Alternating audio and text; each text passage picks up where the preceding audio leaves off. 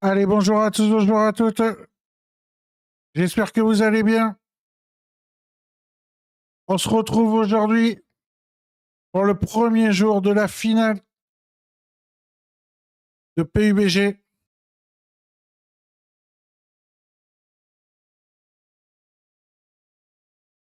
Là, en ce moment, vous avez la présentation des teams.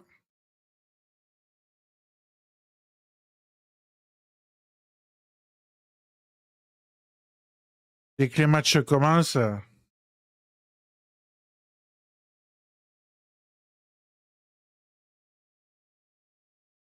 on passera un gros plan.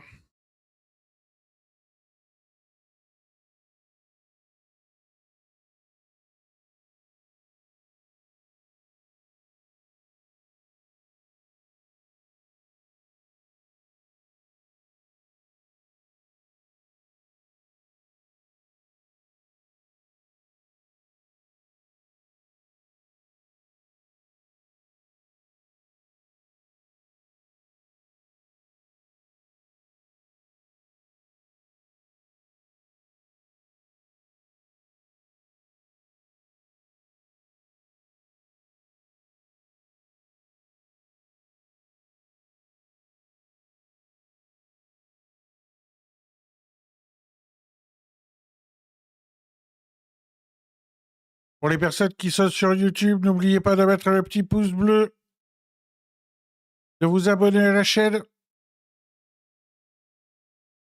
C'est gratuit, ça fait plaisir. Et pour ceux qui sont sur Twitch, vous pouvez vous abonner gratuitement avec Amazon Prime. Vous liez avec Twitch et vous faites Twitch Prime. Et vous pouvez vous abonner gratuitement à la chaîne, ce qui aide à faire avancer le giveaway. La barre du giveaway. Il y aura une carte graphique à gagner quand elle arrivera au bout.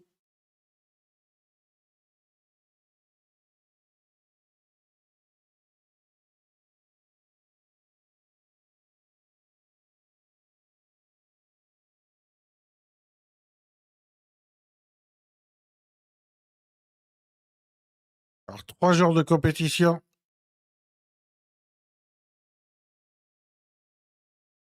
Pour ces finales. 6 matchs par jour.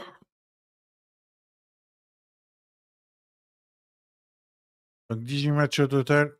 Et au bout des 18 matchs, on saura qui c'est le champion du monde de PUBG 2025.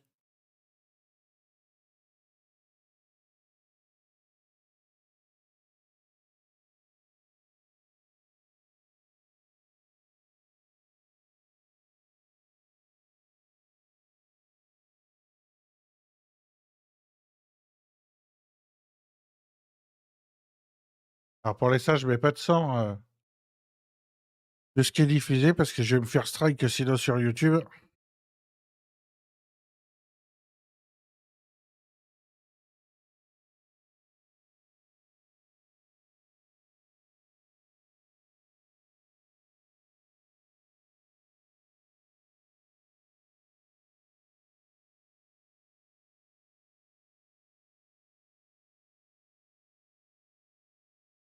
Oh, rien de très passionnant de ce qui se dit.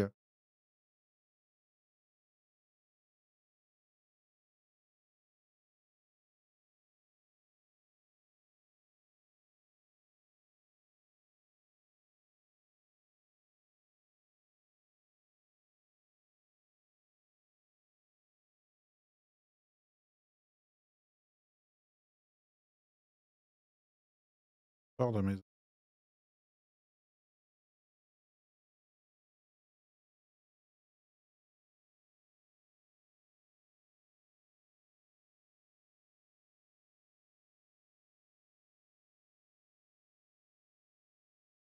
Allez, les joueurs se préparent. Je vais mettre le son. May, where we witnessed the triumphant return of 17 Gaming to the top of the table, and a few weeks later, we saw the arrival of a new champion at PGSA. Le premier match va partir. Victory from a dangerous BB team.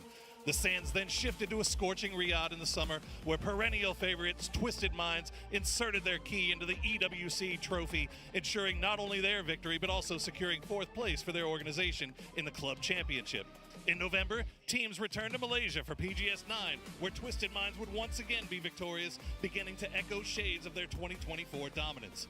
Instead, PGS 10 saw the emergence of yet another new champion.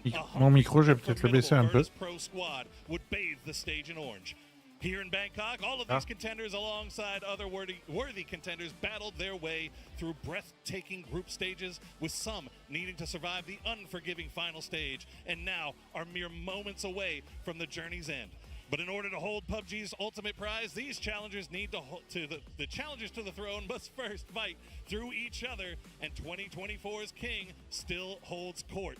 The grand final of 2025 PUBG Global Championship starts now, where I am Porosaurus, and joining me is Toby to bring you what is the first of to be an insane grand final games. And I mean, I feel like we say this every year coming into it, but this year, I feel like, again, has the most competitive field of 16 teams we have ever seen. We saw it in the intro video, all teams saying, we're eyeing that trophy. We know we're capable of going out and getting it.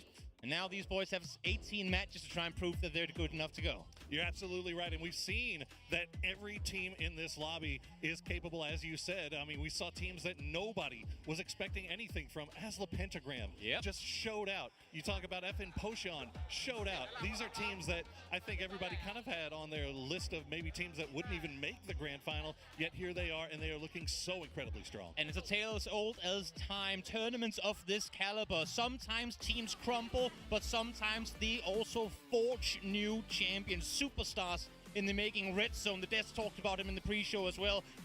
Out of nowhere, top-level performance, besting some of the best fraggers we've ever seen in PUBG. But now we are in a stage even bigger than where they played just a week ago, with PUBG Mobile taking place just on the other side. It has never been as big as it is here.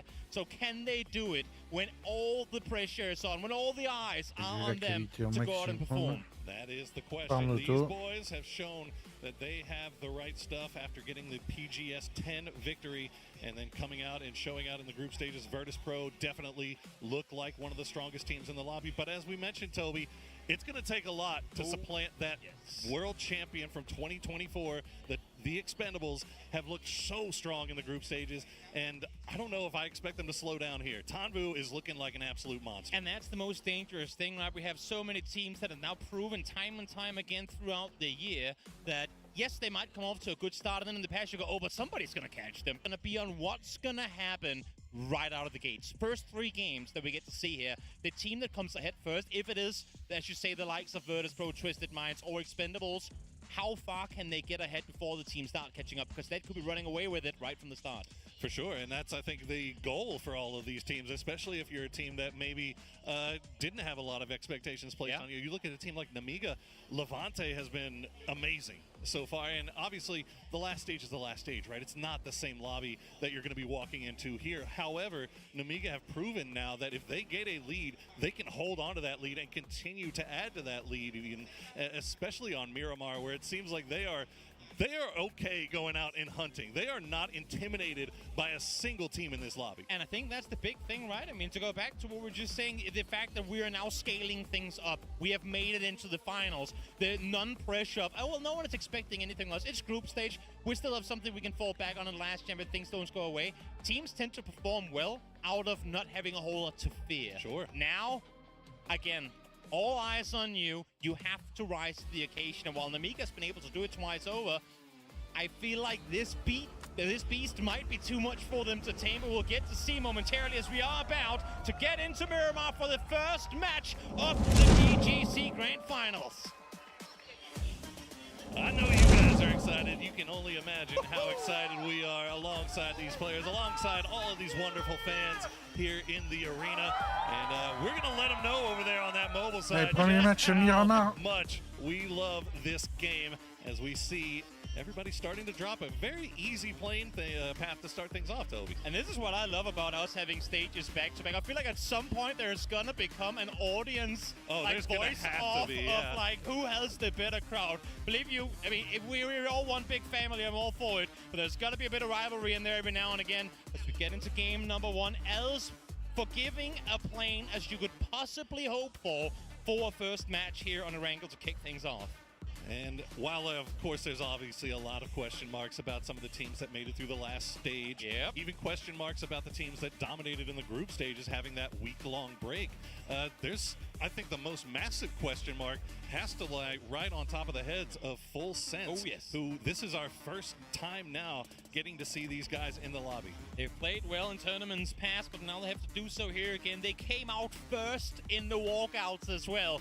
Pressure could not be higher on these boys to go out and perform. And I mean, to make matters even bigger, Belmont literally graduated from university 4 days ago. Oh my goodness. So, my oh my, pressure on these boys to go out and make something happen because all eyes are going to be on them. Circle, it's going to be down towards the south, a lot of room to rotate on in, but I would not be surprised, especially right out of the gates here, if this is where we start seeing trap play speed set up. Try and see ambushes things. Get that mental game going against your opponents in the very first matches, because they'll be looking over their shoulders for the rest of them because of it.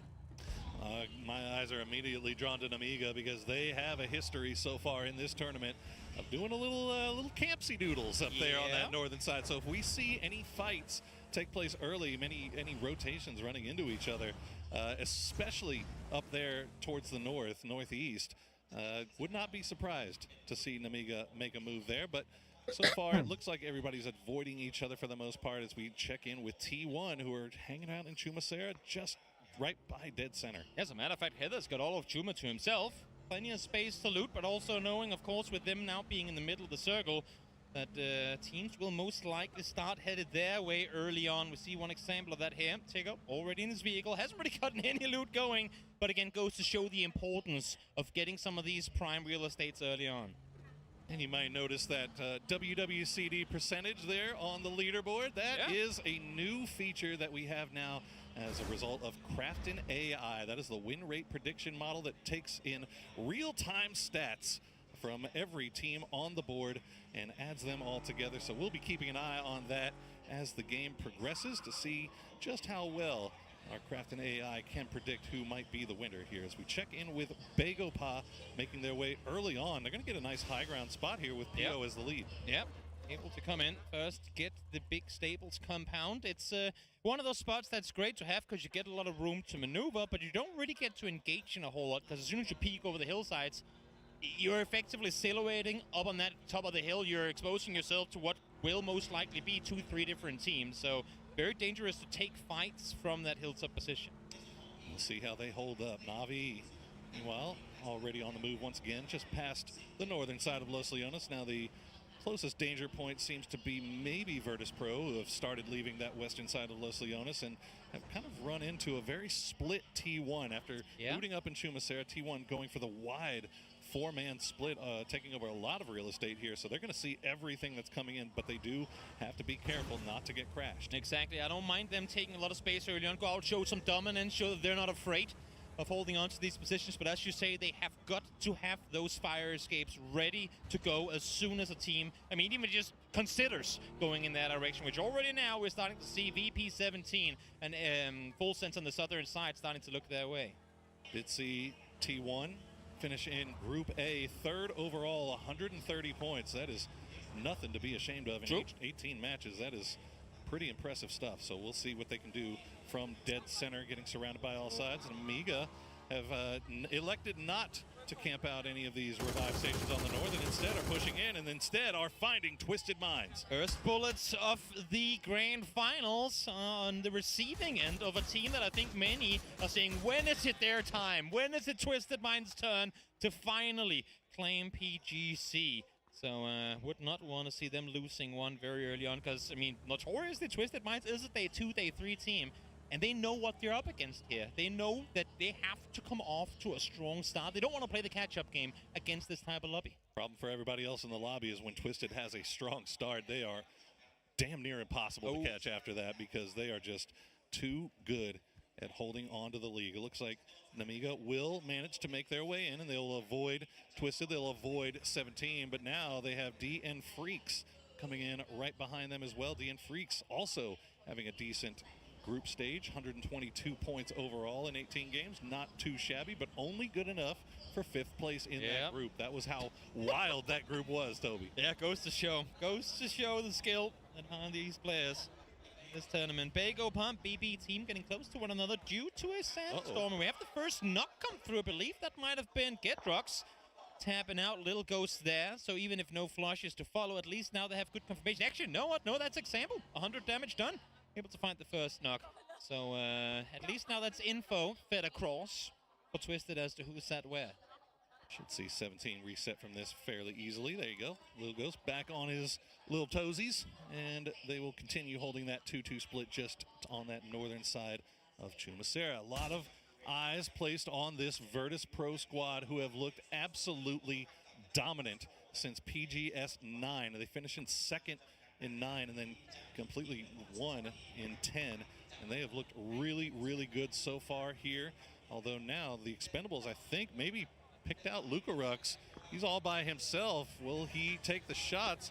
Hold the defense. No. Oh, the Expendables. Are they driving? Clories. Oh, Clories went for the stop, and that is an easy pickup for Lucarux. Yeah, I'm not even sure if it was intentional. I don't think it was. He drove into the hangar there, and my oh my, not the way you want to go down. I mean, we talked about Twisted getting shot at first as a team that many people expect to win. This is your former, or actually reigning world champions in TE or Expendables, and them losing one early. That's a big one too. A little cavalier on the part of the Expendables, just coming that close to our compound there, just on the western side of Los Leones, knowing that Virtus Pro is down there, knowing that Full Sense is down there.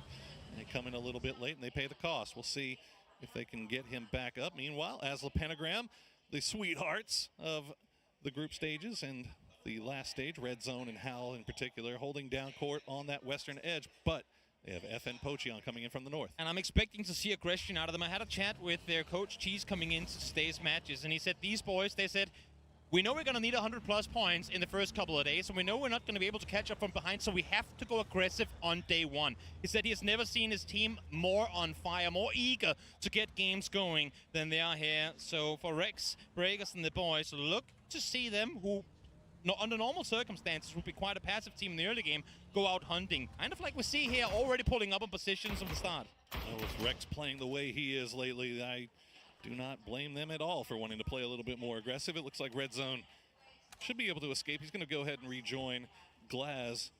But FN Pocheon, they're still making a push over here. So not dissuaded by the few shots coming from Glaz. And Asla's Hammer's still all the way up north in Brickyard. So we'll see if Pentagram holds the line, and it looks like they should. FN will just continue to wrap down south towards Vidamar. Yeah, no big reason to take a fight here. So much circle still to play for towards the east of where they're wrapping in from. So it's smart on them to disengage. I mean, going aggressive doesn't mean going unnecessarily aggressive. Go risky, so to speak. They're playing it smart here and looking for a better position to potentially take the next fight from. Ooh, saw Nurens with the happy feet there. I think that might have been a few shots from Bago Pa, possibly Delwyn as well, as E-Arena, southernmost team, playing the high ground just off to the west of Resort. They've got plenty of room to spare. T5 coming in from the north. They're going to be our last team arriving inside the zone, so we'll see how far they decide to push in. They need to be careful, though, because Falcons holding a 2-2 split just down on that southwestern side of Picado. Exactly. They're roaming ever so much closer, but again, it's first match. Everyone kind of treading the waters carefully here. You might set one over nearby, but you're going to try and see if you can maintain a distance, at least for the first part of it. Ranger X now joining forces with the rest of his teammates, going to wrap further western. Honestly, for them, that's kind of nice, because if you look at the spread on the map right now, of course, Los Leones is going to be somewhat uninhabited, but the west is actually open for the most part, too. Good job of scouting there on the part of Theraton 5. Oh, yeah. Stopping down on those cliff sides, and it looks like they've managed to pick out a couple of good compounds for themselves, as the circle will cut a little bit more towards the east side of center, but a lot of teams already in. We see a lot of those 2-2 splits starting to come back together, Toby, as we look at Navi. Yeah, maybe Navi going for that spot overlooking the hill. I would imagine that they're very, very comfortable with the compounds they're currently in control of. You can see them stopping down here. What I do want to address everyone's attention to is the amount of teams that are going to have to wrap in now from that southwestern side. Yeah, and you know what you're going into. Open field, you're driving uphill into opponents. It's not going to be easy. And we're seeing the first teams try to make that exact move right here. It's E-Arena. And where do you call home? They might have to go for the shanties here.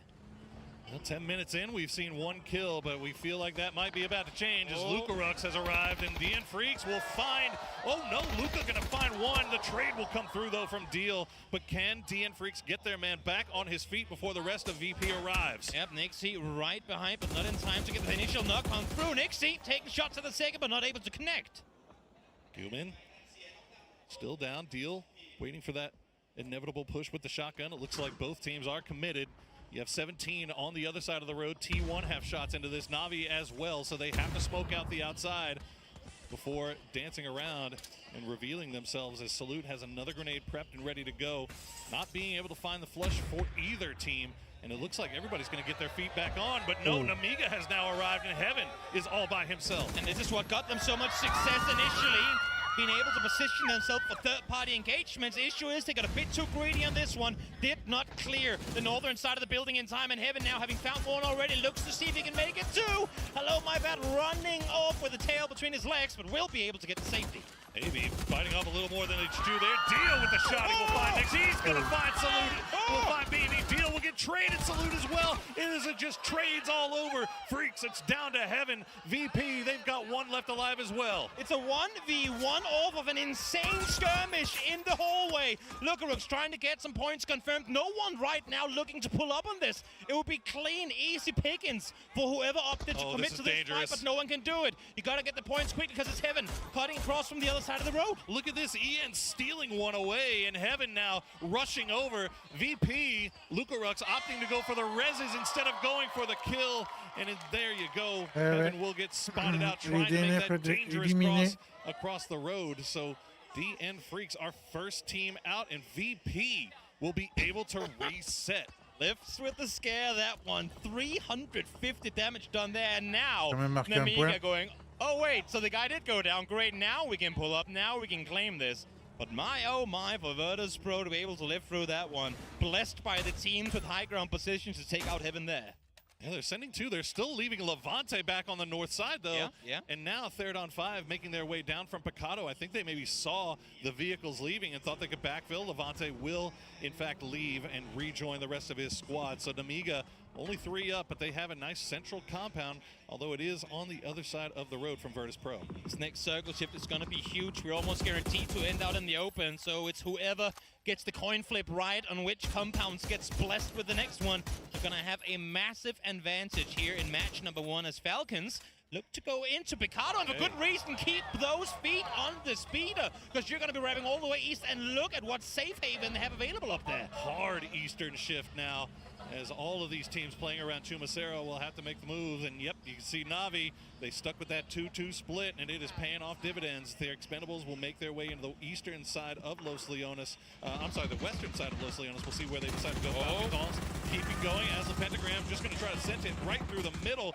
and Leosh going to be the one that goes down as Glass makes the pull-up. They came in from the further western side, maybe didn't realize there was so much action here. Issue is there was indeed a now on Amiga. It's going to try to shut them down. They have taken a lot of damage already, though. Hello, my bad, trying to swap over, but Hammer is there to shut him down. So now a 3v1 in favor of Asla Pentagram. The swap doing him dirty right there. And now Virtus Pro, they hear this coming, and yeah, that's immediate run across the road as 17 is already left, so they've got a free cross, essentially.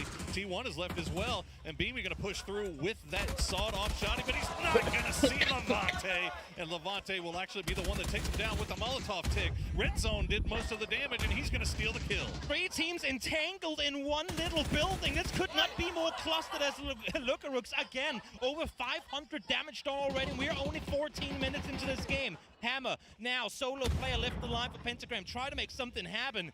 But at this point, all you can do is really default back to your corner room and just sit there with a shotgun hoping they won't come to check you. Absolute madness taking place so far here in one single compound. 2 solo players. Levante getting shot at by Ferris from range as he hears the footsteps, but he's not going to see Nixie. He will take him down, and now VP continues to add to their already impressive total. They've got one more left to get. Talk about how aggressive a team's going to be. VP have pounced on literally every single opportunity they have had in this match so far. We're 15 minutes in, and they've already jumped on 3 fights. Beautiful opportunity for VP and beautiful timing as well, as they knew to wait. They waited for 17 to move, they waited for T1 to move, and then they immediately made that push across. So everything working out in their favor now. If they can just get rid of Hammer without losing another player, they can make their way forward with 3. Good flashbang will force Hammer to push down, and there you go. Correxy will finish him off. The fact that they get to stay alive with 3 through that chaos there as well. They are one of the best teams when it comes to up-close fighting, and they prove they're exactly why. Ooh, full sense. Going for the high ground there. Gets spotted out by BB team all Trois the way teams de down sortie. south. As we see Begopa coming in from the far, far west. So fortunately for them, as long as they have the pathing, if they find a route in, they should be able to do this, as there are lots of gaps on the outside of the zone. 49 alive has left a lot of room here and space for these guys to negotiate. And that's exactly it. We had the first knock come through at 12 minutes, and then in 4, we removed 3 teams of the circle. Hard shifts once more. Full sense, the team everyone was waiting to see what are they going to be able to do with this tournament. Just got blessed with a southern shift there. I tell you what, though, we are seeing Navi right in dead center once again, and we have seen what happens when Navi gets a good position. They keep 4 alive to the late game. They turn things on. We'll see if they can find a way to do it here in this one, as 17 are going to make their way into the western side of Los Leones. Right behind the Expendables. Lil goes, he wants a piece. Xiaobei going to get spotted out by Rossadid as they lose 1 as they are trailing. Oh, T1 now pulling up on the Navi split as well. Navi needs to do something big real early because they have 2 players way down south. They are going to get into a vehicle, see if they can get out in time, and good positioning of the car there to be able to cross on over again. Said it before, I'll say it again. Have your fire escapes ready, and they did right there. Smart positioning from Navi. Really nicely done by Navi there.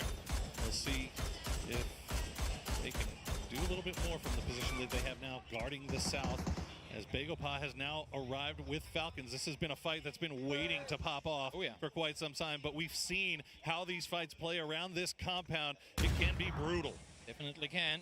Big fight here for the northeast side control, because with the compound comes a lot of vision towards the west as well. Falcons try to fend off. They have been able to get H-Win up here. We're doing a bit of donuts, trying to get safely through, but they have been able to get all 4 into the concretes. Oh, nice grenade from H-Win will find Park Pro. And does that open the door here for Falcons? No, they're going to continue playing from the cover, continue to throw more utility over in that direction. We'll see how much utility they've got left in the bag as Park Pro immediately res. Oh no, they're not even going to get him. The Molotov gets him low, the Blue Zone gets him low, but oh, they're able to stick it once again. Look at Park Pro. He's got nothing left. He's going to go down. Yeah, definitely will fall in the end. Strimsy knocked here as well, though. Great nade thrown by Akan. Has a scar in hand, not the weapon of choice, I think, for anyone in trying to make this play happen. I think that might be why they're a bit hesitant, but now the flashes are coming through. They know they have good numbers in this fight. Jumping up on the roof, but no, missing the vault. Kickstart, playing from that garage area, has to be careful. Peo slowly peeking, spots out Tig, takes the shots, will take 1. He's going to push right into H-Win, and they get away with it. Falcons falling apart. What a great time push on this one. You see Pio swinging through the main door, Akan coming through the right side, able to find 2 in an instant, make it 3 now as well, as just Kickstart sits left alive, hiding here in the smoke now, running on out, catches 1. Oh, not able to get more with, and that's going to be Falcons out in 13. That was beautiful push from Begopa, right off the flashbang. Not much Falcons could even do. They were just blind. Meanwhile, Twisted has been hassling Virtus Pro on the outside here. They take 1 away, and now BB team is doing the same to them. Batulin's able to heal up. Désolé, téléphone. Zone grenade. Now Bestalash, long-range shots causing Il y a problems. 2 équipes supplémentaires qui ont été éliminées. As well, and Twisted Minds will go down. Issue for Twisted here is they're used to try and just allow other teams through and then take the fights when they come. Issue is there's so many teams alongside them that had nowhere to go. So they're just way more classes than what we're used to. And here, I mean, Twisted stories aussi all sont this time. féminisés, d'accord, Hagatori ok. getting off to a good start in game 1, finding first. Jacob at a distance finds 1 as well. That is BB now out in the 11th. Credit to Navi for starting to push out, and look at that, 5 kills picked up just by third partying, fourth partying.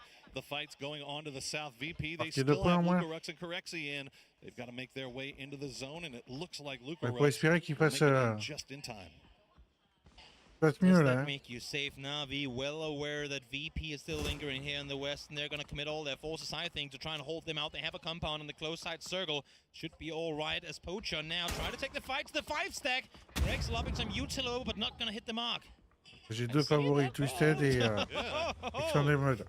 That blue zone grenade got Delwyn pretty low, and he's gone that high ground. So you see Duck Juice and Tanvu, what they have to do to try to get over here and support, but they can't really do much. And now Begopa pushing in from the north as well. So it looks like Delwyn might be on his own here as Breakers will push through with the Panzerfaust in hands. I saw a C4. Oh, here it is. Yep, there it is. You can hear it starting to tick. Abandoned building, abandoned building. If he's upstairs, he's not gonna live through this. We see it in the smoke there as well. Oh, Delvin, can you get high enough up to survive this? And He could. Can, okay. Well, that'll slow him down for a little bit as We broke it. we broke it. The car alarm's going off.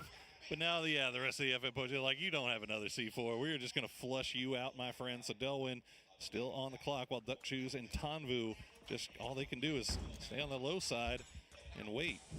And we see the aggression that they said they were going to come with. Can they make something of it here? Breakers on the stairs by himself, it seems, for now. I know he has a Panzer, which is great and all, but a bit dangerous. Rex, those spots Delvin on the outside. Good on him to stay out here, keeping in mind that could be a play issue. Akan is there for the steal. Yoink. That's a big steal from Akan there as we see that updated winner percentage. T1 looks like they are the favored team right now, and can understand why. They have a full compound all to themselves on that northwestern side. We'll see where the next circle decides to take us, though. I was gonna say, I mean, yes, they have the circle, but if it shifts anywhere but northwest, they are gonna be sat in a tricky crossfire. Have to make their way through as Pio. Pio! Zenith, but it ain't gonna work. Able to find the double Akan. Pio down. Now it's just Song Yang left alive, and he's way off to the north. Zenith is an absolute monster. How does he get both of those knocks? And now you can see there, okay, Virtus Pro will get eliminated by Hakatori, but Rex will spot out Akan. FN managing to stay alive. It's down to just Songjang for Begopa. The circle does cut back towards the west. Navi looking fantastic. T1, they've got some work to do as well. Yep, shifting things out into the open here. As we'll see Heather looking on over. They need to shut down T5 immediately if they want to have any chance of fighting towards the south here. But a little help coming through now from 17, who also realize there's points to be found in the north. See if they can get that revive here. 17, there's playing with fire. They're running around and trying to go out here and take this out. But 17 FN come Potion T1. still have the high ground. The Expendables could get involved at any time as well, but although it looks like they're content with just trying to survive at this point. T1 now taking shots from range, getting a little bit more active on that northern side. Meanwhile, Full Sense, Toby, the team we have only just welcomed into the lobby, are 4 alive, playing out of the southeast. Thing is, from where they've been sitting, they haven't really been able to engage in any fighting, so 0 kills thus far. Could end in a one-point game. It's Ian. Oh my lord, what a filthy double headshot there into Floki. T1 still feeling it a little bit here as Fluky will get flushed out, but Heather has to drop back down as 17 has revealed themselves once again. Star-Lord will get spotted out by Duck Shoes. Rex will spot out Tanvu with a nicely placed grenade. So the eastern side of this lobby is where all the action is occurring right now. Thing is, up towards the northern side, north of the road, only one, if even one team is gonna be coming out of here alive. So these guys will have to fight it through all the way to the end of it. So there ain't enough space on that south side of the road for all of them to sit alongside one another. Looks like Tanvu will be able to get back up. Breakers the same. 7700. There you go. We'll take down Exquisite, and that's going to be Therodon 5 out in 8th place. Now we are in our top 7. Rex has some grenades left. Oh, kind of missed the window on that one. You don't like to see that as Breaker's going to get re-knocked by another grenade from Duck Shoes. And now Full Sense, they see this happening, and they're starting to get more active. They better get going. They need to make space for themselves, and if they can get some points with it, that would be great. Expendables will fall 7th place for them, but the fighting is not over yet here in the northeast. And as you say, Full Sense now into an aggressive position to try and hold out 17 and Pochon. FN Pochon, a lot of work left to do as they have at least got everybody back on their feet, and it looks like they've managed to weather the storm of any offensive utility. Oh, no, never mind. There's the blue zone grenades, and Full Sense in perfect place to take advantage. They'll take 2. Extends will steal 1 away. Rex now the last player left alive. Only danger is you can't get too aggressive here because you're allowing for E-Arena to potentially make a play on you from behind. And good thing is Flash is here trying to hold the defense on anything happening in the southwest, and they're given time to fall back here as well. So smart aggressive play for Full Sense, knowing that they had a backstop available too. Yeah, it looked like Iarina was ready to jump, but I think a few shots in the back from Navi also put them on pause. So they'll go ahead and continue to play from that south side as the circle will center up once again. So T1, 17 will all have to make their way across the road. That is going to be a tall, tall task as Navi, Full Sense, and Iarina will all have vision on that. You have to imagine here is Rex just healing through as much as he can. See how long he can survive this. Not much. Yeah, not gonna happen, not any longer. Phase 7 will do that to you. As Heather has been able to cross on over alongside E, and as I said, they need to find a footing on the other side of the road early, or they will be done for. The issue is Raining and Type ain't there yet, and now they've cut over, Navi's made aware that somebody has made it there. So not going to be easy for them as Thanatos. Great shots again. I mean, Full Sense, you might question whether they're going to be ready for it, but they're coming in war as Belmont finds one more. Extends is just stealing these away with that Bolty as well. So Navi continues to add to their kill total up to 9 already. Tigger and the rest of the boys continue to hide on that northern side. 7-7-0 now the last player left alive for 17, I think. T1 leaving Raining and Type on that northern side of the road to make sure that 17 couldn't push from behind them. So we'll see if they can get Raining and Type back over that road now that Navi is looking over in that direction. Oh, just a couple left alive. Little goes Bleats out here now as well. 7-7 is going to try and see if he can backfill T1. But it ain't going to be an easy play because they too know that there's still one more set on that northern side. He's being looked at by the entire server. And would you believe it, Hagatori almost up to 700 damage here in game 1. It's a tale as old as time, isn't it? You look at Hagatori and you see those yellow numbers down there for kills and damage. He is popping right now, but he's going to get spotted by Opons, and that is a big knock on Navi as they are kind of split right now. It looks like Ferris might be right on top of him, so that's a good news for them. T1 will try to strike here. Full Sense taking the full fight. Heather and Raining now the last 2 players left alive. Raining from the other side of the road has to try and get aggressive somehow, but he's being cornered by Navi right now. They fall back. They get to reposition. Iarina as well in the southeast. They get to sit tight as well. It's Full Sense alongside T1 that are feeling all the hurt right now. Yeah, Iarina, I mean, they've been getting their heads held down by Navi for this whole time, and finally they got the knock onto one of the Navi players and haven't really been able to capitalize off of that. We'll see if they make a push here, but Navi looks like they're fully committed to coming in third party in this fight between Full Sense and T1, which is only going as long as the smokes allow. Thanatos will find Heather though, and that's going to be a win for Full Sense. Great performance there. Full Sense able to stay alive, but have they given up too much in trying to take this fight down the hill? He's got no bullets. Hagatori is literally out of ammo, needs to get some help from his team, as Iarina eventually they would peek over, now they do, and Flash is first to fall. All of Hagatori's ammunition lying in the bodies of his enemies right now as the grenades will get close. They'll get Thanatos low, but they won't get the knock. You see that Bronco bouncing around just a little bit. Flash should get flushed out here by Opons. It will indeed. And now Full Sense down to 2, and they've got 2 full 4-man squads looking right at them. No kill game for Iarina so far, but it's been great positioning on their part as Jacob lights up one more. Thanatos gone down, and now Iarina shooting at, Navi shooting at this and trying to find Iarina, trying to make their way close. It's a 4v4. All right, we see what they've got in the pockets up there. Still 7 grenades left for Navi. They've been engaging everyone from range, so the close range fight seems to tip in their favor. We'll see how they decide to approach each other as Hagatori holding the center dot right now. They've got Lyrics for Iarina on the south side, trying to wrap around as well, but it looks like Sosid's going to spot him out. Able to find one more. At least some damage done, forcing them down into hiding for the time being. This dot is going to be right in between the two. Hagatori, the spearhead right now, have been able to get more ammo, but it ain't a whole lot. Oh boy. Oh, the numbers are favoring Navi right now based on what they've got and where they are. That's a beautiful grenade from Hagatori. Give him 892 damage. Norrens finds an angle to try to slow things down a little bit, but Opons and Jacob, they are pretty much done. And from a forgetful end to last chance, Navi trying to make everything happen right here from the gates. 11 kills already, looking to bring this one home. 4v2 now, it's up to Norrens and Lyrics to see if they can somehow stop this team. 11 kills for Navi to start things off. Can they get the win as well? Norrens will use what little utility Iarina has left, and it's going to fall just shy of Sosid He'll be able to heal himself back once again. Na'Vi have complete control of the dot.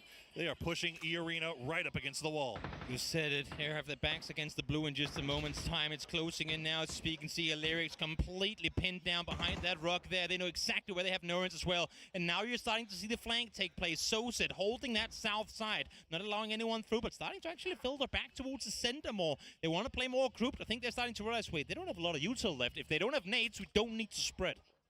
Not much of anything left for E-Arena here. But we'll see if they have the gunplay to do it. You get to look at some of the stats there. 5 kills for Hakatori, 892 damage. Good enough for first place. We'll see if they can collect the win. I might be wrong on this, but I think this could be Hakatori getting 1,000+ damage in all 3 first matches of any stage in PGC, which would be unheard of. Played an blinder of a group stage day one. Last chance was all about him on day one as well, and now here we'll see if he can do it once more, but Na'Vi, they want to bring this one home. Can't say I'd be a bit surprised, although Na'Vi, they're down to their last few magazines.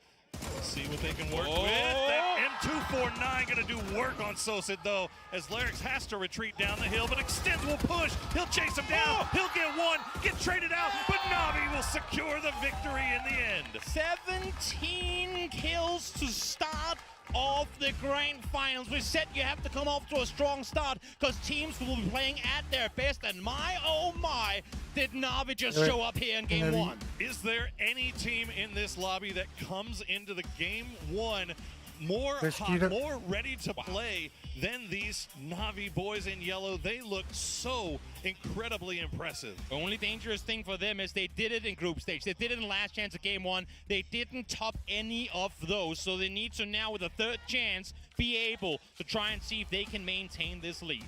Looking good so far here, as we will throw it over to the desk to talk about game number one and talk about that Hakatori performance. Good God.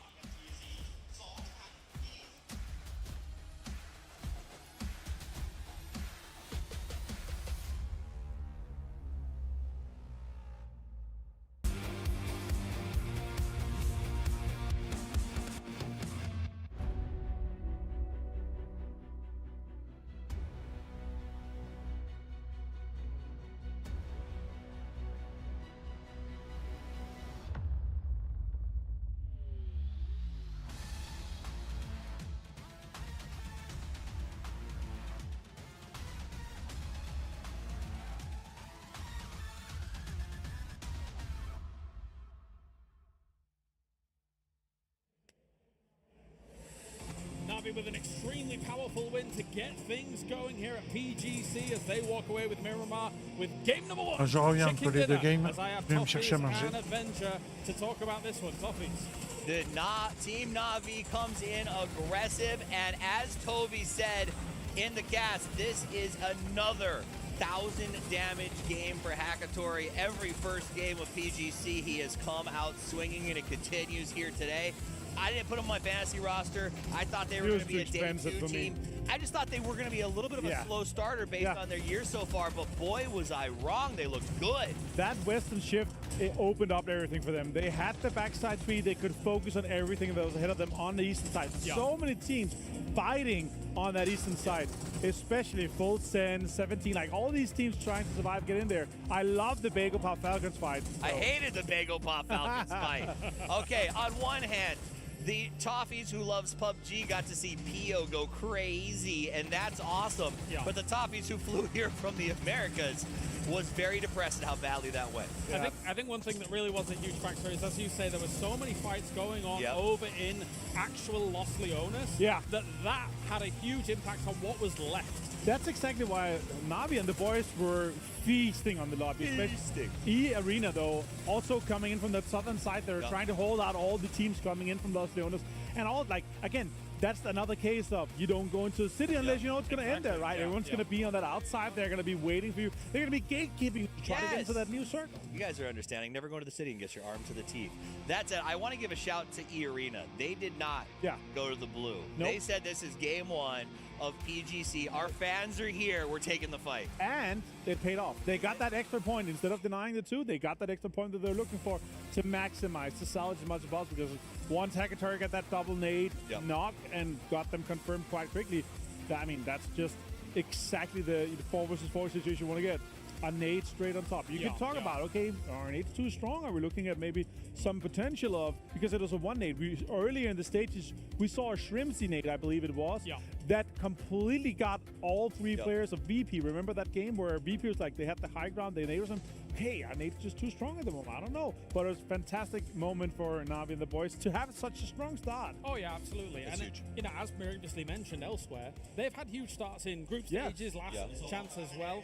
As of, with 23 points going the way of Na'Vi, as it will be 11 for E-Arena. And that's the most smiling Hakatori I've seen for almost a year, I think, for some of these pictures here. It's good to see these guys starting like this. 2 more teams, obviously, on double digits. Awesome to see both Full Sense and E-Arena here with the home turf and home crowd advantage. You know, and I want to also point out, we saw that Bolty getting used so much there in that game. Extends was putting it as much as he could. Stealing. And this is one of those players that has been, I don't want to call him, people say the weakest link on the roster, right? We saw some changes when Diffx left. We've been searching for the right team. Extend stepped up in this game. Game 1 of PGC, he was stealing kills left and right. He was anchoring like a boss, and he was being what I think we've said is Hakatori needs all 3 of these guys to be there supporting him and rolling, and he did so. He had moments in group stage as well as last chance as well. That's the kind of thing that's important here. I mean, obviously, clutch moments from Extend.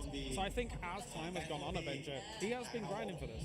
For sure. I really love, especially what we heard from Fierce as well earlier in the year. It's like, he is crucial to the team in a way where he is co-IGLing at some points. He's making sure when he's in a different spot than Ferris, he's giving these crucial calls saying, we're going to make a move like this, we got to do this. They were in a 2-2 split. That was too greedy, for my opinion, and they got out at exactly the right time and stayed 4 alive. And now, while I will say, Na'Vi, yay, you guys came in with the win. I'm excited to see what they do, but to have 2 tie teams pushing up into that big 4 at the end in front of the home crowd on the first game of PGC tells me maybe that home field advantage is going to be boosting these teams to make a big push forward.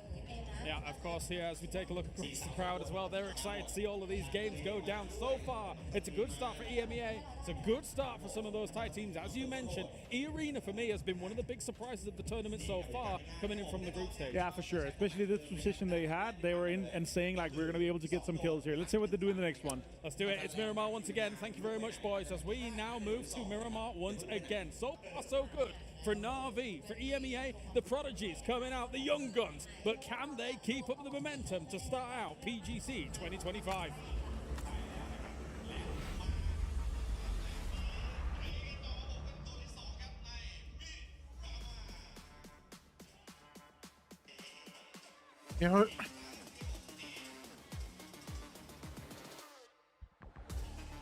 Huge start to the campaign here for Na'Vi. On repart pour un deuxième match chez Miramar. Game number 1, but as you mentioned, Toby, we've seen it before. Can they keep it going? But let's give them their flowers while they're blooming, right? What a performance from Hakatori and the boys. Can't even call them Hakatori and the boys anymore. They extend Sosa and Ferris. They are all delivering. Definitely. And I went back and double-checked my questionable statement earlier. It was true. Match 1 of groups, Hakatori 1,200 plus. Absolutely. Match 1 of last chance, Hakatori 1,200 plus. And while he didn't crest the 1,000 this time around, it was as close as can be expected in a game where Na'Vi is setting a compound for the majority of it. So incredible beginning here for Na'Vi. What a performance, yeah. And again, it's game 1. That's why we play 18 of these things, right? You gotta deliver all the way through. But you gotta say, having come from basically just sitting around watching everybody else play for the first couple of weeks here, Full Sense looking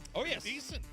Got a good circle, made the most of it as well. They knew when to regress on the northern side, and what I loved about it, as we see the first circle go towards the north here, what I really loved about it was that they kept Flash on that southern side. They knew that E-Arena was in the nearby vicinity. They didn't want to overcommit on the northern side. In the end, they had to commit, which ended up getting them taken out, but they were probably going to fall regardless of which direction they would run there. So definitely made the most of what they were given in that first match. Absolutely. We've one game in, and we've already seen a compound of death, doom, and destruction. I'm sure more will come as you get to see that live updating chicken dinner percentage brought to us by Crafton AI and AWS, which takes so many things into account. It's a really, really cool feature.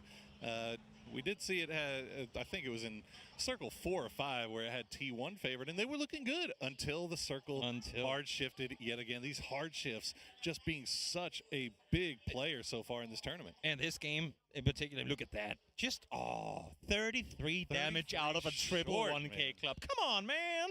Give it to him. That's like a toe tap with a pistol.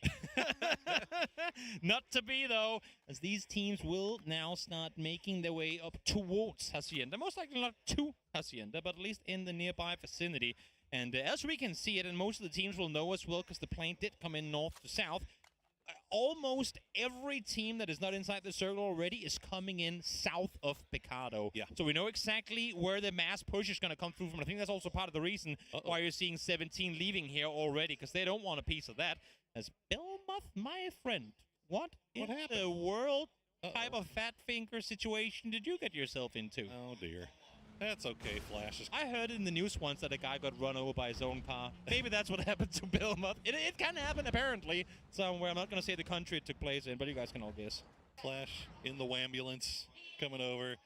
Well, I'm sure he'll let him sweat a little bit, but they've got places to be, so get him on his feet as quickly as possible. But we had an opportunity to talk to one of the most interesting men in PUBG. Last PGC, I think we got a little bit complacent after winning EWC and feeling like that was just such a high. You know, it's hard to keep up the work ethic following that because you have a little dopamine crash.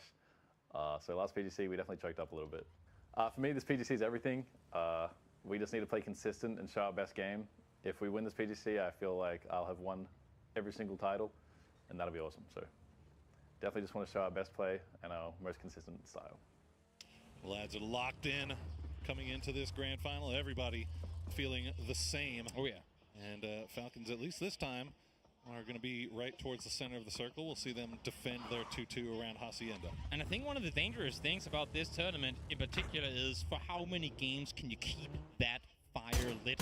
If you have a 1-pointer and then a 0-pointer and you're starting to see some of these same teams go out and have back-to-back starts, like we're 3 games in, we're already 30 points down on Na'Vi. What in the world? Like you've got to be able to keep that fire literally lit throughout all 18, because all these teams, literally any one of them, can go out and make big games happen. And this is by definition the most difficult lobby in PUBG. Yeah. So finding consistency going to be a very, very tall task as we check back in with Hackatory and see them making their way in on that eastern side. Nobody really behind them just yet, although full sense they've got to find somewhere to go. We'll see how these teams that are way, way down south decide to try to rotate in. Yeah, I mean, looking at how Na'Vi is positioned right now, I'm actually a bit surprised they're not flexing one further up towards the north, but goes to show, game 1, don't want to take too big risks. At least that's the play style of some teams. Others going, we need to assert dominance right from the get-go, and then they maybe oversplit themselves in the positions they're set in. But Na'Vi with a good chance to send one, or at least try and look towards that northern side of the valley, going from Hacienda over towards El Azahar, but not eyeing the opportunity just yet. If nothing else, then try to get a read on what BB team is doing. Yes. Because they are sitting just below in a little bit of a split of their own. So Na'Vi can kind of keep eyes on that, keep information going on that, and make adjustments as necessary as the game proceeds. And we see Twisted Minds just kind of by themselves on the side of San Martin. We still have 1, 2, 3, 4, 5 teams on the south side still needing to make it into the zone. And this is exactly what we were alluding to in the beginning. Everyone knows exactly where everyone is going to be coming in from. And there's only really, I mean, if you look at the map, or the circle as a whole, there's only really so much to claim on that southern side to begin with. You want to be up north, you want to be hard-grabbing, but if you're Bake Up, I mean, if you're E-Arena way down south, yes, you want to, but you're going to be up there by the time Phase 5 hits. Yeah, and to be fair, we haven't seen a single team really do a big wrap up to the north side. No? Even the team that loots up to the north, FM Potion up in Campo Militar, they've already made their way towards the center of the zone. So the north half of this circle completely empty. Look at Rooks disrespecting the DPS there. I'm telling you, bro, when this game ends in San Martin, you wish you would have picked that thing up. But not gonna consider that for the time being. And you know what? I kind of respect it. Yeah, I'll be the first to tell you. I'm not gonna try to tell Luca Rux how he should live his life, man. That guy has been an absolute beast for Virtus Pro so far this latter half of the year. As check back in with T1 making their way in, but they are coming into that split. You see Corexi still the southernmost player for VP. The rest of his boys all the way up to the north. 17 also around that. So if you're wanting to keep track of all the orange teams, that's going to make things a little bit difficult. As Park Pro will take a few shots towards Larix over here. This is outside of zone over by Montenuevo. I didn't even consider that. We have 6 orange teams here. That is... Oh, it's going to be great, man. I'm excited. That's incredible. Oh, my. There's just not enough colors in the world that they could have picked something else. Well, I swear we used to have like 20 blue teams, and now all of a sudden it's down to nothing. I mean, we had it in the walk-in as well. VP came in with A7, and they're both as bright orange as can be on those player jerseys, which I'm all for. And this shows it right here. Orange is just it's having a moment right now. Yeah, I guess it's having a moment. Yeah. Well, let's let them have their moment. Speaking of orange teams, Theradon 5 coming in from the northern side. Another big wide split for them as they have kind of creeped and snaked their way through Asla Pentagram and Namiga. Namiga, a big wide split as well. So that's going to be one to keep an eye on here. Important for them, too, as we look at the map with this first set of splits going on. For Namiga to be able to maintain the split they have, they are very reliant on that center compound to not be taken. Because if any other team sends just 1 or 2 guys down there to hold that, which we can see right now it's free, they will have such a hard time trying to regroup unless if this next circle shifts hard away from the current center. So for Namiga, as much as you're looking at opponents around you, you've got to constantly have an eye on that center compound because you have to have players there in order to try and maintain this split. Absolutely. FS, see Full Sense coming in from the southeast over by Impala. Pretty easy path in all the way up to Minas Generalis, where Virtus Pro is currently doing a little bit of a western side of Minas split. Arena, they have a path on this western edge as well. So all of our teams that were kind of taking their time in are actually finding an easy road. Now, that ends here with the Expendables because T1 have found their way in, but they have posted up to do a little bit of scouting ahead, and now the Expendables may end up running right in the middle of them. You'd have to imagine. I mean, they're going to be running into it, but hopefully they can divert in time once they realize Ian is there or once they start getting shot at. The vehicles are now starting to be hurt on the side of T1. You can see Full Sense now making their way up the hillsides. That's way out to the east. They too could be running into Navi soon, but they should have more alarm bells ringing in figuring there should be someone around here. On the side of T1, not to be expected at all. And they actually already are now starting to take shots from T1. And the Arena also pushing right underneath Asla Pentagram, so Red Zone will have to be on the move once again as we check Full Sense. Very bold play here from Full Sense coming in from the far south. And whoa, nice shot from Belmoth will at least force Sosa to end that bullet hose to peek back behind the trees. So well played by them so far, but now they've got to stop down, and this not a great great spot to play from. Might find out that the hard way, as Sosa will just spray the entire magazine. They'll do a lot of damage, take out some tires. Sosa has to swap over, but he's getting absolutely roasted by Belmoth. That AK doing work. Keep him humble down on that backside, and luckily for Full Sense, while the plan didn't really go the way they wanted, or get executed the way they wanted it to, at least they had somewhere to escape to. Now, Circle has shifted north, and we talked about it being kind of a bottleneck situation with teams wrapping into the first circle. This one even more so. So for the teams on that hard wraparound, they are really going to reap the rewards. Bago are coming in over truck stop soon. They started all the way in Montenuevo, driving south all the way around. If they continue that wrap northeast, they are going to be gold. Interesting play in Amiga as they were holding down that 2-2 split. You see the back half taking shots. Chabé going to go down, but he's going to get taken down by Freaks. So Salute will go ahead and secure their first point here, and that's going to be the first death in game number 2 at 11 minutes. Yep. Again, I mean, and we're most likely going to have the same situation as last game happened because of it, where it's all quiet and all these teams so 9 billion IQ in their rotations, and because of that, we simply have too many teams alive come phase 2 shift into 3, and therefore maybe 1 or maybe 2 entire teams could fall because of it. Full sending it across here. We'll be able to get over on the other side, but playing this road stop this early on, that usually doesn't keep a team in the game for very long. Tell you what, Full Sense has been making some, I mean, call them Full Send, because they have just been going through the middle of all of these gauntlets, and somehow, some way, those vehicles, they are busted. You can see the smoke coming off of them, but they are all still alive. As we check back in with Asla on the northwestern side. They're going to spot out Third on 5 from range, and T1 will do the same to Bagopod, as Bagopod doing exactly what you thought. They're going to continue wrapping on that eastern side through El Azhar, most likely going for the northeast. Those Tuscan Raiders making this putt race real hard to try and commit to. Bagopod continues their wrap all the way north through El Azhar, and Pentagram here sat waiting outside the compound. Only a bit of a scare there. T5 realizing, okay, dokie, we have opponents in the nearby area, and once again, great execution on grouping back up together. A lot of these guys pulling these splits back together and going full strong. Oh, look at this. Yeah, T1 going to continue, but actually Bagopod, they're the ones hunting T1, I think, and Songjang and Akon going to pull up. Right as Type and Heather will heal the engines. They're going to hop out. Ian will take the spot spray from Songjang. As Park Pro will return it, and now it is just utility being thrown over the ridgeline. Who can land the mark? That grenade might be good. No, it's going to roll downhill. Type, though, will find out Songjang. Akan will get another, get knocked as well. I like the idea of them trying to make this play happen. Only 2 people shot at them from this hillside early on, so maybe they thought, we wrap back up around, we catch them in the open trying to get back to their vehicles. 4v2, easy as can be. Issue is, well, might only been 2 people shooting, but they were all 4 up there. So nice play, nice reaction there for T1 as well to regroup swiftly and dismantle Bagopod. Very well done there by T1.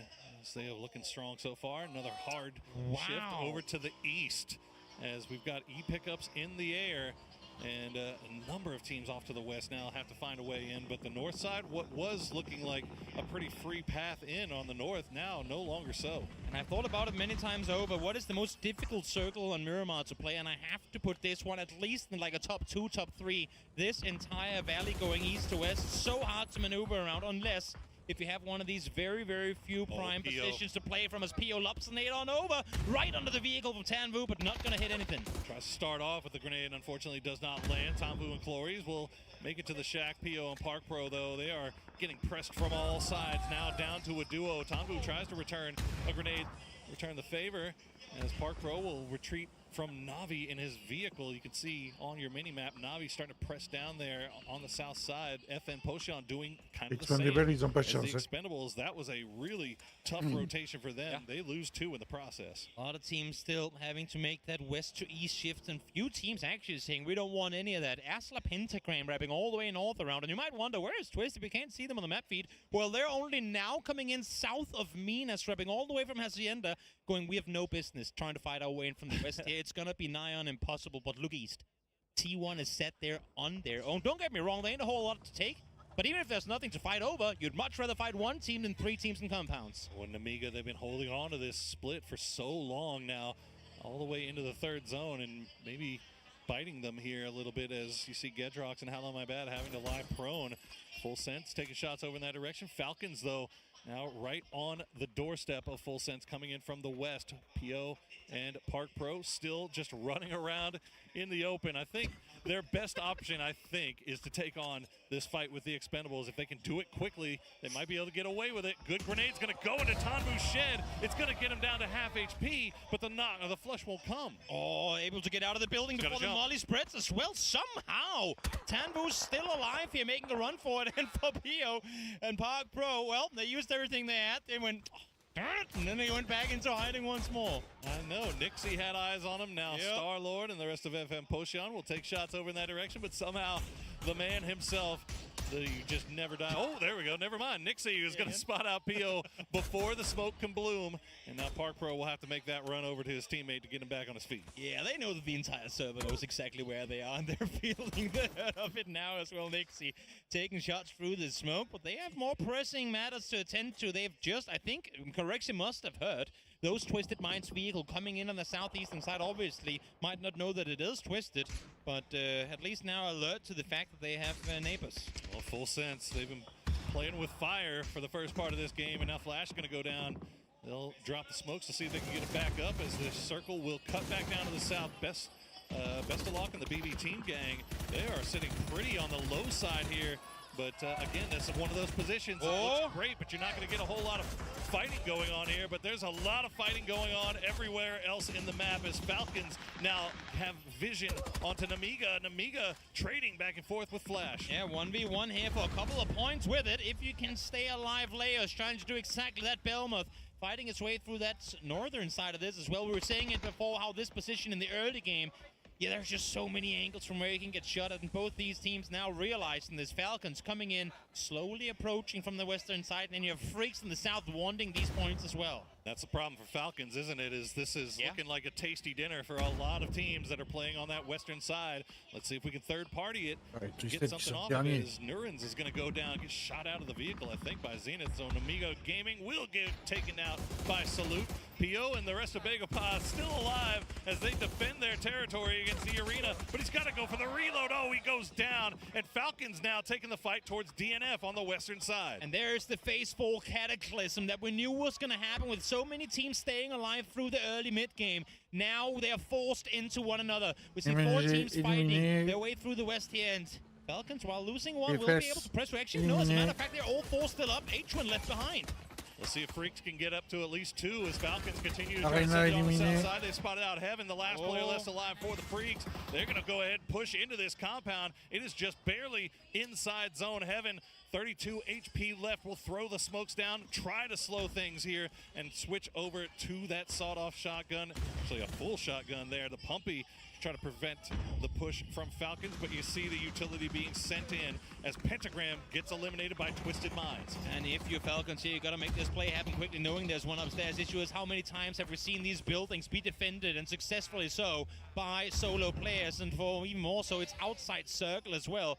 So not easy. Try and make a play on this. Double blue zone did come in, but Heaven is able to stay alive with 11 HP. Not for much longer though. Strimsy finds him with a nade, and that's a sigh of relief for Falcons. That was nicely done by Falcons. They pushed him all the way into a corner, and they're like, well, this is the only place he could be. Let's throw a grenade, and wouldn't you know it, that grenade will hit. Navi now in a little bit of trouble as they are getting shot at from both east and west. T1 have vision. Potion, they have Zenith and Rex up there as well, taking shots down, but it looks like the smoke wall will at least allow them to survive a little bit longer, although they do lose 7 teams hugging the north here, trying to make their way on through. When that is to be considered, Falcons on the north side as well. So it opens up, and 249 in hand. Will swap over to the mini and try and see if he can reposition himself. He's the flank player out on that northeastern side, trying to bait the attention his way to allow for Fairist and Hagatori to maybe make a play, but they're stuck in the buildings for the time being, so can't really come out and help him. Yeah, Sosa kind of on his own right now, but it seems like that's working out pretty well for him. Raining going to eat a little bit of blue zone. Ian will spot out the rest of the team, and I think T1's starting to figure out that they've got a man all by himself down here in Sosid.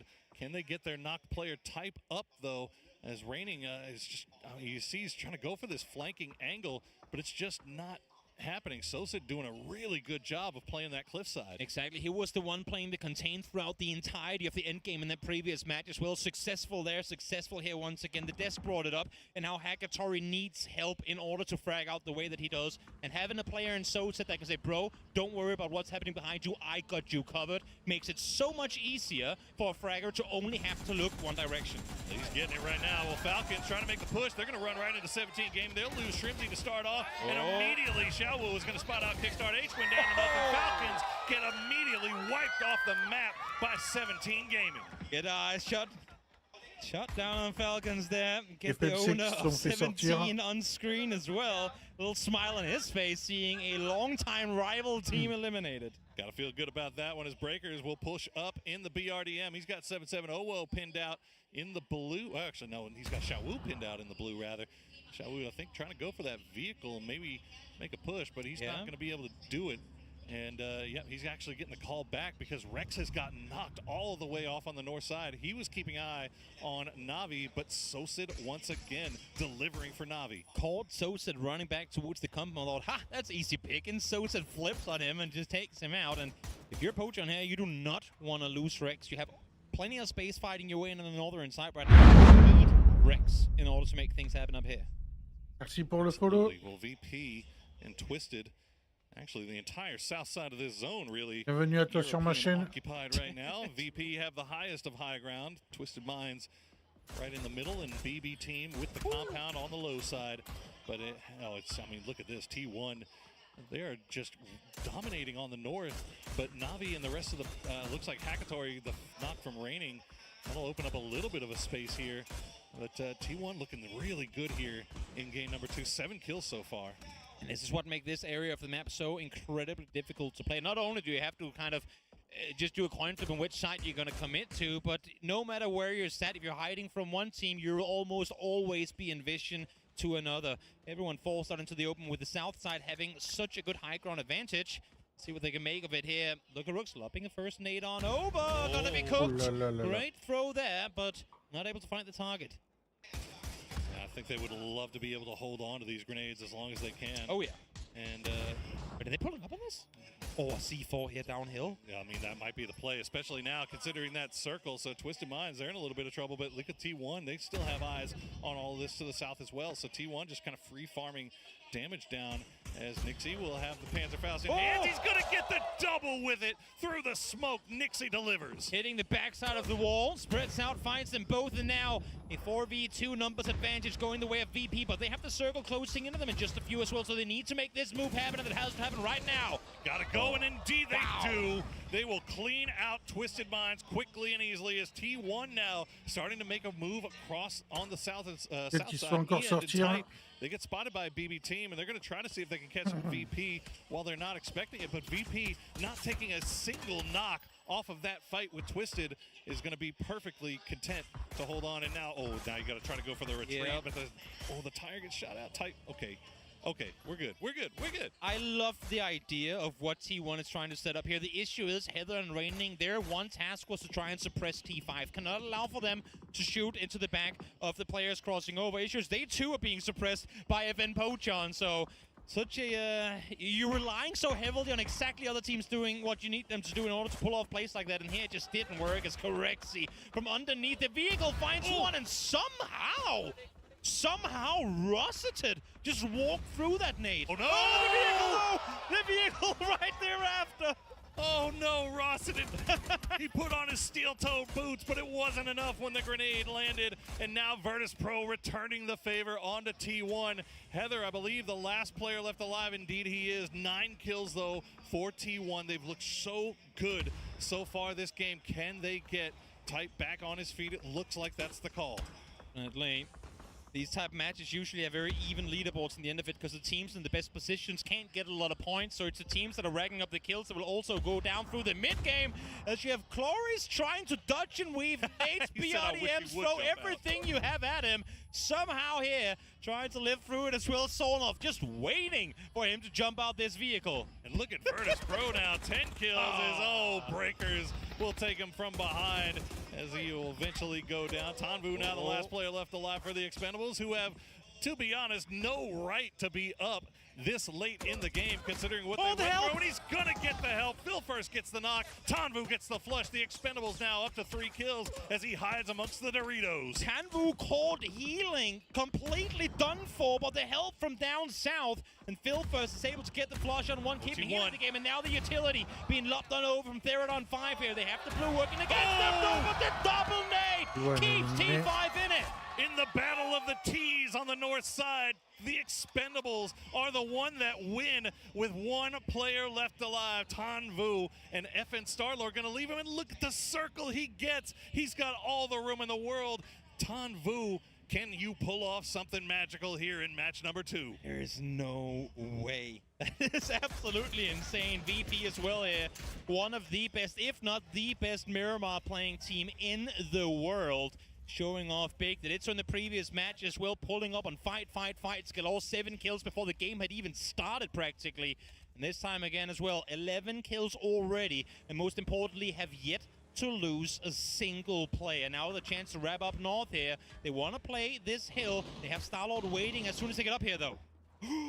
Oh, Starlord just hiding in the smokes. He's got the BRDM as well, so he can at least retreat now that he knows he is surrounded on all sides. He will try to dip on out of there and see if he can maybe find somewhere else to play from, but the spray, oh no, he bottoms it out. He's got to get out of there quickly. Virtus Pro 3 guns blazing on top of Star-Lord as the BRDM is smoking, and he gets it away, Toby, somehow. This is Hunters running after a turtle, unable to take him down. In the end, he's going to fall, and it's going to be a doozy.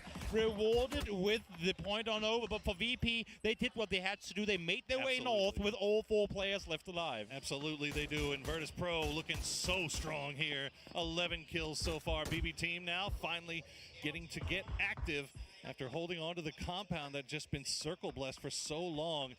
But BB team, a formidable opponent. Correxy will get knocked there by a doozy. I don't think that's resible either for Virtus Pro. The rest of the boys are still on the high ground, so Corexy is done for. This is the issue for VP right now. They're split so thin that if anyone falls, it could be trouble. Lucarux, though, able to land a blinder of a nade over the hilltop. A blind throw leading in. Second one is going to come over as well. Rebel Vic D, but best of luck. Lifts with just 2 HP. Just barely getting out of there, and another one will get sent in his direction down to half HP. They know that Bestalosh is here. Aduzi having to send it across the road on the south side. He's got Beamy keeping an eye on him, but he will find it. He won't get knocked. Nixie has to drop down to heal up Bestalosh. Easy will get the heal off just in the nick of time. He is causing so many problems, and now he'll get the knock on the Nixie. VP team took too long to get out of the compound, and the numbers advantage have therefore gone in favor of VP. But as I say that now, it is down to a 1v1. It's Beamy versus Phil first. I'm not seeing anyone able to get any rests off of this, despite the fact that you have 5 players on their knees. Phil first, 0 bullets in the DMR, has 40 in the AR to work with. Try and see if he can claim points. Do you go for the points here, though, or do you go for the win? Spots him. He saw him on the rock. I think you have to go for the win right now. Phil first, only 38 bullets left to play with. He's got a lot of smokes, though, and that could be all he needs. You see, he got some utility left in the bag as Beamy tries to make the mad dash. He's going to put himself into grenade range. Phil first already sending some back over. Lucarux feeding that information over to Beamy. Well, Phil first will take him down before taking a lot of damage of his own. He's dancing around on the hillside, 31 HP. He knows Beamy's on the low side. Bestalosh going to give him a little bit of idea of where Beamy is peeking from. They'll keep an eye. 23 bullets left for Phil first. Can he pull it off? He cannot. Virtus Pro win match number 2. Incredible end game here for Virtus Pro, and no right to come out victorious with how BP team left the building. But I think it's the fact that Tanvu wasn't down early. They couldn't just commit to the hillside right away when 3 of VP were fighting Star-Lord in the top. You had Theratot 5, you had T5, you had T1, all playing around on that northern side, and BB team just had no opportunity to make that move early. As you said, you still had Virtus Pro, you still had Twisted Minds on the south side. If they left, they were absolutely done for. In the end, they do get second place with a nice little, a few kills to go along with it, but Virtus Pro looking so strong here in game number 2. Absolutely incredible finish to Miramar for the Polar Bears, the opposite of their natural habitat, succeeding here in the desert. As we go back to the desk for a breakdown of these 2 Miramar games we've just been witnessing here.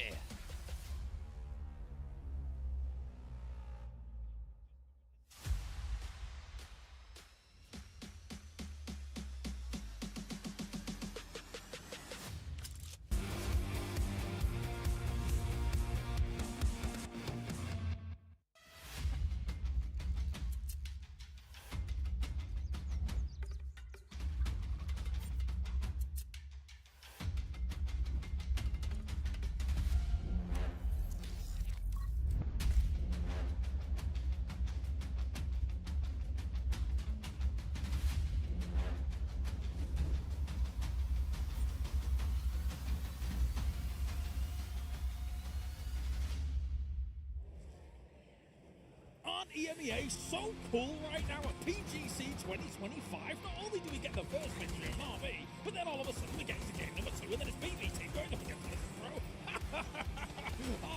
Okay, I'll calm down. Would have been cooler if Nixie didn't get flushed. Oh, you have him on your fantasy team. I sure do. Well, I picked these guys to win, but I mean, like I had to put them on because they're that good. That's and then Beamy, once called Bloomy because he was never in the fight, goes out and clutches this thing. What my captain. No way. I don't have any. I don't have any Twisted Minds. I don't have any Virtus Pro. I have a Twisted Minds player. He died very early on. That's very sad. But I love a good old beamy clutch. He's done it before. We've seen him. He did it at PNC the last game. I was running out and hugging him, obviously, but this is a huge clutch. Yeah. The 2 nades to delay the peak and also no bullets on the other side of the BP team. He had to drop the DMR to get enough bullets for his AUG. Yeah, no one likes stripping your DMR, but he did what he had to do. And they honestly got very, very close. That exchange was impressive. A lot of stuff happened in this game. I also got to commend 17. It was like a good old-fashioned 17 versus Falcons like the old days. Sadly, 17 just wiped them off the map during the fight, though. It was really impressive. 17 looks, their rotations are strong. Their middle is working. I think that their middle play with these amount of edge teams is actually going to go pretty well for them. Let's be honest, though. This new percentage system gave BB team a 90% chance from that compound. And I was questioning it because Virtus Pro's quick rotation to that east side to be able to assault from there was a masterful play. It's obviously not taking into consideration the new circle where it shifts. It's like based on the right. So they had the compound looking strong, but you could see with the high ground advantage that VP took once they kind of pushed away If and Pochon, eliminated Tanbu. That high ground advantage was really what enabled them to take them on quite nicely here. Not a lot of flexing right now. No. I have it in my fantasy team, but I'm hoping they're able to step up a little bit. Yeah, I mean, you can see it in his face. I feel like maybe they feel the pace of this lobby has kind of amped up just a little bit here. For sure. Especially if you're coming from last stage. I think it's really good to play last stage if you can guarantee get out. It keeps you warm. Yes. But it is and I'm just going to say it, a much lower level in terms of overall play. And this is the best teams in the world, right? That's not even a crazy statement. Yeah, That's it just objective. feels bad to say the rest of you guys stink. You're missing 10 teams I know. that are come here from the group stage, look spectacular, and now they're playing up against them. And Virtus Pro is one of those names, and they're one of the names that is going to be looking to gun for the championship. 26 points go their way. That is a massive victory for them. BB team with 12 points. And they took out our, I would say, favorite, Twisted Minds, in a masterful execution push. With an open with the Panzerfaust, sure, that's 2 knock. That could have been a nade instead, but they absolutely demolished that. They got in quickly, got out, defended the kind of push that come from the other side as well. I love that. That was super I think that actually outlines it really well. When we talked about favorites to win this game, this thing, we talked about Twisted, we talked about Falcons, we talked about VP. 2 of those favorites were wiped cleanly by teams that maybe shouldn't have been able to do that to them in this game. VP has been the exception to that as they come out with 33 overall points to take that run. And when we saw Virtus Pro pull ahead at PGS, they never let off the gas. That's got to start to worry you if you're everybody else. No, definitely. 25 points for Na'Vi, still sat now in that second place, knocked off number 1. It's only 2 games deep, but yes, there's still 16 more to go. T1 with 20 points. So it's not only EMEA having a good start off here, it really is also South Korea looking good. Absolutely. Absolutely. I mean, I love the T1 push. The amount of kills that they obviously got from this one was huge here. I was hoping to see a little bit more from Type. I have him in my fantasy, but Ian, he stepped up and he's Is he back? Is he back? Is he back? I could see that happening. I would say you're right. Type has been getting a lot of love, but he is not the end-all of this team. Ian steps up, makes some big plays, and I think T1 looks like a very good roster. This is a team that as I look forward to next year, I expect big things out of them. Turning it on early is exciting. No, definitely. All right, well, gentlemen, I'm getting word that we are ready to head to a break. When we return, we have got the wild card maps on the other side. So PGC 2025, it's just begun. There's plenty more to come.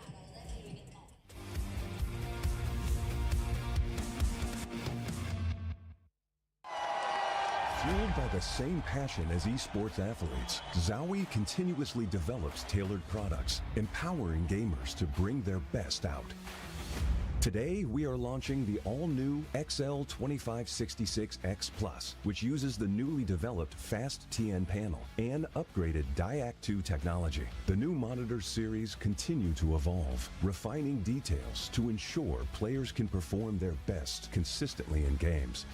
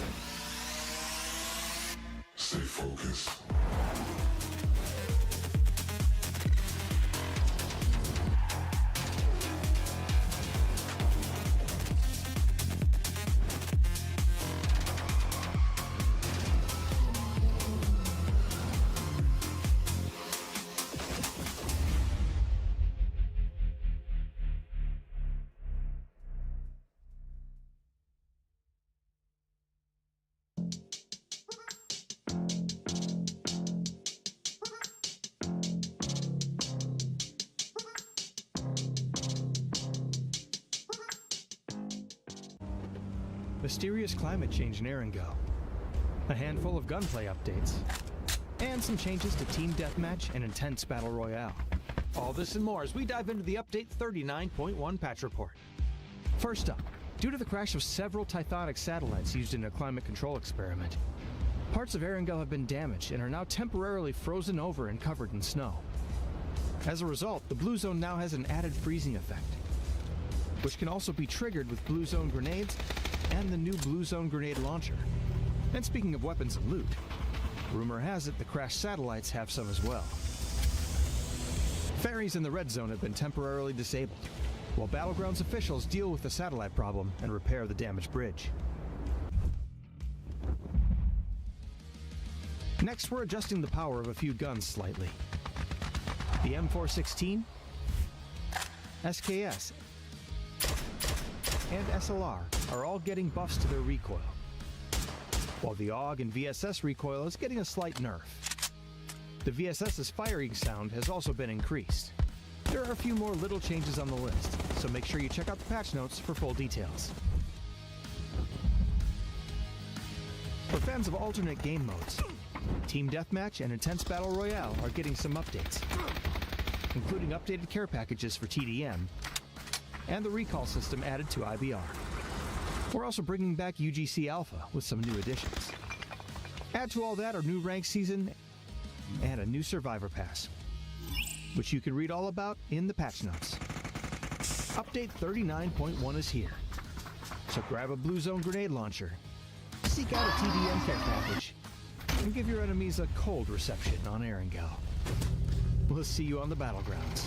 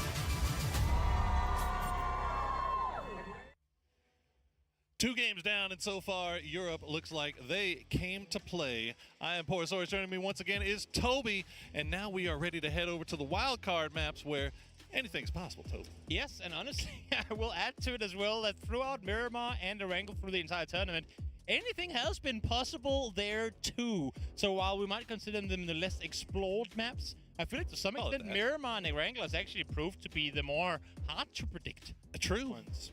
To some extent. I mean, hey, like, what do you even say though? I mean, I think a lot of us obviously were expecting Virtus Pro to do really well. Navi, yes. Always expect great things from Navi, but so far, I mean, that is double-digit kill wins in 2 back-to-back games on Miramar. That is a heck of a way to start. Now, we talked about how important it is for these guys to get that first game, to get that first to get the win train rolling, right? Yes. To get the kill train rolling.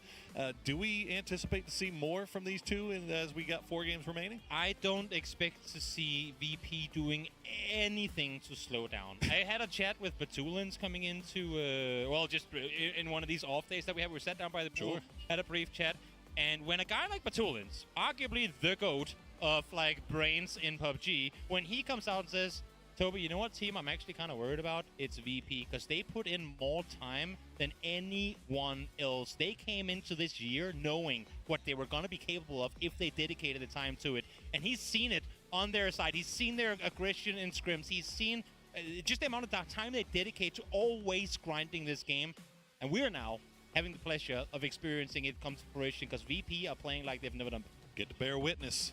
Well, on the other side of that coin, though, we have some teams that maybe we were expecting a lot of coming in, and a little bit of a slow start here. Twisted Minds being one of those. Yeah. As Team Falcons, DN Freaks also kind of sitting on that lower half of the leaderboard. But we saw that happen before, and then when we got to these middle maps, things started turning around. In fact, I believe in group stage we saw Falcons get a back-to-back win on these very same maps. So we'll see what this one has in store for us as we head over to Tago.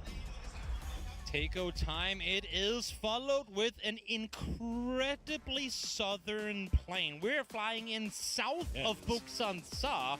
So anyone looking to go terminal, that's a stretch, and anywhere beyond that, well, you ain't gonna see the circle for a while, because we are way, way down south. Yeah, I don't know if Hey, I've seen a plane go troisième match au farther Thiago. south than that as we get a look at those beautiful Porsches, one of which is going to the eventual MVP of this tournament. Right now, so far, you got to imagine Hackatory making his claim pretty early. Let's see if he can keep it going. I still like the idea. Oh, sorry, continue. Oh, no, that's all I got, man. That's it.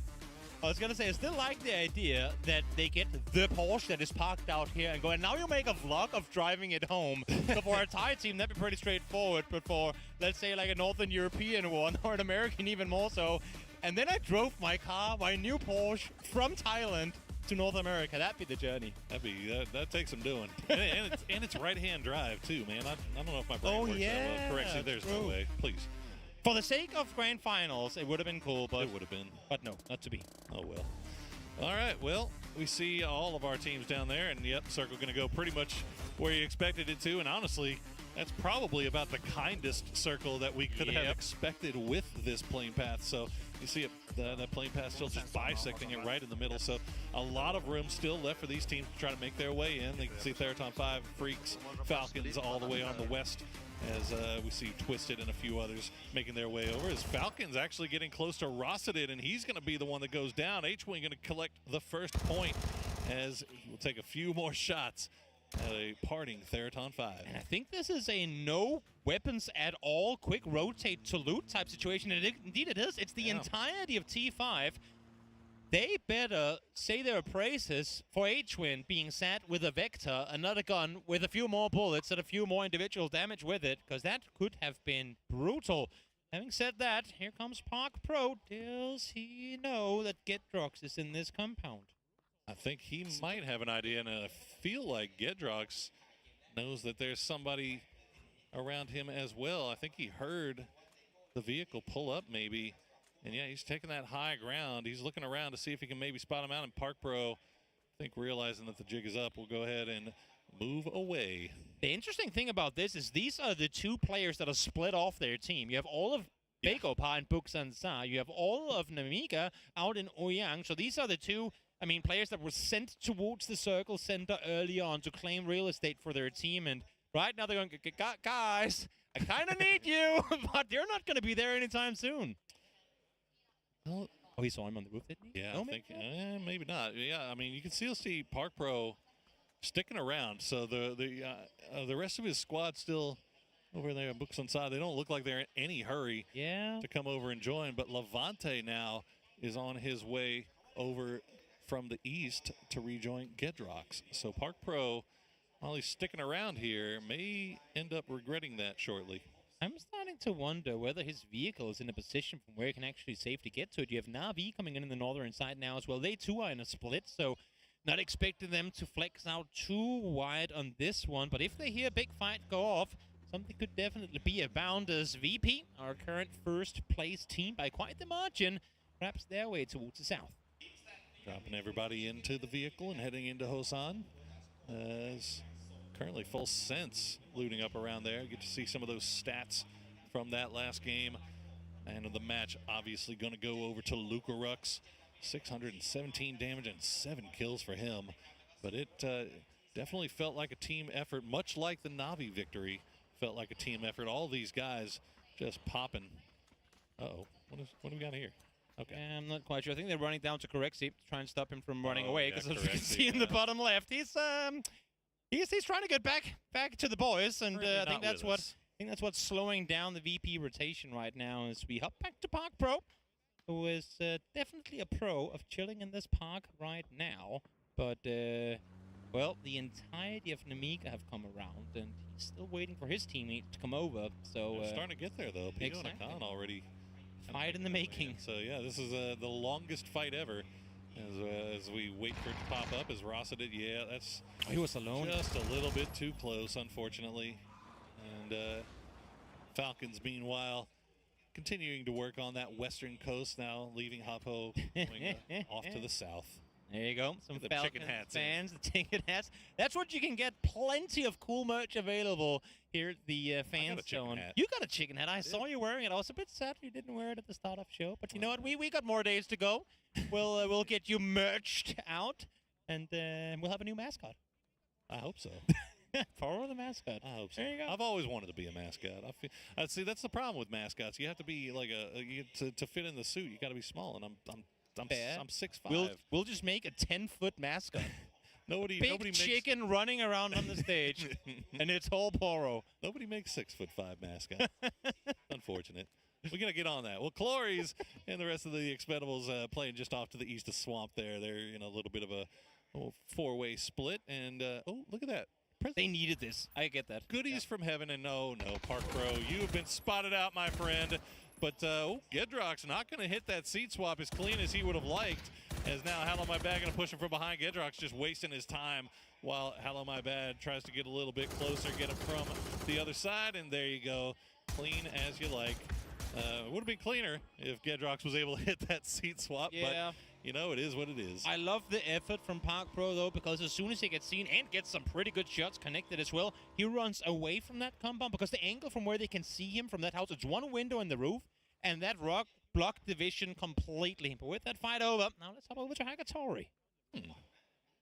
Now we're with Hagatori over here from Na'Vi. Would like to say congratulations, the first chicken dinner of the grand final with 13 kills. Would like to ask you, how do you feel right now? Вітаємо з перемогою. Як ти себе зараз почуваєш? Почуваю добре. Це вже перша гра. Подивимося, що буде далі. It's all right. It's just the first game, so we'll keep going. So how about the team momentum? Чи вдасться нам засноуболити далі? Досвід минулих стадій показує, що перша гра нічого не значить, тому подивимося, що буде далі. Usually the first game doesn't matter much, so we will not try to focus on it and just keep going. All right, so keep going, Na'Vi. Let's cheer for them. All right, we'll see if Hagatori and the boys can keep on going after that big game 1 win. But he's got some competition there in Virtus Pro, and now Virtus Pro, they're going to find themselves in a scrap here with Full Sense. Tigger already with over 100 damage, so they are getting real close here in the south side of Hosan. Importantly for Virtus Pro and Virtus Pro fans alike is, of course, that we are seeing Corexi on the move here. So while he had some technical issues, he is, in fact, back on the server as Nixie, departing bullets towards Tigger, who seemingly will be able to get away to safety, but scary transition out of Hosan there. Yeah, it was. And good thing they laid that smoke wall down. Obviously, just good discipline on the part of Full Sense there, because those tires could have easily been taken out. Oh, yeah. And he would have been in a world of hurt. But Virtus Pro, I think they're more than happy and content to just hold on to the south side of this city for now. Definitely, definitely. And to stay on them for a second, I mean, not to do a Denmark bias or anything, but I had the chance last year to do a one-on-one interview with Beamy, and him telling the tale of how him on Heroic got second at a PGC and then was almost at a point of retirement because he couldn't find a team afterwards. This is his first real chance now being back in the driving seat, literally, as I said in the first place, of going back to try and reclaim that. He's wanted that for so long. So for him, of course, means the world to try and finally get to lift that trophy. The heroic run was the stuff of legends. Oh, yeah. Back in the day, and unfortunately, that was when New Happy managed to secure the championship. As we I don't think we have any players left from that new Happy Squad in here. But that Heroic Squad currently represented, as we see Glaz still just keeping eyes on Zenith. We'll land at least one shot, and Zenith knows now that maybe I shouldn't peek this, as we are very, very split.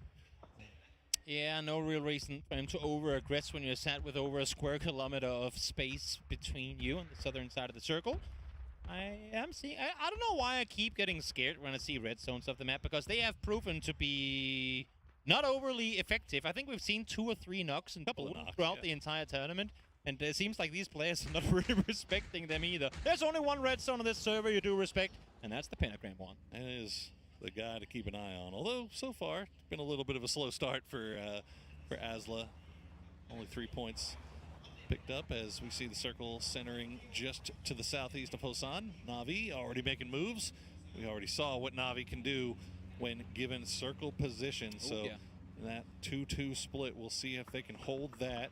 There's a number of E-pickups. I don't think either of those teams are going to take those E-pickups. They're feeling pretty nice about things here. Exactly. They were setting up for what we've seen many times, that southern hard shift down towards Songam, but in this case, no need for them to jump into the sky. They will stay in their compounds, be joined soon by teams alike here, Arena and Full Sense, the 2 tied teams fighting once more. Arena looking at that high ground in the middle, and it was looking pretty juicy, but they did not know that Full Sense was already up here.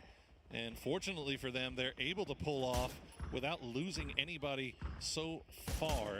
They're still getting shot at from the south by BB team as well, so it's not by any means a safe spot for E-Arena, but they're good for now. A phase 2 commit to a shack, you can be darn sure that those tires ain't gonna be there for the, well, give them 30 seconds at most, and they should all be popped. So unless if we see those shifts continuously go south of Hosan, for them to try and get out of that position at any point really is gonna be close to impossible. Looks like for the most part, most of our teams are inside the zone already. We do have some late arrivers. Falcons on the south side, just making their way out of Songao. Third on 5 on the west, and now DN Freaks coming in from the north, and it looks like the only one that may run into trouble is Theraton 5, but we'll see where they decide to go. As Full Sense still reigning large on the top of that hill as we check in with those aforementioned Falcons. Yeah, and they're going to have to try and maintain this space for as long as they can. At any point when you get into a high ground position like that where you don't really have any hard cover to fall back to, you need to be aggressive. You need to keep teams at bay. They do have Thanadol set east, but outside of that, ain't easy to maintain space there. For Twisted Minds up in the north, they... I mean, they've been taking shots over in the direction of T1, so they know approximately where they are, and I'm not sure if Lou here is just sat waiting for his mechanic to come around or what the play is here. Where But a it seems tire like used to be. they're trying to hold off this position. Ian is the closest opponent for them, though. Yeah, T1, I mean, they look like they might feel froggy here. We'll keep an eye on it. Falcons, though, I think they might have gotten shot at by Howl from Pentagram. Yeah. And Howl, he's going to go ahead and hop in. And he's actually driving right into Falcons. Maybe turn that one around, buddy. Yeah, Pentagram, very wide split right now. And so Hal not going to get any support from the rest of his teammates. And that will open up the smallest of doors here for Falcons to come in on the south side. But at least they have a hill to kind of scout out where things might go next. See him. You can see they're both looking around this corner there. I was going to say, this Jiggle Peak. That's me thinking they know exactly where he is. Perfectic second one to line up there. They know where they have E, and now they weren't aware before, fully aware this time around of the fact that T1's in the nearby vicinity, and still, with that information, they're keeping Example way up towards the northwest. Well, I think they may have spotted out DN Freaks, as DN Freaks now has spotted out Theraton 5, and they were looking over in this direction, but Theraton 5 looks like they will cut in towards Hosan, as they had lost Rossida Jr. very, very early on to those Falcons. A number of teams already on the move before the circle even pops, and look at that. We're going right on top of Hosan. So Theraton 5 and the Expendables going to make their way into the west side right at the perfect time. The city might not be all that is in this circle, but what else can you play in this circle outside of the city? Southside Hill is already taken, and everything else is open fields. You can see what they're driving through here. There's nowhere for them to stop before they hit the walls of the city. Tell you what, man, you've heard of this city ain't big enough for the both of us. Well, this city I don't think is going to be big enough for the 16 of us, as we see a number of teams running into each other through the hills. Na'Vi going to be shots taken from T1 and Full Sense. Pio all by himself. The rest of the team not anywhere even near. He's just going to try to make a full-on send, and he finds a way in, but 16 HP is all he's going to land with. Able to make it inside the buildings too. His teammates ain't with him just yet, though. They're going to come right here. Akan and Xiaoyang trying to make the same thing happen, but that's not going to be an easy run to make, because now all the teams are aware of exactly where he's wrapping in from. Great timing on the knock on Ian, though. It's going to allow for them to make that play happen. It was absolutely huge timing on that knock, and Bego Pa get away with absolute murder here. And they hold on to two compounds here on the south side of Hosan. Looks like Namiga will find their way into the east. T1 should be able to get their fallen man back on his feet. And God, look at that. 1, 2, 3, 4, 5, 6, 7, 8 teams. Now, half the lobby have entered in some way Hosan. Believe you me, if this next circle goes anywhere near there, we're going to see almost the entire the rest of them join it. There ain't a whole lot more to play, as Falcons will soon realize as well. They do have the compound on the very, very western side of this, where they could stop. The issue is when you're coming in this late, how do you dare try and scout this? Do you dare try and pull up on this? You know what? They've drove past it. No one's shot. They're not seeing any cars. They're going for it. And that's a good scouting on the fly and a great pit stop, at least for now, for Falcons. Really fortunate stuff there for Falcons, and very heady play from them to realize that BB team was the only one taking shots, although BB team starting to flex out a little bit and looking at, we'll see if they decide to take that fight any further. Oslo Pentagram, meanwhile, kind of squaring up with FN Potion on the hills, but this is outside of zone. They've got to come to a conclusion here, and FN, or Full Sense rather, have vision, so a few shots taken from Flash will force FN to reposition. It's like I said before, the only way Full Sense gets to maintain that high ground is by keeping all other teams at least a couple hundred meters out. You cannot have one team nearby, because we've seen it on Everest before. If the top team gets contested, everyone collapses on the hill up high. So need to try and maintain space as the two Korean teams now start fighting one another out in the blue. Pentagram and Evan Pochon trying to come out victorious in the southeast. Oh, Pentagram in a little bit of a bad position here, as they've got 3 inside a compound, but Glass is nowhere near. And there you go, the shots will be enough to take down Hammer. So 2 knocks now for Pentagram. Glaz is not anywhere near. Hal is hopping in a vehicle. They're just going to go ahead and leave these two to die, as Full Sense now taking shots over towards FN.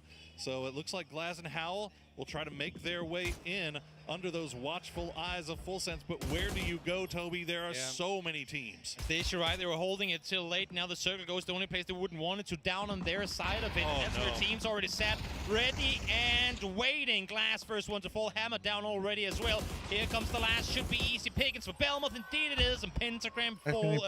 Just forced to make a bad rotation. The new circle does pop, and it's going to go hard shift down to the southwest. So half of Hosan now no longer in. So BB team, Falcons, that little situation down there is still inside the zone. DN Freaks starting to look down as well. Twisted Minds very far outside of zone on the north side. We'll have to make a wrap down to the south. I don't know what BB team gave the circle guts today, but they've been on the receiving end of these last two. Some very beneficial shifts. Hopefully for them, they can make something of it. Last game, they weren't able to capitalize and get the win. Yeah, these chances, at least for now, to make something happen too. 17 making a very dangerous wrap. And fortunately for them, FN Potion not together yet, so they're able to get through for the most part, it looks like, as FS and E-Arena are going to take shots over towards each other. Twisted Minds, meanwhile, try to come in from the north side. They're going to run into D and Freaks, who were forced to turn around after shots from Falcons. Yeah, it was Freaks who were sat here kind of ready and waiting for Twisted Minds as well. They tracked their entire rotation coming in from the north, so the fact that that Twisted Minds are able to get the double early, or at least find salute as the rest does come through, is pretty big. Twisted Minds now down to 3 as well. How do you maneuver forward when there's a big pull of a BRDM looking at you? Oh, Lou will pull up as Guman has to hop back in, and will retreat once again. As you see the kill feed lighting up, Namiga is getting a little bit more active. Deal now is with his back at the blue. Guman still pushing through. The shots coming through from Twisted Minds, trying to get that BRDM a little bit lower, but the kill feed is starting to light up, Toby, as a number of teams are getting caught out in no man's land. Exactly. Guman trying to get further forward. Nicely timed flash. And not going to be enough for him to stay alive. Example able to take him down. Shots fired from the side. There was Heaven Trying to suppress, try to help out his teammate with a great nade. Locked on over, finds example. Oh, no, And immediately switched over to Lou. Good stuff from Heaven as he is a No. one-man army. Takes down all three in the end. Twisted Minds out in 15th place. Incredible shutdown in the Northwest by D and Freak. Salute down early as well. Usually the one that team needs in order to find success. But doing so here without Heaven really stepping up and making big plays happen. Really nice stuff there. T1 down to just Heather and E-End as they are getting pressed by Namiga, but Namiga has a knock. They've got Virtus Pro on their south side. Starlord going to get spotted out by Flash as Full Sense still controls the high side here. That mountain looming so large, and they will take down Starlord. Now it's just down to Breakers, who's hiding in a shack. Exactly, up on the northeastern side as well. VP starting to make their play out of the city. They have both the rest of Amiga and T1 ahead of them. They need to be very swift in how they approach these fights, and they're doing that right here. Nixie already finds the double. Yeah, VP just cleaning house on the northeastern side of this zone. Full Sense, meanwhile, still trying to see if they can maybe get involved from range. E-End dancing around, avoiding going down to the explosions. It looks like Virtus Pro, Gedrox now, just the last player left alive, is staying alive via the grace of this UAZ. As a few grenades from T1 will land, but not gonna be enough to get the knock. T1, where do you go from here? 0 kills, 5 teams out of placement points still now. Fights happening on the southern side of this, but not really a good chance for them to engage as Namiga are eliminated.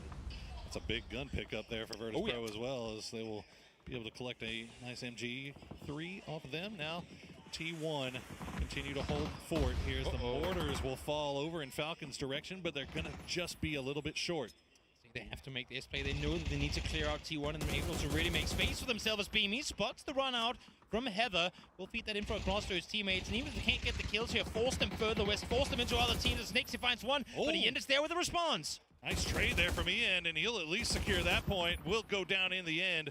Virtus Pro, though, collects 6 kills now, and they have the northeast, but 3rd on 5 starting to wrap over in that direction. We'll keep an eye on that as we keep an eye on the Freaks trying to survive in the smallest of dips. Yeah, I mean, Freaks just send it circle center, right? Not really a whole lot more for them to do. 2 players left alive, having to come off that hillside. Not going to be easy.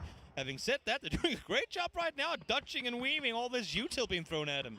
3 kills by the Expendables, all in the bag of Delwyn, and they have control over the southwestern side of Hosan. Bagopal looking across the road over in that direction, but not finding any angles as Phil first and the rest of BB team trying to make the push in. They're going to come into the south side of E Arena, but they've got to be ready for a fight as immediately Phil first knocked down to half HP. Yeah, second nade could get the better of him. That's 7 pieces of util thrown at that rock, neither of which connects. As a matter of fact, it's going to be Phil first with a nade to find one. Norrens, though, will get him in the end. 2 players down on the side of BB team is Jacob now. Trying to sat here alone. Fend off against the team. Oh, that nade, nice grenade. Just exactly bouncing on through. Should get the better of him. No, out on the other side. Oh, Jacob hears it. He's going to be able to dance out and around. He's going to leave the compound. He's going to find one. Nicely done.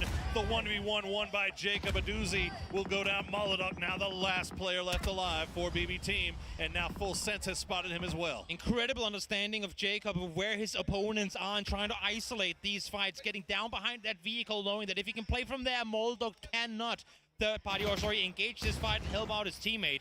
So great performance there in the situation where he could have easily been taken out. Oh, but E Arena's got other problems now as Full Sense. Oh, that is right on top of him. Okay, he gets the heel off and immediately has to run. Opons will make sure his shoes are tied up tight. But E Arena now down to just Jacob and Opons as Full Sense. They've had that high ground. They've been doing work from it for a while now as they've to the tune of 5 kills. They're starting to flex out a little bit more now that they have to move. Incredible teamwork here once again, throwing the pre-smoke for your teammates to come down and assist, maybe get into the vehicle together, but they need to deal with Moldoc in order to get out of here alive. And again, Navi in the danger position, and they get some gifts to use as well. Nice grenade from Opons will take down Molodok. Now E Arena can turn their attention over towards Full Sense. Meantime, on the northern side of things, this fight in the city, the last few teams to try and come out, these fights have to come to an end eventually. And here it will, T5 out victorious against Virtus Pro. Still though, Bakop in the nearby vicinity will make their way in their direction soon.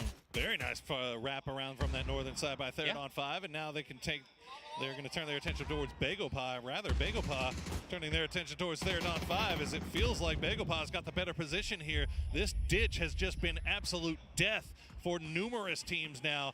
The most recent being Virtus Pro. We'll see if Theraton 5 can fight their way out. Oh, they're going to have to. There's really no other way around it.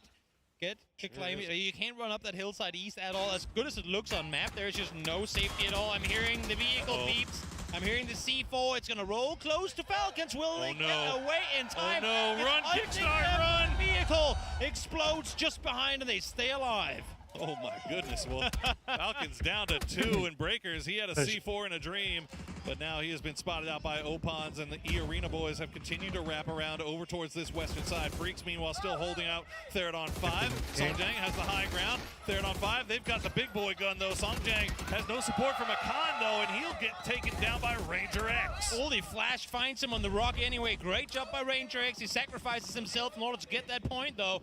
2 teammates left alive and explosive, and Floki swinging the corner, but Ferris is there to shut them down. Oh, now Navi has entered the chat. They found the angle. Akan still alive in the smoke, but that MG3 could strike at any moment. E-Arena will get taken down by Full Sense in the end. Somehow, Breaker's still alive as he collects another point for FN Pocheon, but now will go down to Hakatori, and so will FN Pocheon, and now 8 kills for Navi extends the only one missing. Yep, Navi, only team set up here kills-wise, everyone at 6 or below. These fights have been so detrimental for the teams that have been forced into them. It's only been the teams from up high that have been able to fight with, I don't want to say no risk involved, but at least not as much as the ones in the low ground. 614 damage so far for Belmoth. Welcome to the tournament, boys. Yeah. We've been missing you. 6 kills as they make their way in from the south. That is going to be a tall order, though, with Navi with 3. Still have that high side. Falcons, meanwhile, they've got the duo that were on the south side, will continue to make their way up, and we haven't gotten a chance to talk about them so much just yet, but the Expendables have been playing out of the city. They lose 1,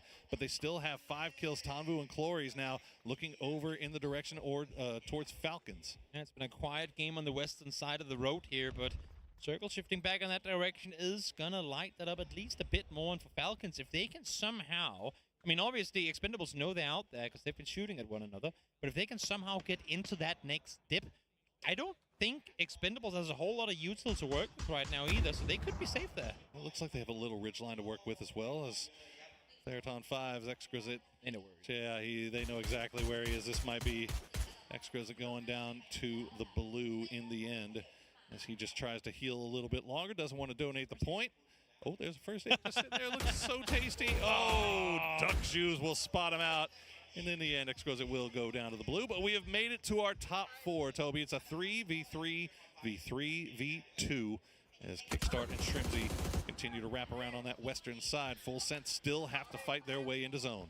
Belmoth again lighting up. I mean, he's the one tasked with making sure Navi can't do a flank around on them, and every single time Navi has looked south towards him, they have been met with a hail of bullets. So good on Belmoth to step up here and keep the likes of Navi in position.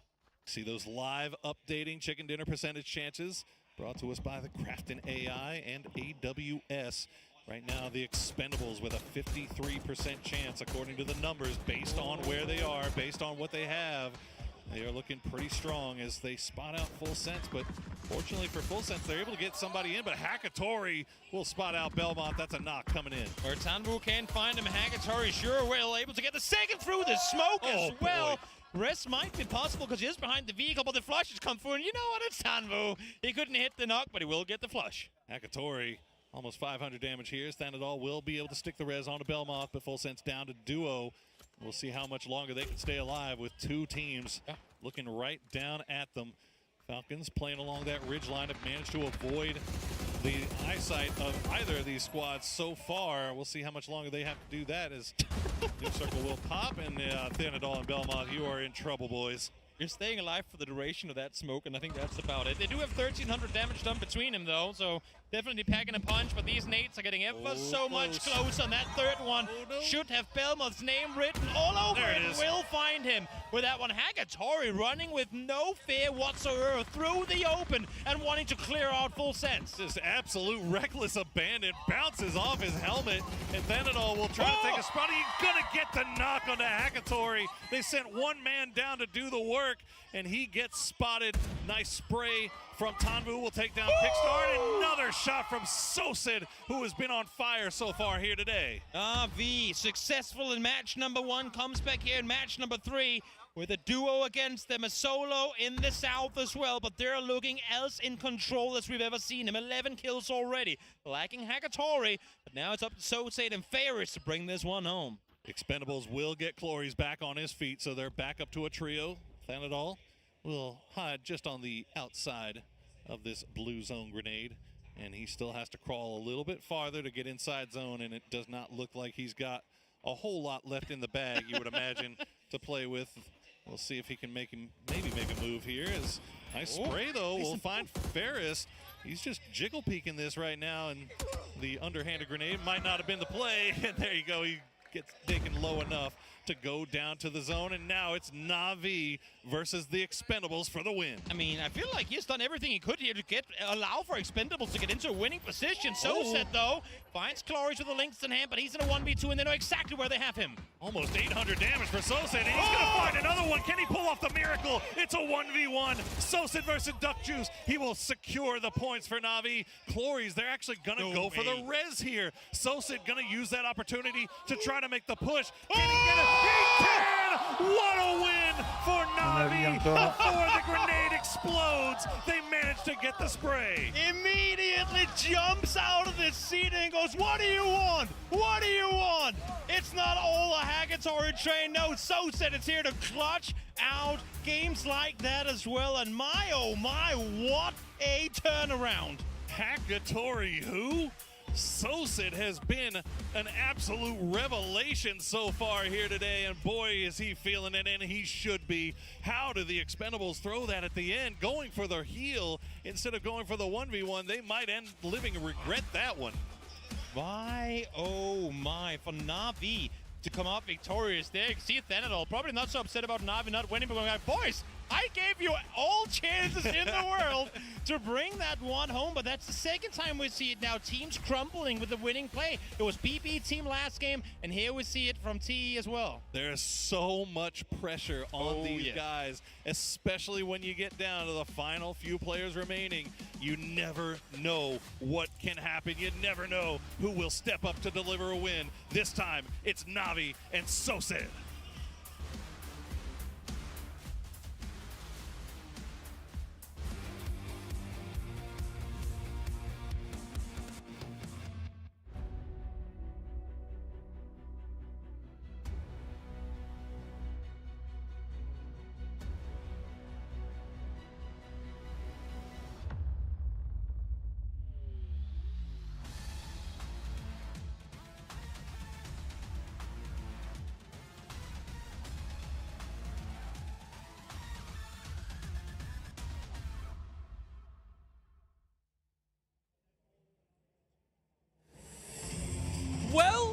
Well, game number 3, and it looks like Na'Vi has got themselves the second win on the board. I'm joined by Toffees as well as Avenger.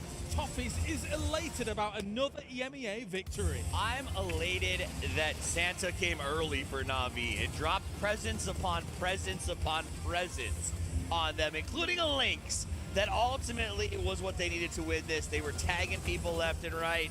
You're right, Na'Vi, that's 2. That's crazy. That's insane. And what a start for them, right? We always look at Twisted Minds. Yeah, you know what? They're always the day 2, day 3 team. They always figure something out that everyone else hasn't figured out yet. Na'Vi, they don't need to figure anything out. They just need to frag out. And that's exactly what it is in this game here.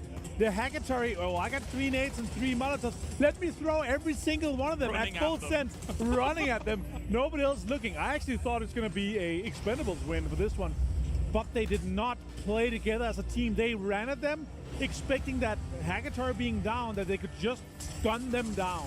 Whilst I would happily just keep saying that this is amazing and spectacular and things like that, and it is, I think that, though, in group stages, Na'Vi had moments of brilliance. And in last sense, they had moments of brilliance. But they need to be on every single day, Toffees. And that is somewhere where they did fall apart against the wayside. They need to be able to somehow have this every day here in the championship. They got to chase it. The problem for everybody else right now is the fact that Na'Vi has gotten their wins that they're supposed to so early that they can take massive risks. They can make big moves going forward, and it's going to take a lot of pressure off of the rest of this team. Sure, we know Hakatori doesn't feel pressure or anything at all, but the rest of the guys now are going to feel prideful strength. That Lynx alone was such a difference maker in that end game. Like, we saw the Falcons tried to make something happen, and it was just a clink clank. Both of you were done for. So it was banging it out. It was, and that nade to finish things off with, I understand he stood up. That was an absolute insane clutch moment. And especially in this situation here, you're basically a 3 versus 2. When he clutches a 2 versus 3, in that case, like, that's perfect for them, right? I love that. And also, with the nade stood up. Look at that. Celebrate me, minions, as I won the game for you. I love that. I really do. Because, you know, for the most part, sometimes you don't get too much flair from these guys. But once there's a crowd in front of them, good old boys are going to be able to go run with it. 24 points go the way of Na'Vi, as we will have 12 going the way of Expendables and Full Sense. Now, once again, our cheeky percentage said that Expendables was going to have a good time on this, but it didn't quite go the way at all. You know, Expendables had a little bit of space left in the compound. I think that might be why there was a percentage there for them, but I don't know. I also love that Hakatori is just like me and looks at the screen and not the camera lens, because I feel you, my friend. You know why Sosa popped off in this game? He was touched by the hand of God. It was Hakatori gave him the blessing. Well, I thought that Virtus Pro was going to be able to run away on the leaderboards with almost being at 40 points, but Na'Vi, after 3 games, almost 50 points, Toffees. 2 chicken dinners in 3 games is absolutely insane. The fact that these guys come out and in 3 manage to do this sends a message to the entire lobby, because yeah, sure, the top of the leaderboard is 49-39, but down at 8 you drop to 16 and it gets ugly from there. We shouldn't be seeing a spread like that after 3 matches. Well, the fact that you've got the likes of Falcons, Twisted Minds, DN Freaks down there with a bad start to this 3 days, you need to be able to tweak that quickly. And you know what? That's exactly what happened in PGS 10. We saw Twisted have one bad day. The consistent teams were in there. Virtus Pro, ever consistent as they usually are here. Na'Vi, if they're able to build an insane lead from day one, it's going to be extremely hard to catch. That was the biggest wad of 2 I've ever seen anybody hit it before a game. Good luck. 17 is now motivated to push this one through. They look pretty good. FN Esports has been interesting to watch. Rex, in particular, has been playing very, very well in these first 3 games. I keep seeing him in the feed. I keep seeing him in the highlight reel, but the rest of the team, I keep seeing them have to get somebody up, and they got to stop going for those rescues. All right, well, we are ready to get into our next match here for all of this, as Rondo will be the next one. So what do we think may be happening with good old Rondo, Mr. Avenger? Yeah, I mean, there's obviously some changes that have been surprised to be happening, right, for Rondo, but I mean, the fact that Twisted Minds in all 3 games of Rondo was 15.7 points average from the group stage says something. Let's see if they can make a comeback here as we get on to Rondo. It's time to Rondo, and we've had a bit of a caster switch up. It is Macho-Man Paper-Thin taking you through the last 3 of the day. Absolutely. It has been a crazy start for Na'Vi. Is this going to be a repeat of PGC 2022, where Na'Vi just ran the table the whole way in the grand finals? Certainly on pace to do that. Got to tip your cap to that guy right there, Sozit, who was absolutely insane in that last moment. Man, what a day. What a start for them. It's hard to do it better than that. And the desk was talking about this. This is a big point sponge early, and with EMEA just popping off, it's made it to where it's pretty desperate for everybody else. Exactly. It is already feeling like, you know, the Freaks can't afford to have any more bad maps. Twisted Minds can't afford to have bad maps. Falcons can't afford to have bad maps. Like teams that we're always looking at as potential contenders at these events throughout the last couple of years, they need to start getting it done. It's no fair. Nobody is hot dropping on top of T1. How do they start their games without dealing with a hot drop? Couple of small shots coming out from different people. The circle pops. Wow, the river kind of the center point for it. Yeah, maybe finishing somewhere around Tuling, but okay. Going for Carr, I believe. Yeah, this is a long stretch for both of these teams. Got inside track. It's going to be really close. They're on top of each other. Lands and Tanvu doesn't quite get it. And that's going to be T5 getting the vehicle, but I guess just going to be content with that. Tanvu's just going to go ahead and hide. Yeah, that's just all you got to do. Just get next to a tree so that way it's, you just kind of juke them around enough, make it painful, they'll leave. Yeah, and this is wise from T5, seeing that Duck Juice went right for the compound that was next to them, knowing that there were going to be guns in their hands quickly. So it's time to just claim our prize and leave as Theraton 5. Clories, though, scooped up a micro Uzi, and the Expendables didn't take too kindly to this kerfuffle. Hey, look, it's a decent weapon if you're on the back of a motorcycle, right? It's probably one of the best ways you can get. Looking out, emergency pickup called for Evan Pochon already. Yeah, oh boy. Oh, Glorious. Back behind. Vehicle spins out. The motorcycle goes underneath. Couple of shots, but not going to be enough. Delwyn just trying to bully a car on a bike. Oh, man, that is so close. But Delwyn now taking damage, has to try to get out. Tries to get Clories on the back. This is so dangerous for the Expendables. Are they going to get away with it? It's just iron sights for Ranger X with that mutant. Oh, my God. I got to give respect to the Expendables on that, though. They were like, no, okay, you got the car, but we're not going to make it friendly for you. That's fine. It's fine. He's risible. Nothing wrong with that. Should be okay. I don't see, well. That's like the saddest thing is when you put somebody on the back of the bike, they just look so depressed. Carry me home. I've been out. 5 does want this. Look, vehicle's back out. Yeah, they saw the knock in the kill feed, and they realized it was pretty close. So they thought they might have an opportunity to punish that, and we'll have to see if they're able to successfully capitalize on that. Meanwhile, Na'Vi, the team of the day so far, just going to be driving out of the test track Neox factory area, looking to claim a little bit of real estate by the river. There's tons of open space. There's plenty for them to work with in this zone. Just a great day for Sosa. That last clutch was just beautiful. I mean, he was doing such a great job in defense in the earlier stages of it. I mean, we've kind of said that Hakatori is like the superstar several times for Na'Vi.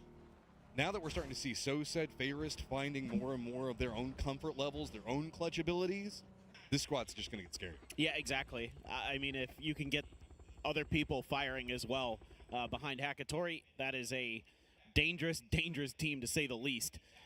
Full Sense has had a really nice start. They're in 3rd place coming into these grand finals. Let's hear what Tigger has to say about this Thai team playing in front of the home crowd. ก็น่าจะเป็นทีมเนมิก้าครับเพราะว่าเขาก็เป็นหน้าใหม่ด้วยแล้วก็ทำผลงานในรอบลาเชงได้ค่อนข้างดีเลยทีเดียวครับก็พวกเราก็หลังจากที่ดูรอบกรุ๊ปสเตจและลาสเตจมาค่อนข้างเยอะครับพวกเราก็มีแผนปรับตัวซึ่งจะดูทีมรอบข้างให้มากยิ่งขึ้นว่าเราควรเล่นสไตล์แบบไหนให้มีแต้มมีพอยต์มากที่สุดครับ Hit on a couple of interesting points. Full Sense is in an awkward spot because they had to just watch the group stages. They had to watch the final stage, or the last stage. And now they're just having to jump directly into it where everybody else has had several days to at least warm up, get back used to being on land. They just have to come out the gate swinging. Yeah, and so far, not bad. 24 points in 3 games is pretty decent. You know, it is tough, and there's always that question in any esports event, but in particular PUBG, like, are you better off, you know, just sitting back and watching the teams, or are you better off playing? Like, it varies player to player, team to team, how they feel about it. The Tulin's conundrum, we call it, right? Yes. Where do you fall when, you know, you have 9 days off in a row, and are you cold? Are you getting good reads on everybody else and how they're playing the game? That kind of stuff. So we take a look at the Freaks circling around Jadena City, and that's a free drop for them, as you know, no one really wants to go there unless they absolutely have no other choice. And he's going to get right on top of that tower, and he's going to be able to see for miles. This is the Eye of Sauron up here. Heaven touching heaven right now because there is nobody else that can get anywhere near that high. With the profile, it's also pretty safe up there. The other players are going to be way down below, so we should be able to spot a lot of different movement if anybody takes any shots or any vehicles. And looks like E-Arena is also going to regroup pretty close to Na'Vi due to that. So with the way that the circle's set, we've got this interesting situation where the river is just kind of cutting through everything, and that means that it's an east-west style situation for a lot of these teams trying to figure out which way they want to go. Yeah, absolutely. We're just watching some Na'Vi highlights from the previous game. They were just farming. And on top of that, some really nice nades to clear some space. And of course, the final moment. Beautiful stuff towards the end of this. So sad. I mean, he was just farming level 3 gear. I mean, they had so many crates dropped right by them. And you saw he had a Mark 14, he had a Lynx. Just unbelievable. All the tools. And yeah, I mean, stand up whenever you do that. Multiple members of his team already went down. He clutches it in the end. Na'Vi just rampant so far. 2 out of 3 games, just dominant. Yeah. Oh, and I love to see that. Like, let them know. The crowd was loud here, too, when they were able to close that out. So let them know. Get on your feet, my guy, and just tell them you're here to play. Squad's not yet inside of the circle. Are going to be T5 up to the north. Twisted, very far to the north. Namiga, as well as the Expendables, very far to the northwest. Begapa is going to have a couple of people that are just touching the circle. Should be there in a second. Falcon's going to be behind that, but Asla Pentagram has called themselves an emergency pickup from pretty far away as well. Yeah, it's going to be a little tough for Osla potentially if they're looking for something more central. There's not much that's been left open. Jadena City's been occupied by FN as well as the outskirts by the Freaks, so there's not much that's going to be available. We're in an awkward spot where Twisted Minds is in 14th place going into game number 4. I don't expect it to stay that way, but no, very intriguing. Oh, maybe just, are we going to get the whole squad here, or when's the helicopter going to be there? It's just about to pick them up. Oh, okay, they're getting there just in time. Just want to make sure they get everything they can out of those vehicles. Yeet. And up we go. Nobody else really going to be taking pot shots at them until they pull the chutes and go for some type of landing. You have to assume that this is going to be a drop maybe more to the south. Twisted Minds should start getting vision on 17 here in a bit, but if they take 2... Actually, Batulins is way behind the rest of his squad. They're just kind of blind scouting inside the circle already, and he's, what, about a full kilometer behind them? More than that, yeah. He's way out there in that glider. Wants to make sure that he's got eyes in the skies for Twisted to make sure they can get some good rotations. If there's no mountains for Batulins to climb, then what better than a glider to get up into to direct traffic as Pio directing VP's glider a bit away. Correxy there. Nothing too scary at all. And Pio had a little bit of a good start there on Miramar, but since then, Begopa's been awfully quiet. We had like an image of old school Pio popping up in the first game, I believe, and then it got pretty quiet in the last 2. With the emergency pickup called from T1, I feel like this is a safety play, depending on which side circle ops into going. Falcons now just getting into the zone. This is... VP has probably the most options in movement, but they've got to be careful because they can also be contained in their point. They've got the bridge back behind them that can take them to Jadena City. But there's a lot of squads that might be able to leapfrog getting into position early, and I think that's why we see Corexy kind of going around with the glider. Yeah, absolutely. I mean, it's part of what has made VP so good in the last couple of months is their ability to just really understand timings, look for those third parties, look for those macro plays, and they've been damn good at it. Speaking of timings, T1 going to get yoinked right as the circle pops. Do they go with it? Nope. Looks like they went ahead and cut and decided to stay where they were at, and that's a good call. Yeah, absolutely. It's a really well thought out and timed emergency pickup for T1. They can hedge their bets if they need to go to the other side of the river, but kind of was wondering if this was going to be a 2-ling finish, and starting to shape up to maybe look that way as Asla does find a little bit. 3 of these houses going to be there. They're just saying goodbye to Corexy. Should be well on his way out. Couple cluster fights are just going to happen right on the edge of the zone potentially. Twisted is going to go to the east and get away from Namiga, but E-Arena is taking shots at T5, and that's going to be Fluky ahead of them, I believe, inside of a glider. I don't think that T5 has any real options other than to go for this. 17's going for a more collapsed point. Raining found himself right next to the Falcons. T1 trying to hold, but this is a bit dicey on the outside. That's going to be a big flash, and it looks like the Falcons do manage to get away from most of them. Yeah, that flash might have just bought T1 an extra life here as EN needs to get these heals through. They've got the reinforcements arriving behind this, but there's a Panzer in hand here for Shrimzy. T1, though, able to get to the other side of the house. Not going to be a threat just yet with the Panzer, but surely there will be a moment. Amiga wildly roaming around the outside, has stalled up kickstart. T1 hears the footsteps, couple of peeks between, but looks like Falcon's trying to slow back down the pacing in the firefight a bit more to give Kickstart the time to get over here. Looks like he did manage to get away from Namiga, so full reinforcements for the Falcons now. Yeah, oh, that timing on that. Very nicely done by Shrimzy. Was so ready for that position. And that's going to be raining down as the Falcons continue to try to dissect T1. Just one other player up for T1 right up next to all Falcons. Goes for some good shots on to H1. Ian, he's been popping off today, but there are a ton of Falcons players on the other side of that doorway. Namiga also setting up around the outside of this thing. If maybe they can catch anybody and rotate from building to building. Ian in some trouble, and Shrimsy's going to find him. Yeah, that's great capitalization there by Shrimsy, realizing that there were other shots coming in. Alerted him to that the fact that Ian had gone on the outside of the house, was able to take advantage of it. Heather, though, not content to sit back. Gonna cook the heck out of that grenade. That could be a knock. Oh, doesn't get it. Ooh, Shrimsy gets out just in time. Securing the kills around them. Namiga now really the referees for anybody that wants to move out of this area. Heather the last one up, and he is just firmly entrenched here. He can hear the footsteps coming. Holds for an angle. Does get the knock on a one, but can't stay for too long. Has to go upstairs. Yeah, that's wise. He was dead if he stood down there. Just trying to buy as much time as he can. Shots ringing out from his back as well. But on the stairs here, they don't see him! They don't see him! They weren't expecting him on the stairs, and Heather demolishes the Falcons. The angle there was just enough that they looked past him. Unbelievable. Just walked. He just had the freest shots at their back. Namiga gonna go ahead and pick up Heather, though. Get themselves at least one kill, and Falcons in a bit of disarray at the end of that. That's heartbreaking for the Falcons. That should have been their fight. They had it won fair and square, and it's just one little out-of-position player that you don't expect that costs you a game. That's brutal. Absolutely brutal. Always check your corners. That's tough, man. I mean, you don't expect to not see that player when you're doing that. It's so tough to realize that that was even possible for them.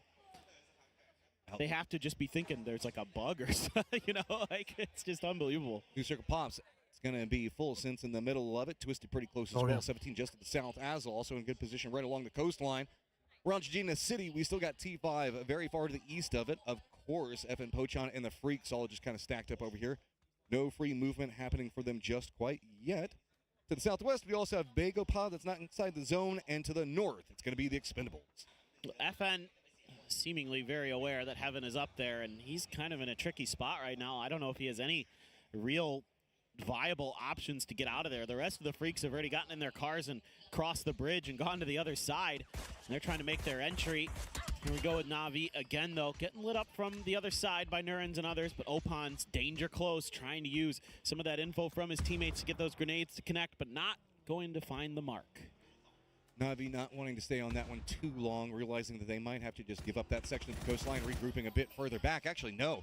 Full-on surrender of the coastline, so that should allow E-Arena to regroup a bit better. But to the north of this, multiple people from the Expendables have gotten in, well, right next to the circle. They have got eyes maybe down on Na'Vi's reposition.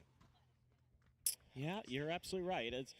The Expendables will be very diligent, very patient in setting up their traps and their plays, and they've got a little bit of time to consider this. Might have been noted by E-Arena on the other side as well. So some things to think about, able to avoid any early disasters or cause any early disasters like we saw in the beginning of the game. So for the Expendables, just keeping on as we get to take a quick look back here. They just don't see him. They just don't see him. They had eyes up on the top of the stairwell, and he just shifted in back behind them absolutely perfectly. A bit of a misplay, yes, from the Falcons, but also just very cleanly played from Heather. Yeah, I mean, he took the timing and ran with it. That's hard to do it better than what he did there, because he moved again as they were coming up to obscure the vision of the second player. FN Pochon trying to cross the bridge from Jadina. It's going to be Asla Pentagram doing some gatekeeping. Not too hard on it. Howl on one side. FN just has to dodge out the nade. Catches some air time, but they are now going to be shifting their way up into the north. That could put them in E-Arena sightline if they're not careful. Yeah, this is a really nice stretch out from Asla. That's such a good compound to have. They are going to take a knock from 17, though, as FN going to continue on trying to find some safety behind that ridge. Well, with Hammer taking some shots at the bridge, that has kind of revealed his position, and the Freaks might be trying to backstab. He has to be pretty careful. E-Arena now getting vision on the other side of FN Pochon. This is pretty scary over here. I don't know how they can really rally back as Breakers is all by himself. Yeah, Heaven's going to try to make a go to cross that bridge. Let the rest of the Freaks cause a bit of distraction here, trying to track down Hammer. He's going to go for the coup. But oh my God, that grenade just absolutely swatted him. He needs one more bullet from the Freaks, and he's down. They don't know how it connected. That's why they pulled away from the shots on it. Just needs a bit more, and DL is going to get the knock onto Hammer. That's really nice work there from the Freaks. That was going to be a bit of a tough slide to get in. To the south, we've also got Begapa right down below VP, trying to hold out T5. That's its own situation as F and Pochon trying to get back together, but they're going to go down, just down to Rex, and he's got to go. Yeah, this is such an awful spot to be in for FN. There's just not much you can do here if the other side of that river is in play. DL sees Glaz. Well, Asla really can't defend against this. Remember, they were the ones that made FN go over there, but due to the way that the Freaks have now just encroached onto them, that's allowed Rex to kind of squeak by and sneak into the circle. Yeah, that's huge for Rex. The Freaks just got to claim whatever points they can here on the edges. Rex, yeah, there's just nowhere to go. There's a Tanvu in the circle. That's its own problem. New circle is popped. Twisted in a 2-2 split. Feeling pretty good about it. Down to the south. Begapa going to have to move yet again. T5 going to have to regroup, and probably BB going to go ahead and step away from their 2-2 split. Yeah, we do have Ranger X so far out into the blue, but Begapa has themselves a little bit of a convoy going, looking a little bit further north, but some VPs up there. The Asla DN Freaks battle still happening. There's FS. A little bit further at 17 as well, so a lot of work to do here for Begapa. It's a full Korea party over here as Asla, the Freaks, Begapa, they don't have too many options on how they can approach the circle. They're going to have to deal with VP, and they're going to have to deal with each other as well. FS inside their compound feeling good, but E-Arena doesn't have to move too fast to get inside the circle, so they can kind of hold this one out. Begapa just kind of rallying together, trying to see if they can run into this, and it is a bit scary, but not too bad yet until you run right up into the face of FS. Yeah, this is where it gets very, very dangerous, and they had to pull off of that compound hit. They're looking for anything in this circle, and there's not going to be a ton. 17's in the mix. They find the dip, but there is the Panzer ready. Oh, it doesn't get any more knocks. Oh, but there's so many shots. Look at the crossfire down onto Begapa. A little ghost does go down, and it's just going to be a full push coming up from Jalbei as well. Con, the last one up for Begapa, goes inside the vehicle to try to use it for cover, but Jalbei manages to survive as everybody taking a piece of Begapa there. Yeah, this has gotten a little bit, oh gosh, and the mortars as well. Not fun for 17. They are under a lot of pressure there. Not a bad idea from Lil Ghost. Had the Panzer, or Howl catches heaven. He expected that maybe he'd already left, but he just stuck around there looking for any points that he can get for Asla. I don't even know if he can get into the circle. E-Arena is just watching him, waiting for him to try to get out. Might try to get some meds. VP's going to regroup, and I think that they've got Corexy eyes on it. Twisted still going to feel really good in this 2-2 split. Might go for a regroup, but it's also pretty strong just to hold separately, given the fact that nobody else can really get into the circle. Yeah, no, I mean, Twisted continues to just dominate this map here at PGC in 2025. And they're looking to do so again. Desk was talking about it. They're averaging over 15 points a game on this map. And they certainly are in pole position to maybe get another win. 17 fanned out a bit. They're going to leave Xiaobei on his own. 2 at the ridgeline to try to gatekeep VP or T5 or whoever might come from the south. This is going to be very odd, as now BB has to run by Namiga. Namiga's waiting for a couple nades, see if they can get the damage. Just weaken this early, but a couple of shots going to be coming up between a doozy. Best of luck, causing some problems. Namiga is just going to have a bit safer position on defense, but BB's just got to continue going forward right into Twisted Minds. Oh man, and Besto just took a headshot there, able to just barely get to this shack in time. Phil First is on a sliver of health, and there he goes. Batuans will find that knock from afar. Hello, my bad. Walks in though, takes the point away from Twisted. New contenders and VP, similar pathing, but looks like they're just going to go straight after Namiga's positioning, right up on top of him. Twisted still just trying to finish out BB, making sure the fact that they don't have anybody next to them that they don't want to deal with. VP takes an early casualty, trying to run up the top of this. 2 already down. Leosh, great defense. Ooh, that grenade almost got far enough to find the last couple of members of Namiga there. Grenade right or next to Nixie. He sees players. He wants to go for it. Beaming lining up for something.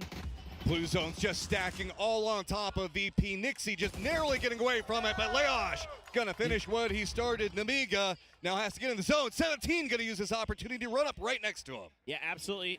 17 knows that there's some open space that they can take advantage of. FS as well, starting to realize they've got some room to maneuver. They've got some hills in front of them that they can safely claim. Bit of an oopsie there for E-Arena on the other side of this, fighting with Na'Vi and TE on the eastern edge. Ranger X is going to go down there.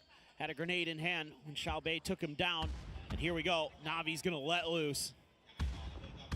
Yeah, there's just nowhere for Irina to go, and it's going to be a bit of Na'Vi with a lot of Expendables being involved in that. Expendables now have to deal with Na'Vi right at their doorstep. Twisted just doing a great job in controlling the entirety of the circle. Has not allowed Na'Vi any other access except for maybe going after the Expendables. A little bit of a shack that they've got here.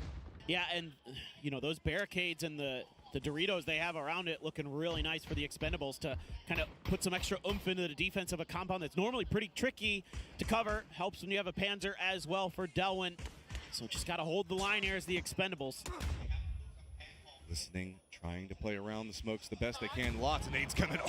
Oh, Delwyn down to 1 HP, but again, it's going to be Twisted just to the west of this, just hammering in shots onto Na'Vi, really not letting anybody get any space to work from. Twisted is flexing their muscles. They are trying to control so much around their edges, but Tanadol with the AWM gets Delwyn down. That's the Panzer out of the equation. Baton Vu still has vision.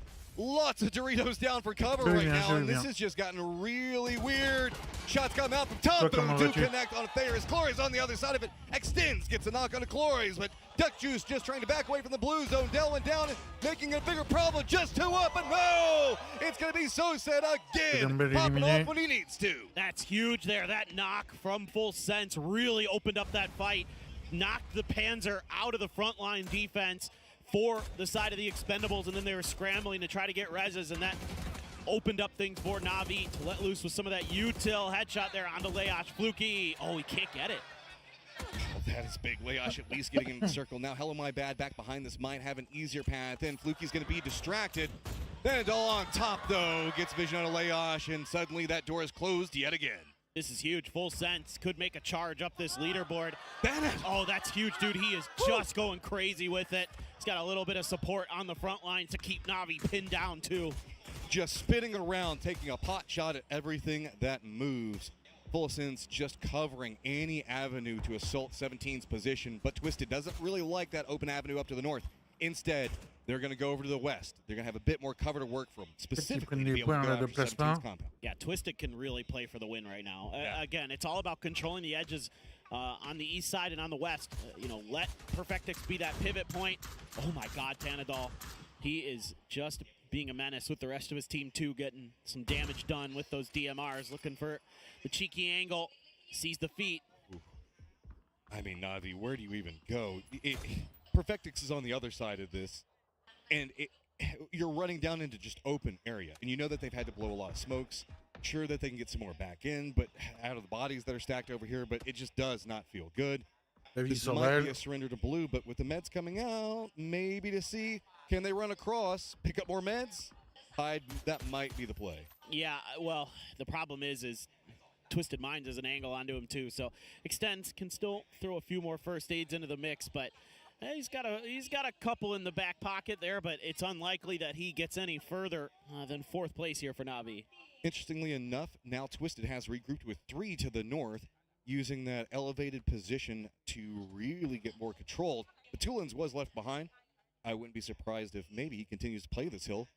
Feed information over on any movement from Full Sense. So it's a hill for Twisted, a hill for Full Sense, and some compounds, a couple of buildings, really, that we're going to see 17 playing from. Yeah, Twisted would love to get the shift a little bit more in their direction to force Full Sense into 17, but not going to be the case. Full Sense actually going to be the ones to remain inside of this circle. So Twisted has decisions to make. Do they have to crash 17? Do they have to make some kind of wide wrap? Extends is just, that's the signal that, yes, indeed, I have run out of first aids. GG's, gentlemen. I'm just going to sit here. It's down to just 3. It's a full squad for Full Sense, Twisted, and 3 members up for 17. And for Full Sense, just don't give a knock over to Twisted. Don't give them an avenue of approach. 17 also trying to make sure they don't give up any knocks. Twisted would love to capitalize on that because they know that 17 is already down to 3. Very good kill feed trackers are Twisted Minds. And est-ce que Twisted va réussir à faire le topper? One gun out of the equation, and then at worst you've got 2 that are going to be looking your direction. See what Batulins can do there on that off angle as well. Perfectix continuing to keep Full Sense backed off. Tanadol only 5 more shots in the AWM. Big shout out Claris, Colin Twisted being great on this map. They are finding some very needed points, climb in and of themselves, but they're going to have to descend down into a pretty dangerous spot. Multiple members of 17 were trying to see if they can get vision, but it's going to be on to Batulins. He's got to cover, deny what he can. Maybe that could allow somebody from Twisted, that trio that's up there, to get down into a better spot, distract 17, open up Full Sense to being more aggressive. As Twisted right now, you want to get Batulins close because he's got 5 frag grenades. He could be the big difference maker right now. I mean, you got 14 on the whole team, so and this is great. He has the BRDM as well, so this is phenomenal stuff for Twisted. They can take their time. They can work this. This is so great. He runs forward in the BRDM, being a distraction. Lou does go down, but they managed to steal that. That was so cleanly timed. He hit the AWM shot. It did 90 damage in there. They're able to follow up on the poor Lou. Just trying to drive in, trying to take a fair fight against 17. Not going to be given the opportunity. Example tagged up just a bit. Batulin still playing it safe. Example as well needs to back off. Just so many firing lines. Belmoth very far to the north, away from the rest of the squad. Thanadol is going to be a bit more active to the south. 17 doesn't have much that they can work with. Instead, it's just going to be sent down right on the mix of everyone.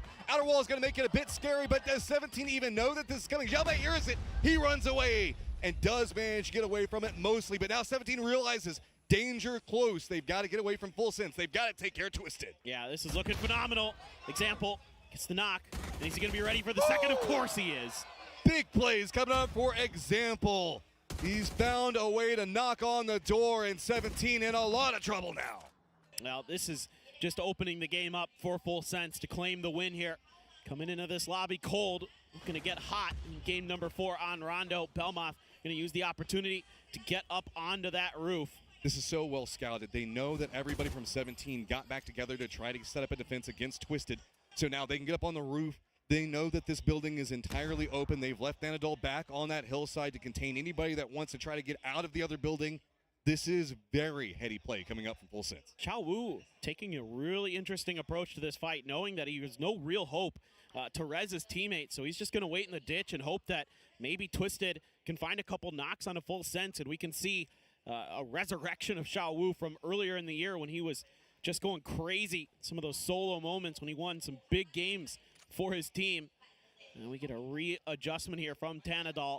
Wants to find some new angles and some new toys. Belmont's about to find a down 17 member in front of him if he gets a bit more brave along that pathing, but that's going to open up an angle for Zhao Wu. Zhao Wu, though, like you're talking about, he wants to wait this one out. He's hoping that Full Sense, Twisted will fight, and then he can just Jack the Box, pop up, and spell the doom of 2 different squads at the same time. But Thanadol's positioning so far away, going to make this a lot harder. We've got about another 27 seconds before the blue zone's going to have to force him to move. And now it's just committed fire onto the BRDM, and no surprise, that is an avenue of escape for Twisted Minds. Yeah, I liked this a lot from Full Sense, making sure that there is no escape valve for Twisted Minds, that they can't change the game a bit themselves with that very powerful vehicle. Thanadol, is he going to go for it? Tough to shoot between those fence little grooves. Not going to hit those easily. Xiaobei does eventually bleed down. Thanadol did go for it. Might have caught some damage in there. And Xiao Wu spotted out. Down to a 4v2 now, and that 2 is backs up against the blue zone. Belmoth, close range, danger. Then back behind that Tigger, up on top of the building like we just saw. Belmoth got to get the knock onto Example. It is just Batulins, the last one up. Can he at least get a knock or something else? He just wants a point. Throwing out the nades at range. Everybody from Full Sense running right into him, and Full Sense is going to take the victory. Huge for Full Sense. They are not looking cold in the slightest. And that's got them on their feet. The Thai fans love it. And this team certainly making a statement that they deserve to be here. I mean, coming in this cold, like you're talking about, and just the amount of study that they managed to do, it feels like they're playing so much cleaner, so much more efficient than what we've been seeing them play. They have an opportunity here. That was beautifully measured. And, you know, Thanadol with that AWM was really doing some work to keep teams pinned down, to get those big crucial knocks that were delaying some of the other squads. 17 Twisted making into later stages. These are some PGS champions from the year we know can pop off, so cannot wait to see if that's going to be enough to really start the momentum for both of those squads.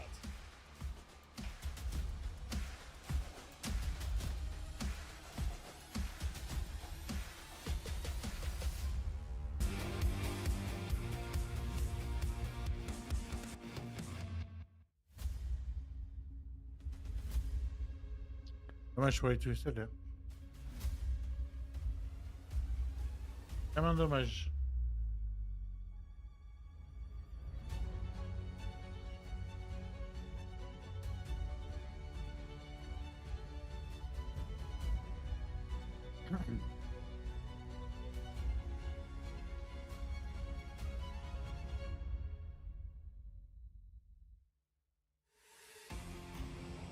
Our team that comes into the grand final as the direct invite gets themselves a win here at PGC 2025 Grand Finals and finds themselves in a fantastic spot against some of the heavy hitters towards the very end here on Rondo. Joining me, Toffees as well as Avenger, to talk about this game. I can hear you guys. This is fantastic. Avenger. Yeah, obviously this was an amazing game and another situation where we see Twisted Minds do well once again here on Rondo.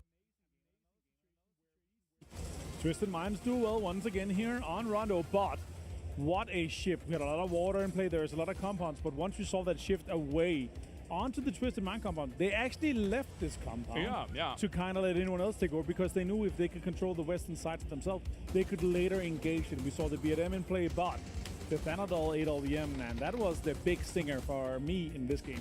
It was. You know, we saw Lynx be the game changer in the last one. We saw the AWM come here and make a big game changer in this one. But I just love, for me, very excited to see Full Sense come out and get a win on day one. I do think there was a lot of bluster, a lot of talk about the 100%. automatic bid. Yeah. And, you know, we'll call a spade a spade. You look at that and you go, A, is it fair? And B, will they be able to put up wins with that incredible cold spell leading into this? To come out in game 4, get a victory, tell all the haters, guess what? We can win in this lobby. And anyone who was worried they're cold, obviously they're not. They made some great plays. They were very strong. The core of this team has been together since 2020, and they've been sort of searching for the right fits. If this continues, then Thanadol and Tigger definitely are those solutions. I can appreciate that, Cell, considering what they could do here. At the same time, you know, looking at these highlights, we saw Na'Vi. Said once again with another banger grenade to be able to get them some extra damage in. They have been on fire. Again, I just wonder if they can continue it from day to day to day. All right. Let's make this theoretical here, right? But let's say Soset and Na'Vi wins and Soset gets the MVP. Would that be insane? You couldn't think that would be kind of crazy. That'd be crazy. He's had so far. Soset wouldn't get the MVP because the second you drop in that last game, you're going to get shot in the back of the head by Hakatori. Hakatori's going to pop him, 100%. You're convinced by this idea. Listen, if there's a Cayenne on the line and we've already secured the victory, you two need to be careful because I'm going to get the Cayenne. You know what I'm saying? All right, so we're allying against Toffees, is what he's saying here. Well, it has been that way already. Well, I am a Full Sense fan now. What, because America's is kind of in the bin at the moment? We're not taught. We don't have to have reasons for our choices. You say America, so you can just change that. I'm a Thai fan. Yeah, you know, beautiful countries. We have had a good time here, admittedly. Absolutely. It's been amazing so far, and we've seen some amazing plays from the Thai teams here, so it's been great. 17, a little bit of a decent game for them. So we had a kind of lower performance for them from what we used to. They always one of these contenders that we see up in the top 4, especially at PTCs and at PTSs. They're one of the only other teams to obviously win 2, but 18 total points here for Full Sense to come their way, and that's massive to start day one. No, for sure. At the same time, I started off, you know, talking about this game very briefly at the beginning, saying Twisted Minds, 15 points average points on Rondo. They get the 11 here. I thought with the compound that they had that they were going to be able to take this one. Obviously, it shifts away from them. Toffee is not that easy. I mean, it was a tough chase for them. I think 11 is still going to keep that average looking pretty gosh darn good at the end of the year for their performance on this map. And the fact is, you're right. Coming out of their drop spot is just a nice transition for them that often results in less kills early on and then sort of some salvage if you get a shift away. Well, here's the overall standing so far here. Full Sense. As we say, the direct invite. No group stages required. No last stage required. Currently in second place after 4 games. That is pretty big. That's a little bit of a home turf advantage, you could say. I mean, they've been out here, they've been watching the game, they've been able to play from the comfort of their home or their practice area, right? So that's huge to come in here. And I mean, that kind of proves a little bit. Sure, we're going to have to get a little bit deeper in the games, but it kind of proves there's no huge disadvantage to not having played if you are putting in the hours and if you are grinding throughout. Other huge names up here, of course, Virtus Pro in third place with a 42. And from there is a bit of a drop-off after just 4. But a drop-off to where it should be after 4 games. That's the problem here, is that Na'Vi, VP, and Full Sense, because they Yes, they had a dominant game. To be at 42, that means they were quietly finding points in those previous 3 games that I think even we missed out on seeing just a little bit because of their willingness to take fights early. My saddest one from this one here, looking at match 4 here, DNF only on 10 points so far. It's one of the teams who've had huge eyes and huge expectations on throughout the year. They've had some, like a lot of podium finishes, a lot of second places here, but still, PGC was supposed to be there. Salute always say, guys, I don't care. I'm just going to play. I've got no pressure. Yeah, it's going to be, well, we'll see if it can continue here throughout all of our next games. It's time to go to a break. When we return, we have got Erangel on the other side of it for PGC 2025.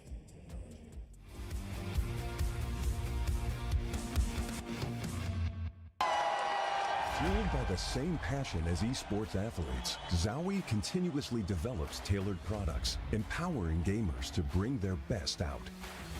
Today, we are launching the all-new XL2566X Plus, which uses the newly developed Fast TN panel and upgraded Diac 2 technology. The new monitor series continue to evolve, refining details to ensure players can perform their best consistently in games.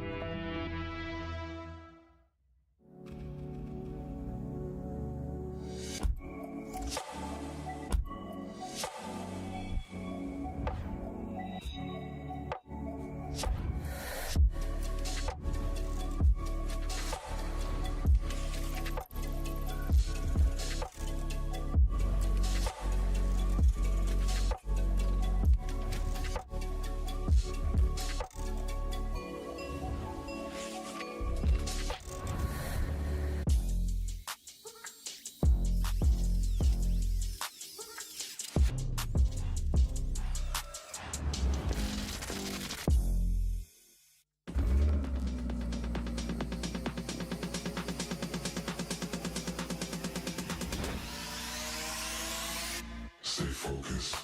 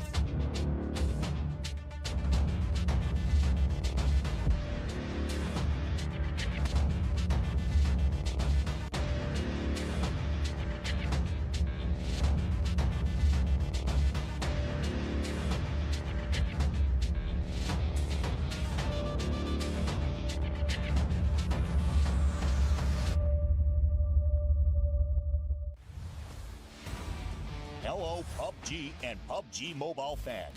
Thanks to your passionate, unwavering support, we've been able to grow tremendously on the battlegrounds of PUBG and PUBG Mobile. To give back to our fans, even in a small way, and to present you with a brand new experience of the #1 Battle Royale, we are bringing together PUBG and PUBG Mobile and uniting them under one stage, PUBG United, launching in 2025. PUBG United's journey begins in Siam District, Bangkok, where the tournament will be held this November. Around Siam Paragon and across the city, you'll discover PUBG experiences that you can't take your eyes off. You can also experience the PUBG United Fan Zone, where you will find booths dedicated to PUBG and PGC, as well as PUBG Mobile and PMGC. There will also be special collaboration pop-ups with global brands. A variety of PUBG-themed events and hands-on activities are waiting for fans to enjoy to the fullest, so be ready. For online fans, a special website will open, bringing together every moment of PGC and PMGC so you can enjoy PUBG United anytime, anywhere. For the first time in esports history, PUBG Global Championship and PUBG Mobile Global Championship will unite on a single stage. Starting with a grand opening ceremony on a massive scale, each day brings new and exciting moments. With that energy building up, the intense grand finals of PGC and PMGC will come together for the first time in history on one united stage. On this one-of-a-kind stage, the world's top players will battle in back-to-back grand finals, offering an experience like never before. One world, two champions coming together in a truly historic moment. November 24th to December 14th in Bangkok, Thailand. Come and experience PUBG United to the fullest. We will continue striving to be a PUBG and PUBG Mobile that never stops working hard for our fans. Thank you.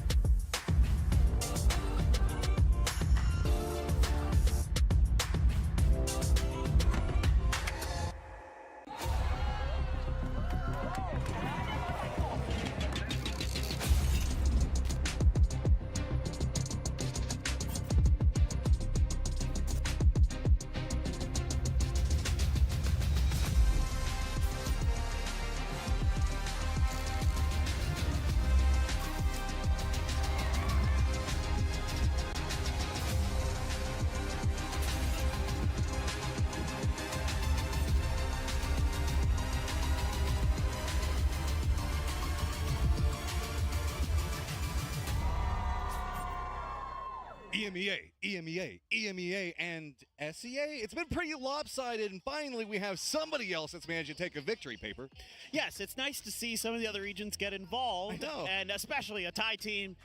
What better way to kind of kick off the grand finals for PGC than to get a win from Full Sense, who has really showed up today overall.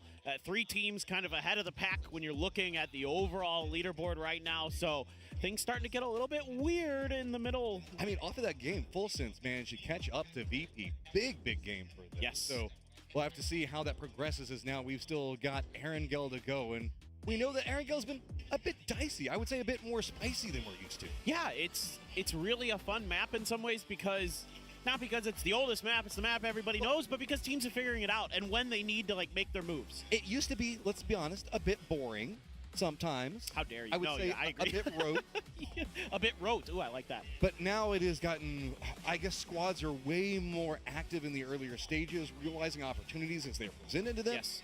And it's really kind of transformed how we see Erangel. Absolutely. I mean, teams and coaches and everybody involved is starting to understand that taking high percentage plays when possible is basically always the move, because every kill point is so precious and it opens up space. It weakens the other teams around you. Like, there's so much that, you know, if you find that player or two who are isolated from the rest of their squad, then you can bring to bear onto them a good fight, a clean fight, then that is such a huge advantage to you that it's impossible to play safe. I'm intrigued about T1 because T1 was playing hot drop into hot drop into hot drop in the group stage, performing incredibly well. They're still doing well. Yeah. But you would think that now, no longer having that just monkey on their back, they should be able to just go crazy, and instead it's been way more quiet. Yeah, it is a bit interesting. I mean, they've had a couple cool moments, obviously, on Rondo there. We had the stairs incident with the Falcons, but it seems like a couple of the compounds and a couple of the splits they're trying to go for early are getting punished by some of these other teams. So this is probably something that Sonic is already talking about with these guys, kind of thinking about, hey, if you're going to be given center circle, you know, you guys might need to be a little bit better about making sure that you have vehicles in the proper positions to either escape or bail out your teammates. This is overall very interesting, because I always love when we get to PGC Grand Final stage, because we get to see the cream of the crop all finally coming together, and the meta continues to evolve just a little bit more at this point. You know, like earlier in the year, we were seeing a lot of edge fighting, specifically around like circles 4 and 5. Now we've seen just this massive spike in kills happening at Circle 4. Sorry, I was laughing at Tanvu. No, you're absolutely right, Matt. I mean, I think there's such a good balance of different teams in this lobby. I mean, you have teams that like to play edge. You have your Expendables. You have your Namiga. You have Ozla, FN, who are very content to play wide splits on those edges. Then you have some other teams that are happy to play center, like your 17s, you know, that really kind of create this nice mix, this nice melting pot we have. Eyes over to BB team as well as 17. Again, early PGS victors. Pesto is just staring into our souls there. The games will start whenever I will. If they die, they die. No headphones on yet, so that usually means it's going to be just a bit longer. We're all just a bit on this technical issue ride for just a little while, figuring out what all is going to be going on. We're just a bit blind as well, so once we get any information, if it is pivotal, we will relay it over to you. Yep, as soon as we know something, you too will know it. Some of the players starting to think about putting headsets on, so I think maybe, hopefully, we're not too far away from getting into Erangel for our final 2 games of the first day of the grand finals of PGC 2025. Man, it's been a hot start so far. Erangel certainly is going to deliver, right, Matt? You have to think so. It has been a ridiculously brutal format to get to this point. We were seeing squad upon squad getting eliminated through the group stages. Those last 2 days were just, lack of a better term, absolutely explosive. Then we went into the last stage where everybody was just trying to play their hearts out. We saw the return back in of Na'Vi really stepping up in a big way for themselves. And now it's all kind of coming together, and you can see everybody's starting to get feelers on each other. That's because we still have to remember, Group A and Group B haven't even fought each other until this stage. And so instead, it's still kind of jockeying to go, okay, how's this going to work? As now it's going to be a lot of information to get together and move into day number 2. Absolutely. And even though these teams, yes, have played each other a lot otherwise in PGSs and things like that, it still isn't the same because everybody's making changes. Everybody's adapting game to game. Well, we're adapting as well, and we have adapted to all the fixes. It looks like it is time for Erangel to kick off. Let's get into it. The plane path, ooh, pretty eastern here from what I can see. Teams are going to have a little bit of a struggle if they want to go to the western edge as we look at some of the cool cars that you can get. And the Porsches. And our awesome. MVP. And our MVP gets one. We got one sitting out front in the fan zone area. It's pretty sick. Yo, I'm going to camp that thing. Whoever gets MVP better watch out. I'm coming. I don't know if you can hot drop in real life, Paper. I think that's against the law. Is it? Maybe. Oh, probably. Maybe. Who knows? You can't stop me. The man can't keep me down, Matt. Oh, the Porsche changes everything. Yeah, it's everything I've wanted. I don't even own a car, so I don't even know what I'm talking about. You were all about all the Korean teams. Imagine if a Korean team gets it, and then you have to take down. Oh yeah, then I'm like, yeah, Salute. I'm like, where's your house, Salute? Like, where do you Let live? me come over and visit. Yeah, I'd love to come see you. Like you're talking about with the plane path. I mean, unless you're going for a far western drop, it looks like you might be going for some secondary drops. T1's going to get themselves the Asnaya after having to deal with all the hot drops going into these stages. BB is going to be around that lower Milta area, so they should be pretty fine. While in Milta proper, it's going to be E-Arena. No lean getting a bit of love, and it is going to be Ian that takes that one away in full sense. Just got to watch. Yeah, it is going to be the Millie Circle, so Bagopot, FN going to have their choice, their prime positioning, wherever they so choose to let themselves set up shop. If I know FN, they're probably just going to fan the heck out around that radar tower. Bagopot probably something, maybe Western military base or Eastern military base. They've got there's so many options here. A little bit of an improvisation that's going on with Falcons, who went to, I guess, Ice Chest. That's just going to be north of Western Bridge, coming over Milta. Not Milta, sorry, over Military. And looks like they're already going for vehicles. They might be just saying if they can get a little bit of loot and maybe get themselves in the circle early, but I don't know. I'd love to see Falcons split here with their loot, send 2 players over the bridge early to go towards those crossroad compounds. Now, there could be a world where Bagopot is there, but because the circle's a little bit more east than west on top of the military island, I think you've got a good opportunity here to maybe suss that out. Belmoth just running. It's going to be about another, I don't know, 20-ish seconds before he manages to make it down to no lean with everybody else. The Expendable is going to be one of our most western teams here. Really just going to be Namiga and Crates, the only ones further west than that. All right, this time Expendables, don't run into stuff to knock your player. Just take it easy. There's brakes on those cars. I know you don't like to use them. There's no brakes on the Expendables. They just got to go. That's true, dude. All right, never mind. I take it all back. I don't want to see the Expendables have breaks. I want to see them just go. Are you trying to change my boy Duck Juice? Never. I would never, ever want to change Duck Juice because he is one of my favorite human beings. He really is. He's always so nice. And he's like always like interacting with all the different teams. He's like one of the, I guess, the gels that holds the community together in certain factors. Is Belmoth, you've done it. He's made it. Welcome to the party, pal. No loot, no nothing. I mean, who wants the upper area of Stolber? And they're immediately doing an emergency pickup. So I guess get what you can and go. It's about all you can do. The thing is they're going to be a little bit late getting to that island. So that time that they have to wait here is going to cost them, I think, a little bit in terms of getting to where they want to be. Maybe they could have popped the E-pickup a little bit sooner. But, yep, there you go. Got over it. Got a Bison. Good enough. Let's go. Let's rock. You know, you're going to be early enough, though, that you're going to beat the majority of teams. So should be something for you to utilize as FS. Squad's already down on military. E-Arena just crossed the eastern bridge. Alice is going to be coming up back behind them. Evan Pochon, of course, big up that we were talking about beforehand. Falcons did opt into an early rotate. Na'Vi is going to drop all the way down to the south. Really get themselves right up against the coastline. Want to make sure that nobody's back behind them, so that way they can just walk forward and murder the world. Yay, murder. I mean, look at this. So sad, 13 kills. Hakatori slacking. Yeah, man. He only just puts out crazy amounts of damage. But it's been Sosa's day. I mean, the best day we've probably ever seen from him, and what a time to show up, you know, at a PGC when everybody's kind of got eyes on one of the players on your team, and you're the one who's shining the brightest. Got to love that for Na'Vi. BB as well into their E pickup. They're just going to be like right on pace with FS. It's like neck and neck with their helicopters. This is interesting because there is a timing differential that has to happen with these helicopters. It's just that BB was so much closer to the circle that's allowed the helicopters to cross roughly the exact same time. So we're at a full across the streams moment with Navi's going to be right down below them. We've got ourselves Heather, kind of curious to see what's going on with T1, who's presently in 5th place. And now we're with Heater from T1. You clutch 1v3. So that's up, annihilated the team Falcon. So I would like to let you bring us through that. So how do you pull it off? 팔콘 상대로 1대3 상황에서 이제 다 잡으셨는데 그때 그 순간 어떻게 하셨고 그리고 어떻게 해내셨나요? 그냥 무조건 죽는 상황이었는데 운이 좋았던 것 같고 반대로 한 것 같습니다. At that moment, you know, I thought I was dying, but I guess it was just good luck. Really? All right, so hope the luck's still with you with the rest of the game. So cheer for T1! While that was going on, it does look like Aslan and Evan Pochon have bumped into each other. Full Sense is going to be pretty close to Begapa in military itself.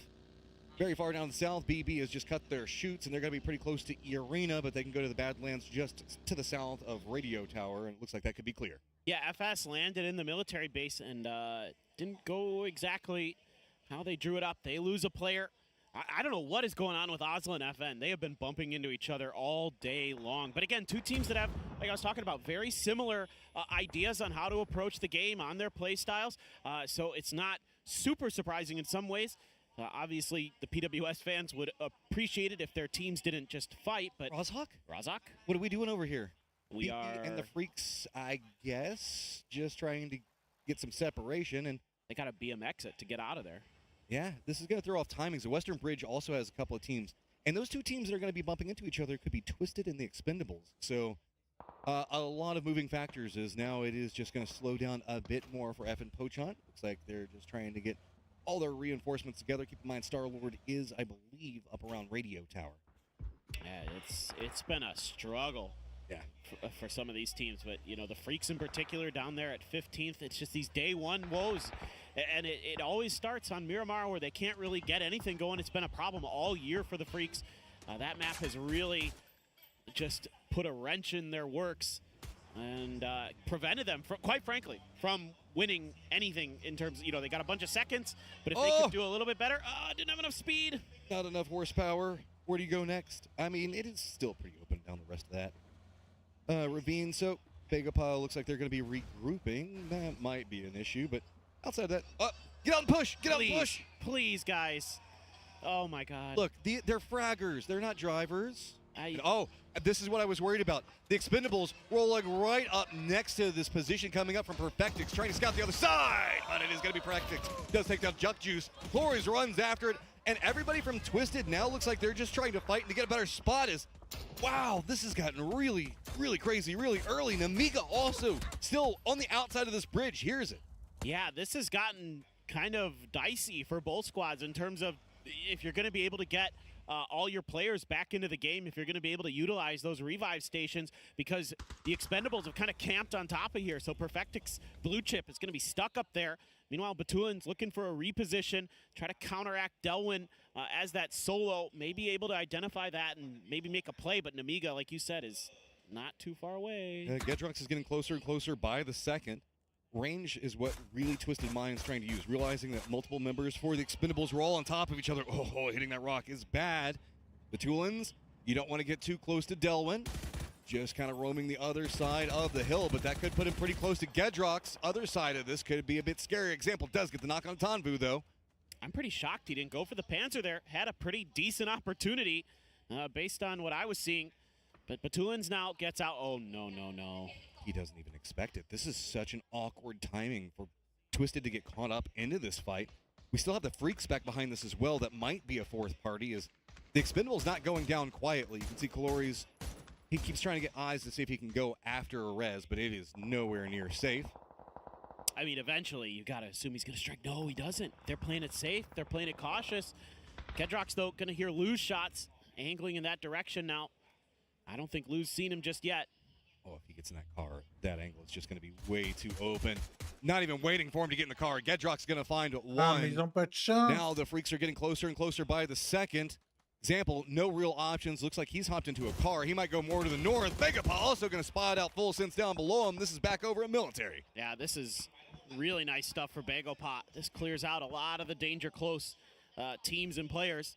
Makes it a little bit easier to potentially make that southern shift if they need to, as the circle has gone that direction for now. Still a fair amount of water here inside of it on phase 2. So could still keep a lot of that water in going into the next one. Delwyn still with the Panzer and the M4. Pio, though, jumps off the tower and gets punished. Thanadol was waiting on that one. Pio was being a pest on top, but Little Ghost gets the knock on Thanadol. That's going to make this a bit crazier over here. As a Pentagram also going to be in vehicles, rotating pretty close. That's going to draw a couple of eyes and pull a couple of shots away. Now, everybody's had to recommit to this bridge firefight. The Freaks have decided that they don't want to have anything to do with it, but we now have Example that set up a new position to try to eye what's going on with Glorious. As Twisted has realized Namiga's positioning, they're just going to try to brute force their way through. Yeah, absolutely. The new Bolt God, Aduzi, found another one for BB. As Zenith going to see T1 over to his east. Just taking a quick look at him. Namiga has some grenades underneath him. Delwyn trying to hold on, do whatever he can, but it's too bad. So sad, as the grenade from Leosh is on the mark. Makes this a very scary for Glories. Twisted already knows where he is. He really can't get out of that point. Batulin's letting Namiga do the work, but that has slowed down their rotate. His BRDM still a problem, but he still has to make a cross. This is all kinds of bad for everybody that's over here. The Freaks have managed to avoid this. I'm kind of curious if the Freaks are going to try to take the ferry or what their plan is, because right now they're sitting out on the coast just sort of looking around, trying to figure out if there's any more teams around them, I suppose. T1 angling in a bit above BB. Oh my God, a couple big headshots land with that barrel spray, and there's the knock from Maladoct. Great shot from Maladoct. End down, but I think he's resable. It's going to be the other side of the hill, so should be safe-ish. That was nasty shooting. Absolutely filthy. BB very unhappy in their 12th place position right now. As they also spot out Glass. Glass is going to have a lot of different problems as T1. It's going to be right on top of him. Raining's going to be the one to get the knock.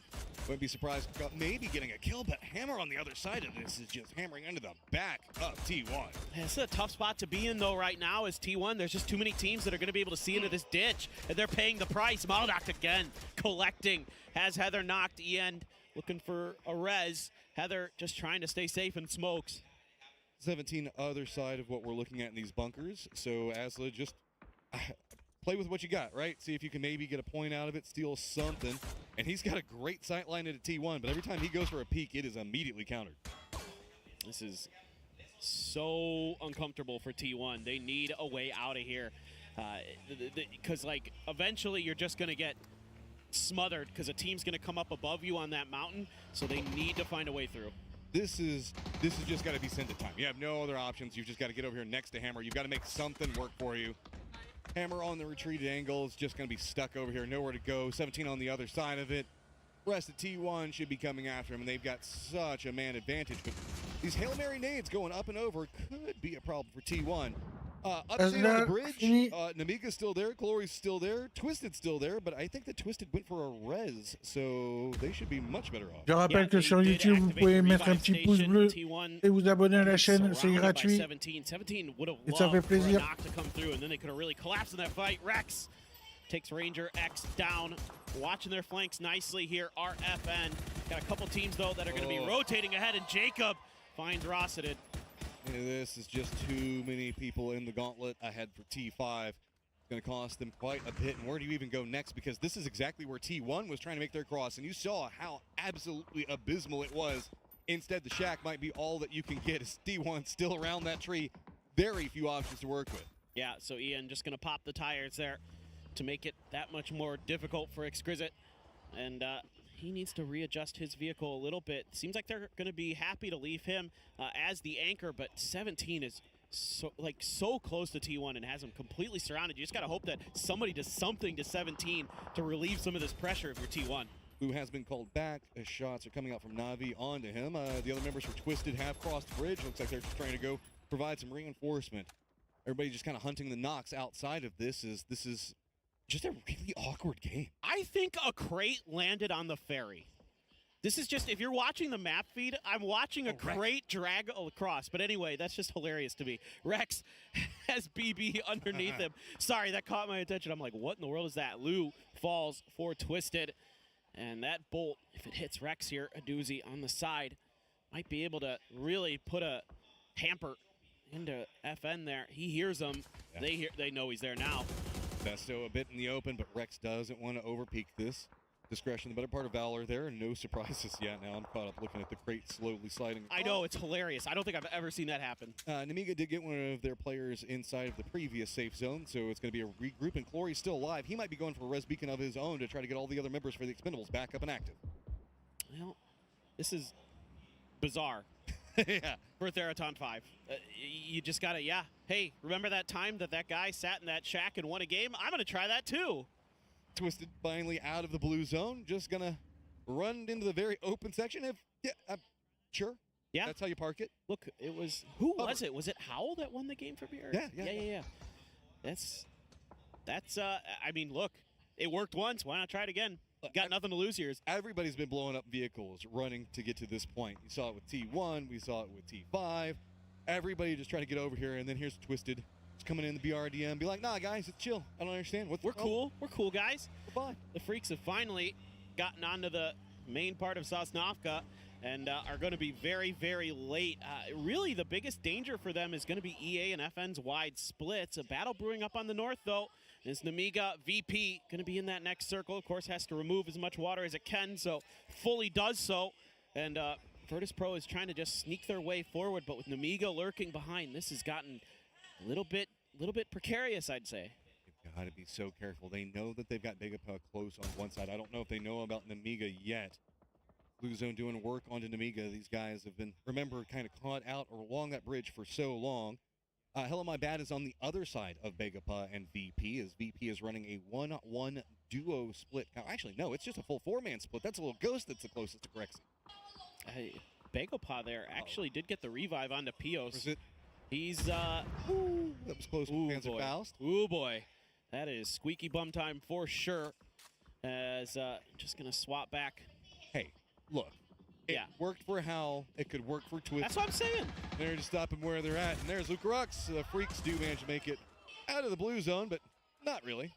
So I was saying that one way or another, they were going to have to cut through somebody's wide spread on the edge because both EA and FN had basically cut off a quarter of the eastern side of the circle between them, and there is only one way, is to drive around the southern side of that mountain. Bagopot hemorrhaging players. They're going to lose a bunch. Gedrox from behind gets Beamy after Levante's grenade, but now the rest of Virtus Pro putting their attention fully in towards the Miga. And let's add a new contender in Tanvu, who is now landing right on top of Begapa and trying to go for the tower, I think, to make some type of landfall. There's nothing up there, really, but hey, you're here. Welcome to the party. Hello, my bad. Other side of Begapa. And Lukarux being the gatekeeper of it all. Yeah, as you can see, they're trying to fight a couple different battles here. VP getting harassed from behind by Namiga, trying to really deal with Begapa on the other side to open up a little bit of extra space. A couple players up ahead of them. In terms of 17, still pretty fanned out across the military base. I mean, they got a couple bunkers under their control. Xiao Bei's getting in his car to regroup with the rest of his team. Another big fight is starting to brew to the south, and that's going to be Na'Vi and Falcons pretty close to each other. So there's just not a lot of space in the southern section. It's just too open. That's why we see a lot of these squads right on top of each other on military itself, already going for plays onto the bunkers, and even Twisted just going for that gatehouse. Begapa realizing too hot. Instead, let's just see if we can sneak by. Issue is there is just 17 all over the west. Yeah, to make matters worse, saw a headshot land onto a con there. So, yep, he's just one more tap and he's done. Park Pro immediately switches over, knows his teammate is dead, tries to find some level of safety, does by the oil derricks, but for how long? I mean, it's in the circle, and it gets you away from VP. VP was being a big menace over there. Hello, my bad. Still going to have to deal with him if he wants to regroup with the other members for an Amiga, as a 2-2 split coming up from VP, quite big. Glory's also going to be back behind this. All by his lonesome. I guess Tanvu did end up going down just a moment ago. 17, tons of vision, looking at Hello, my bad, and his life is pretty bad as he is going to go down. Yeah, and now it's just a matter of how well can 17 hang on to this wide split that they have with Lil Ghost and Xiao Wu on their own. Maladoc gets lit up by Leosh. Now Zenith's turn, puts him on the ground. Looking for the flush there, RFN. Still a lot of players in front of them that they have to cut through. Yeah, this east is going to be really hard. It's going to be that really rocky area coming out of radio tower and satellites. BB has the inside track position for it, but that's just going to walk them right down into the open where Twist's already set up. Evan Pochon going to be back behind BB, and E Arena down to the south also could maybe go for a similar pathing, as it's going to be still Na'Vi and the Falcons to the south, making this even more, I guess, hazardous for E Arena to approach that direction. Absolutely. And there's Xiao Bei doing God's work, but Park Pro actually going to steal that point. Nixie goes down for VP early. They are just trying to get into some level of safety in this circle, and then they've got Namiga shooting him in the back. Levante there with a Dragunov trying to light players up. Corexi trying to do what he can to hold the line, as FN now going to have to make their move. Oh man, you just got to send it, and where do you send it? If you go south, you're going to be running right into E Arena. A doozy is also over here still for BB. Looks like Jacob Nuren's going to spot the very front end of this, but can't go for any other shots. The hillside going to be enough to provide some cover on one side of it. That's just going to open up to Exquisite on the other side. Zenith has to just run up this hillside. That's going to put him right next to E Arena, but luckily Evan Pochon has spotted Gedrox on the other side of this. For Namiga making the push right after VP. This is going to be the bunkers firefight. Yeah, oh my God, FN here actually winning this fight against E Arena. Now they could turn around and start taking out the other two players. They drove right in the middle of them. Gedrox at least going to be able to clean up one. The grenade there right next to Corexi only does 32 damage. Not going to find the knock, so Levante wants to go for the molly. Players out in the open, players dusted. Not done yet. FN still has to get in the circle, and it is scary, scary to get there. Namiga getting up on top. The bunker's feeling a lot better about it. Corrects the last one up. He's finally going to go down. Levante's going to be the one to take him out. So bunkers to the north has Namiga with a little ghost right down in the lower section of it. Other side of it, just to the south, is going to be the other members for 17 with T1. Remember how they had that really awkward drive down that road and ended up right next to the fence? Still alive, still kicking. Pretty good spot now, too. Yeah, FN are on the warpath. They've got 11 kills already. If they can, oh boy, just block him in there. You cannot leave. This is trapped. This is no longer a game for you. Okay, Na'Vi realize the threat close in. FN back behind him. They have to focus this direction. That's going to allow some more movement from Falcons. No backstab potential just due to the fact that this is a bit higher up, and they have left Soset behind. Breakers does get the knock onto Extends. This is going to give an opportunity for FN, and look, here comes the Falcon. Soset's got to fend. Yeah, the Falcons got to capitalize onto that knock. They know that they've got Na'Vi weak. Another good grenade from Breakers. Gets Hakatori. Goodbye, Breakers. Absolutely slaughters Na'Vi. 8 kills for him in this game. The young gun, the rookie, Showing up big at PGC. Sosa did get the knock on Shrimsy, slowed down the pacings. Oh no, you get the gatehouse. But at what cost? Besto is going to go ahead and take your BRDM. So does that make it a BBRDM? It does. I think so. I think you have now coined Tig! it. Oh, Tig.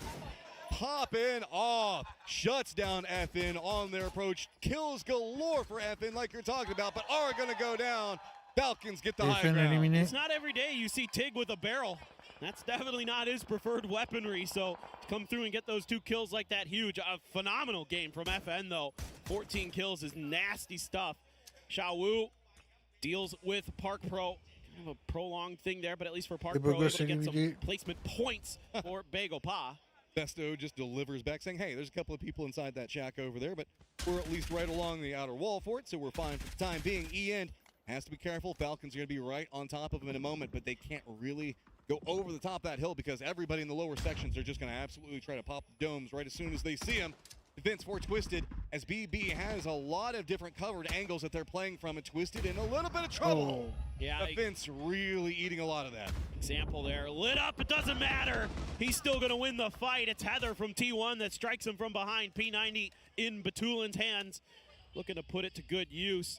First though, gotta get the res here onto one of the best fraggers, if not the best ever touched the game. An example, and it's a swing in from a doozy, and it's shut down, maybe?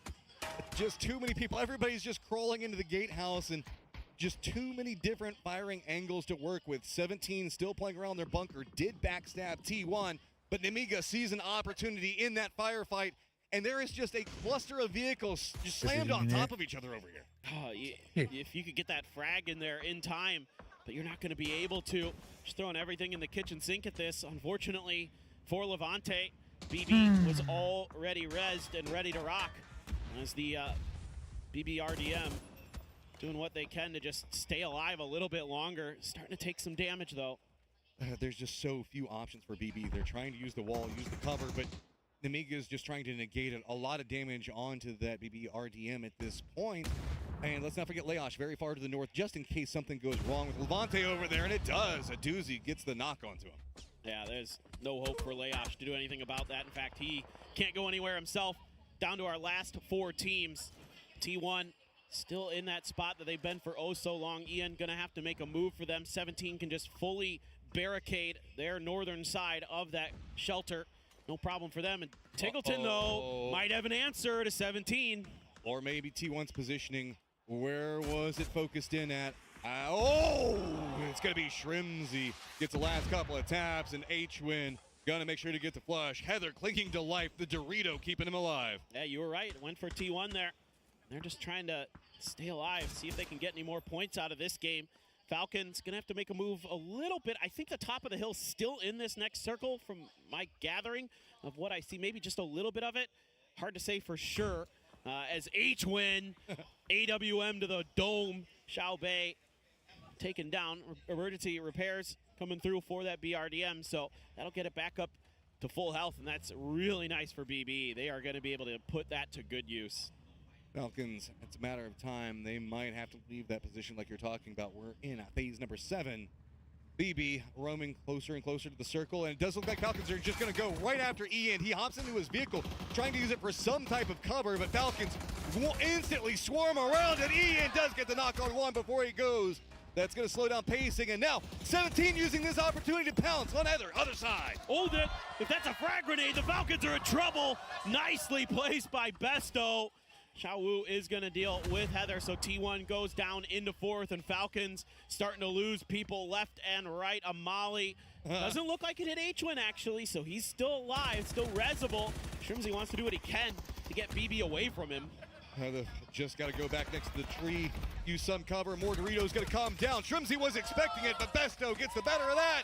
And that is going to be the Falcons going down. BB on a rampage, just running around. It's just them and 17. Yeah, is this going to be enough, though? Still a lot of distance to cover, so 17 can put a ton of bullets into that BRDM as they try to drive down the street. And they got the Panzer. They could finish it right here. Oh, just waiting for it to set. 8-time next. 17 picks up a big game. Big smiles on 17's faces. just did a great job controlling that space around them in the military. Those early splits they took, a 1-2-1, worked a treat. Nobody gave up anything to anyone around them. That is the steady, stalwart 17 we've come to expect. Our early PGS winners for the year, all the way into the later stages. And BB team, that was just crazy, the amount of influence that they were having on that game in its entirety. I mean, early on, some of those shots they started hitting, you could tell they were feeling it. Some interesting decisions there to steal that BRDM. Really liked what BB was doing. I mean, we even got a bridge camp, kind of. I guess maybe more of a lighthouse camp. That was just a nuts game.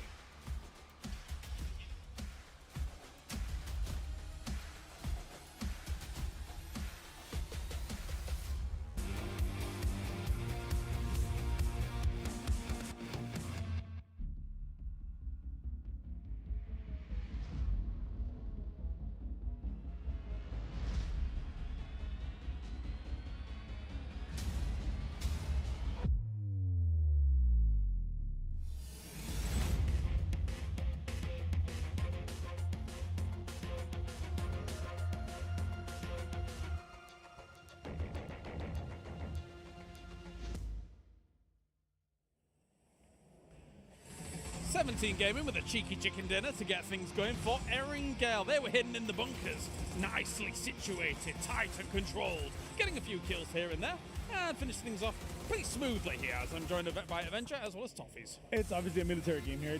It's often a rough situation for a lot of these teams, but 17, they were spread out to begin with, and then they took control on the southern side. I will say this, though. I do love the Falcons' attempt to take over the ditch, to have a chance of approaching that.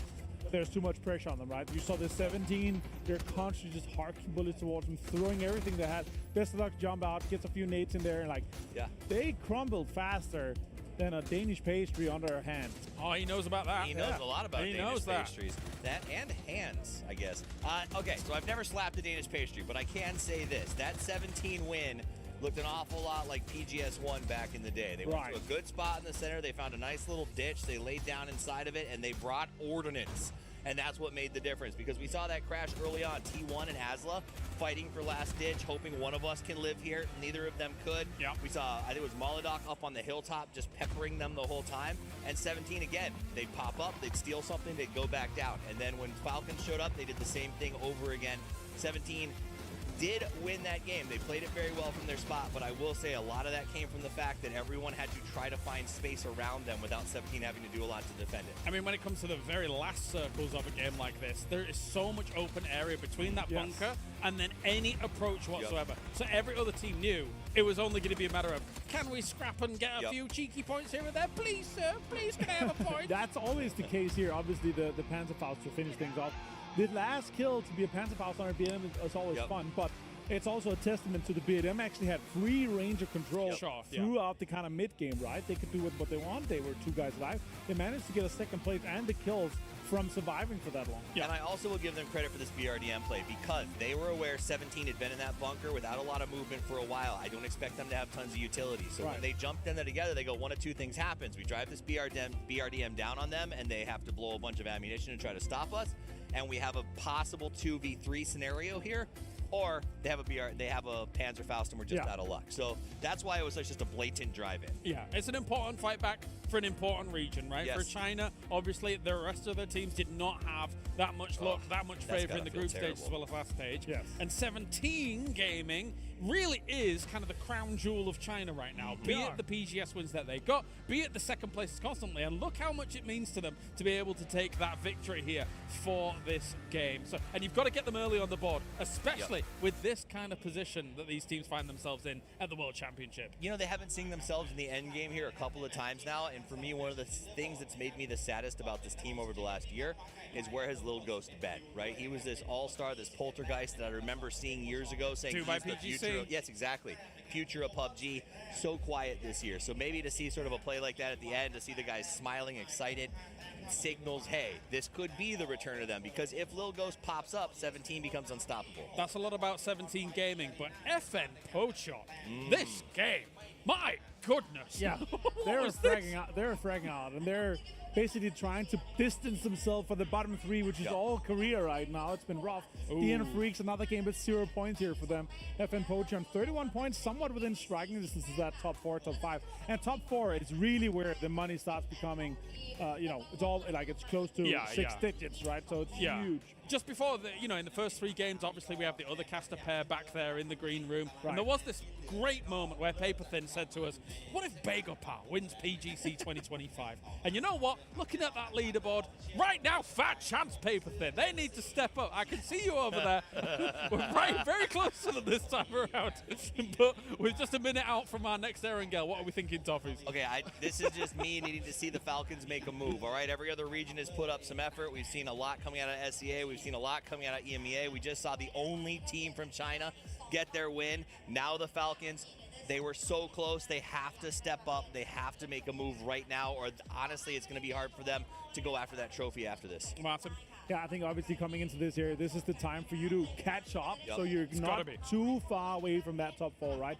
So you got to have a good game right now. Obviously, everyone has to do that, but you have felt the lobby. You feel what everything is kind of happening, and if you're not able to adapt on the fly and get ready for this last game and make sure you get some points, you're going to be left in the dust because our very top dogs have been establishing a huge lead so far. Sometimes those top dogs play a little defensive right now. Take advantage. Aggression and sponges come thick and fast here at the grand finals. It's time to head to Erangel one last time for day number 1 as we hand it over to Matchroom and Paper Thin.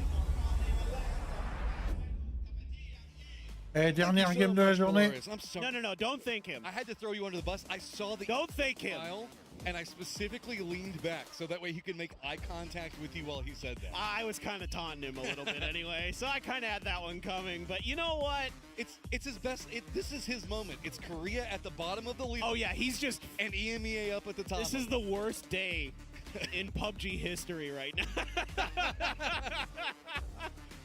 Well, let's see how this last game can maybe tilt the tides for some of these squads as this plane path over Lippo and ending around Primorsk. Yeah, I gotta let him get it in while he can. Korea's had a lot of success in the past, so I'm just gonna let it go. I don't want to see another. That doesn't know. Galaris has a Korean player on his squad. Oh well, then he's just gotta shut up. All right, I'm curious about the circle because I do not want another melee-based circle, please. Can we go? A lot of them. I want to see an Everest finish, but yeah, we'll have to wait and see. I demand something exciting. I demand entertainment. Circle. Okay, that's Go fair. center. That's totally fair. I'm fine with that. Twisted Freaks are feeling pretty good. 17, of course. Fans already going to be happy down in Pachinki. Red Zone and Typer kind of close to each other. I think that they were both going for the car at Heaven. I think you're right. Tiger. Whatever. You know what? You do you, man. I'm not judging. I understand why Korea does that. Because you have a player called Heaven, and that's got to get confusing. Oh, for sure. Well, it's just they wouldn't call it that because it's not a word they use in Korean for that. Like, in a lot of FPS games, like the high ground of whatever, if you're playing a tac shooter or whatever, it's Heaven. But they don't call it that. I don't know. What's interesting, though, is it's not very high on the map. No, it's not. It just kind of got named that, and it just stuck. Yeah, I don't know why. I'm not. Well, it was originally because there was nothing else around it, and it just kind of raised up out of nowhere because it was that and Mansion before we got like the. So that's why you guys call it Heaven. Okay. Because it just was this rock that just kind of jutted up, and if you got to it, you won, and it was great. Yeah. Meanwhile, Sky Garden, it was just like, well, it's kind of in the sky, and it has a garden on it. There you go. A bit more logical, whereas ours is just alliteration. Yeah, that's true. I like that. Same ways we call Everest, but it's not the highest. It's the second tallest mountain on the map. Yeah. Ugh. We should call it K2, but there's a K2 in Tego as a gun. But you know what? It's not on this map, so it should be fine. Everything's fine. Uh-oh, what's not fine is Namiga. Big shots from DL. Oh, no. Doesn't have a lot of ammo. Hell am I bad down, and he wants that flush bad. Yeah, this is not good. Namiga there. Gonna lose a player, and DL trying to make some plays. Oh my goodness, that was scary there for a second. Why are you even here? Great question. I was actually just asking myself the same thing, Matt. But I suspect that there might have been a conversation. So the Freaks in PWS, when the games weren't going the way they wanted, the way that they would counteract that to try to get themselves fired up was they would do crazy crap. And it was often DL leading the charge. Like there's this great highlight from the last phase of PWS where DL is chasing people down right around that bridge over by South George. And he, killed a whole squad basically. So like this seems to me to be kind of like an approach that the Freaks coaching staff has when things aren't going well that they need to lean into.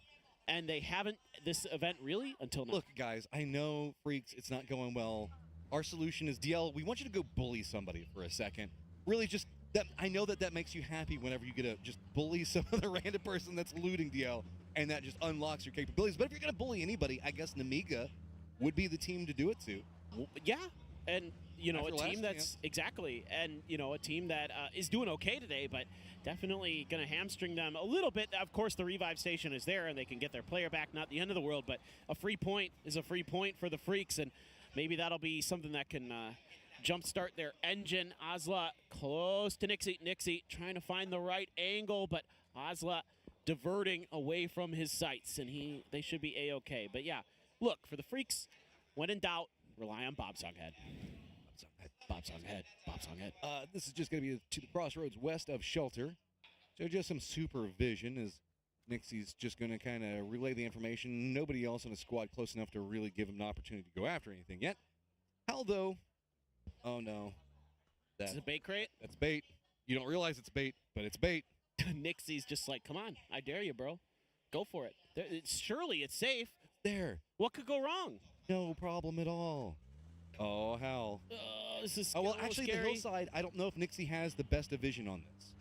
Hard to say. I need to see Nixie's. Actually, you might be right. It's gonna be just a bit too low. See the way that the hillside gets there. Nixie does realize it, but he just can't get there fast enough to really pounce on. I think somebody else might have been shooting. I think it's T1 who actually might have had a bit of an angle in there, but I don't know if that's the MG3 is a gun that Howell prefers or not, but for sure going to take the level 3 armor. Of course, here comes VP. They are still just kind of sworn this. Nixie undetected. That might give him the opportunity to steal this away. But Howell keeps driving. Oh, he's safe, I think. Too many Asla players around him, too many targets, and he does know that there's only one player for Asla over there, so the other members for VP are just going to run right in after this. Hammer's in some trouble, realizes it, just trying to get out. Look, everybody from VP instantly lands, using the rock right on the side of the wall for cover. Hammer just doing it to VP right now. Corexy around the other side, takes a ton of damage, but he does finally take down Hammer. Okay, here comes Howell. Corexy given just enough time to get that first aid off. A pre-fire. He just barely gets the second headshot. Howell finds Corexy. Under pressure himself, though. Here comes T1. Just jumping in, stealing what they can. Type's at least going to get one of them. Ian's going to get Hal. And this has just gone bad for everybody involved in it. Other than T1. T1, oh, yeah. I mean, they weren't really involved. They were just like, oh, hey, sure, we'll take that. I suppose that how much you consider a percentage of the word involved. Which I don't know. Now they are, because they really want Hal. Hey, every point, man. Hey. Every point. There is not necessarily as big of a jump up as there was. Navi was they were just rampaging lobbies. But you can see that our curve of points distribution has kind of evened out. Not quite so top-laden right now. As yes, we still have a drop down of about 14 points from Navi into VP. But VP going down early does mean that this is big for everybody that's in the chase. Absolutely. Kedrox, I have to assume that that's where he landed after they revived him. Thought maybe just go back into South George or something, but or maybe they sent a player out. I can't remember off the top of my head. Maladoct, dude is hitting some sick shots with an SKS and I think it was a barrel on that previous map. So love to see that. That definitely makes my day. As FS has a compound, but going to be pretty far west of the center of the circle. I mean, they're just playing the compound south of ruins. It's tried and true. Everybody knows it, and it's going to be comfy. Falcons did jump in back behind 17, who did go into the compounds that are just to the north of Pachinki, so Falcons now has Pachinki itself. T5 roaming pretty close to Rozhawk itself, as Star-Lord's going to go ahead and pull shoot, and he's actually just going to go back after farm. Nobody else really around over there. Yeah, you're right. This is Pretty safe. Yeah, he's going to see literally nothing. He might see the very backside of the arena. That's about it. That's all that he potentially could see. And Park Pro didn't see that tree either. But hey, look, sometimes the trees just pop up out of nowhere, Matt, okay? I'm telling you, Erangel is covered in ints, bro. They move around and they run right in front of the player, catching them off guard. They're slow to move, but they do maybe. But when they finally decide to act. Yes, exactly. Where Pippin and crap, I can't remember the other Hobbit's name. All of the Hobbits. Do you know him? I don't remember. I'm not a good Merry. Lord of the Rings guy. Mary, thank you. Because good old Sam's hanging out with Frodo. See, the other two I knew. Ring bearer. Yeah, those two I knew. They're the famous ones. Hot takes from a book from, I don't know, like 80 years ago, something like that. Yeah. Older than that, maybe. This is a pretty cool game. That's why we're joking about Hobbits and whatnot, because nobody is even shooting. PO is getting a bit feisty around Pachinki. That's about the closest we got with the early fights that has opened up some more space in the circle, so everybody's pretty much playing down south except for T5. And it's just quiet. I always get nervous whenever we are in this phase and nobody is shooting. I know. Well, it just starts to feel like it's going to be one of those phase 4 shifts where 40 people die in the snap of your fingers. That was some nasty shooting from Hammer, by the way. Just bringing it down. Rip Gedrox, as that was the one of the moving factors that we were looking at over around Shipyard itself. But the Expendables going to be right on the edge of the zone with the way the new circle is popped. That means that Begaba, Falcons, and Namiga all have to move, as well as F and Poach on the other side. Almost everybody else, fine. Yeah, actually, pretty fair for most of the teams. Couple have to make moves, of course, but Bagopile looking for the wide wrap. Looks like they're thinking about the northern side coming in from there, looking to try to play a little bit safer. But yeah, oh boy. 4 teams all crossing similar hillsides. Asla is going to have some supervision. E-Arena is going to be coming up back behind this. Na'Vi spots out T1 on top of it. BB was going for the exact same point. And high ground position, going for rocks, opposite sides. Ian peeks between it all. Na'Vi in some trouble over here. If Ian can get some help, he could really ruin the day for the top team in the lobby. 2 players left. Hackatorian extends. Oh, I like this reposition from Ian, anticipating the grenade barrage and gets ahead of it. Other side spots out movement, but he doesn't want to peek the top of that hill just yet. Instead goes for some safety. Ian takes a lot of damage. Information fed over to Hackatori. Nade's going to come out. Let's not forget about BB. Also 17 rolls right through BB, and that means the fact that they can't third party. Ian is going crazy right now, and Rating shows up. Finishes what his teammates started. 6 kills for T1. Here comes 17. Right on top of Besto. He is just trapped over here.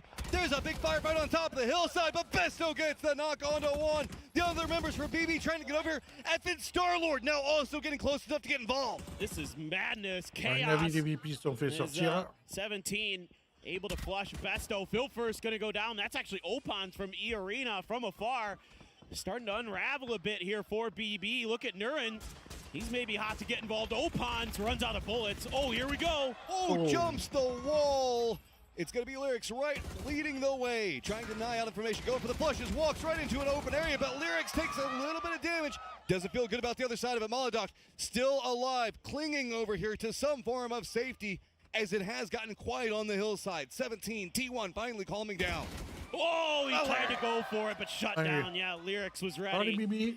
Molodok almost able to get some big hero moments in. Oh, but Asla, their vehicles, are they coming up back behind this as well? They know that there's a down member.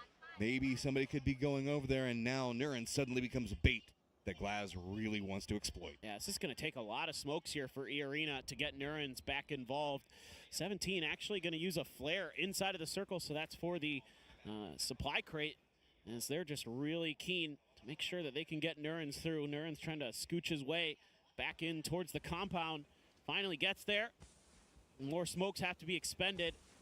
But I think, with the way that E-Arena was able to clean up the fight pretty well, they probably picked up more smokes. Number 1 and number 2 down on the leaderboard. FS in some trouble, so 17 really wants to see if they can separate out, get some more space, get some control over the circle, but it's going to be right up against T1 on the high side of that. Falcons going to be roaming in from the very far south.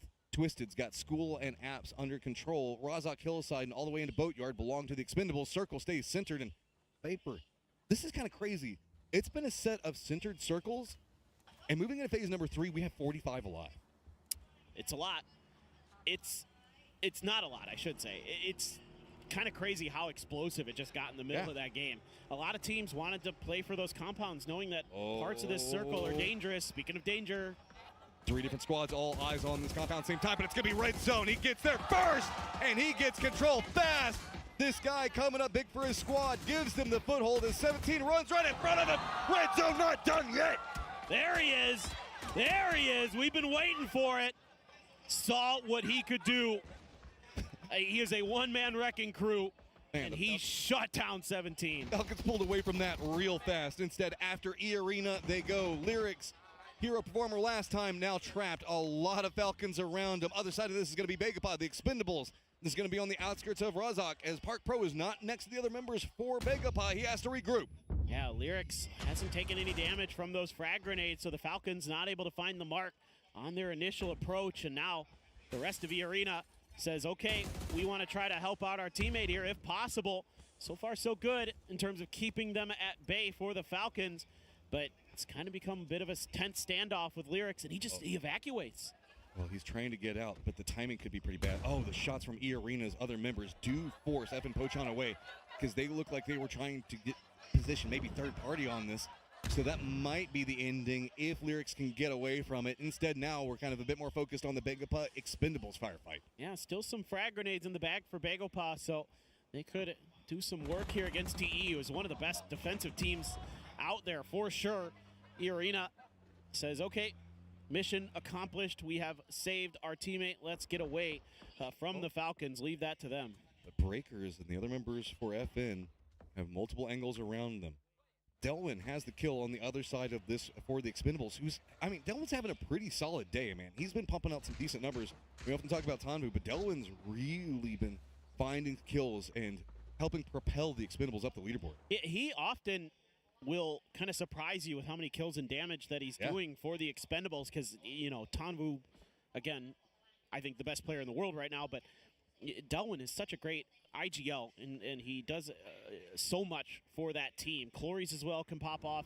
We know what Duck Juice can do on his own sometimes. Oops, I spoke too soon. I felt like this was going to happen sooner or later, but man, it is red.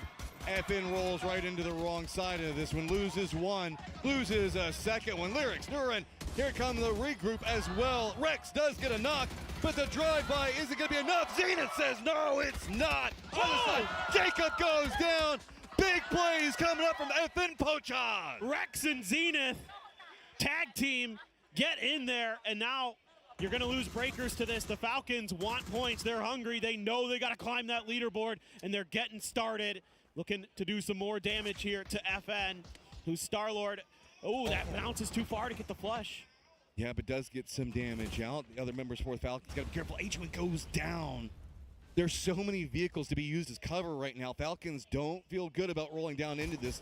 Tigga's actually still trying to control other side of it. T5 is actually going up the hillside very close to T1. Other side of this one, if T1 forces them to go down to the south, this could get really crazy really quick. I have to assume Rex hit a nasty spray onto H1 there. That was quite far to get that kill with the AUG. Star-Lord is available again for FN. Begopot is going to lose PO to a knock.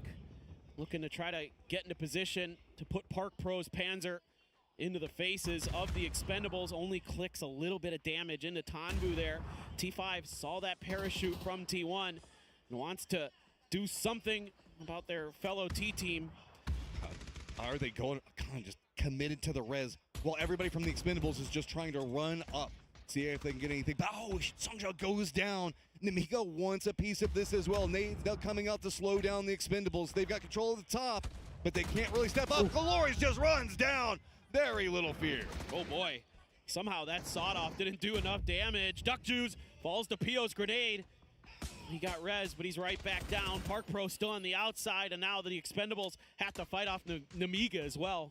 Park Pro seeing if he can creep forward, get a kill, get a flush, get something else out of it. He knows that Namiga's on the other side.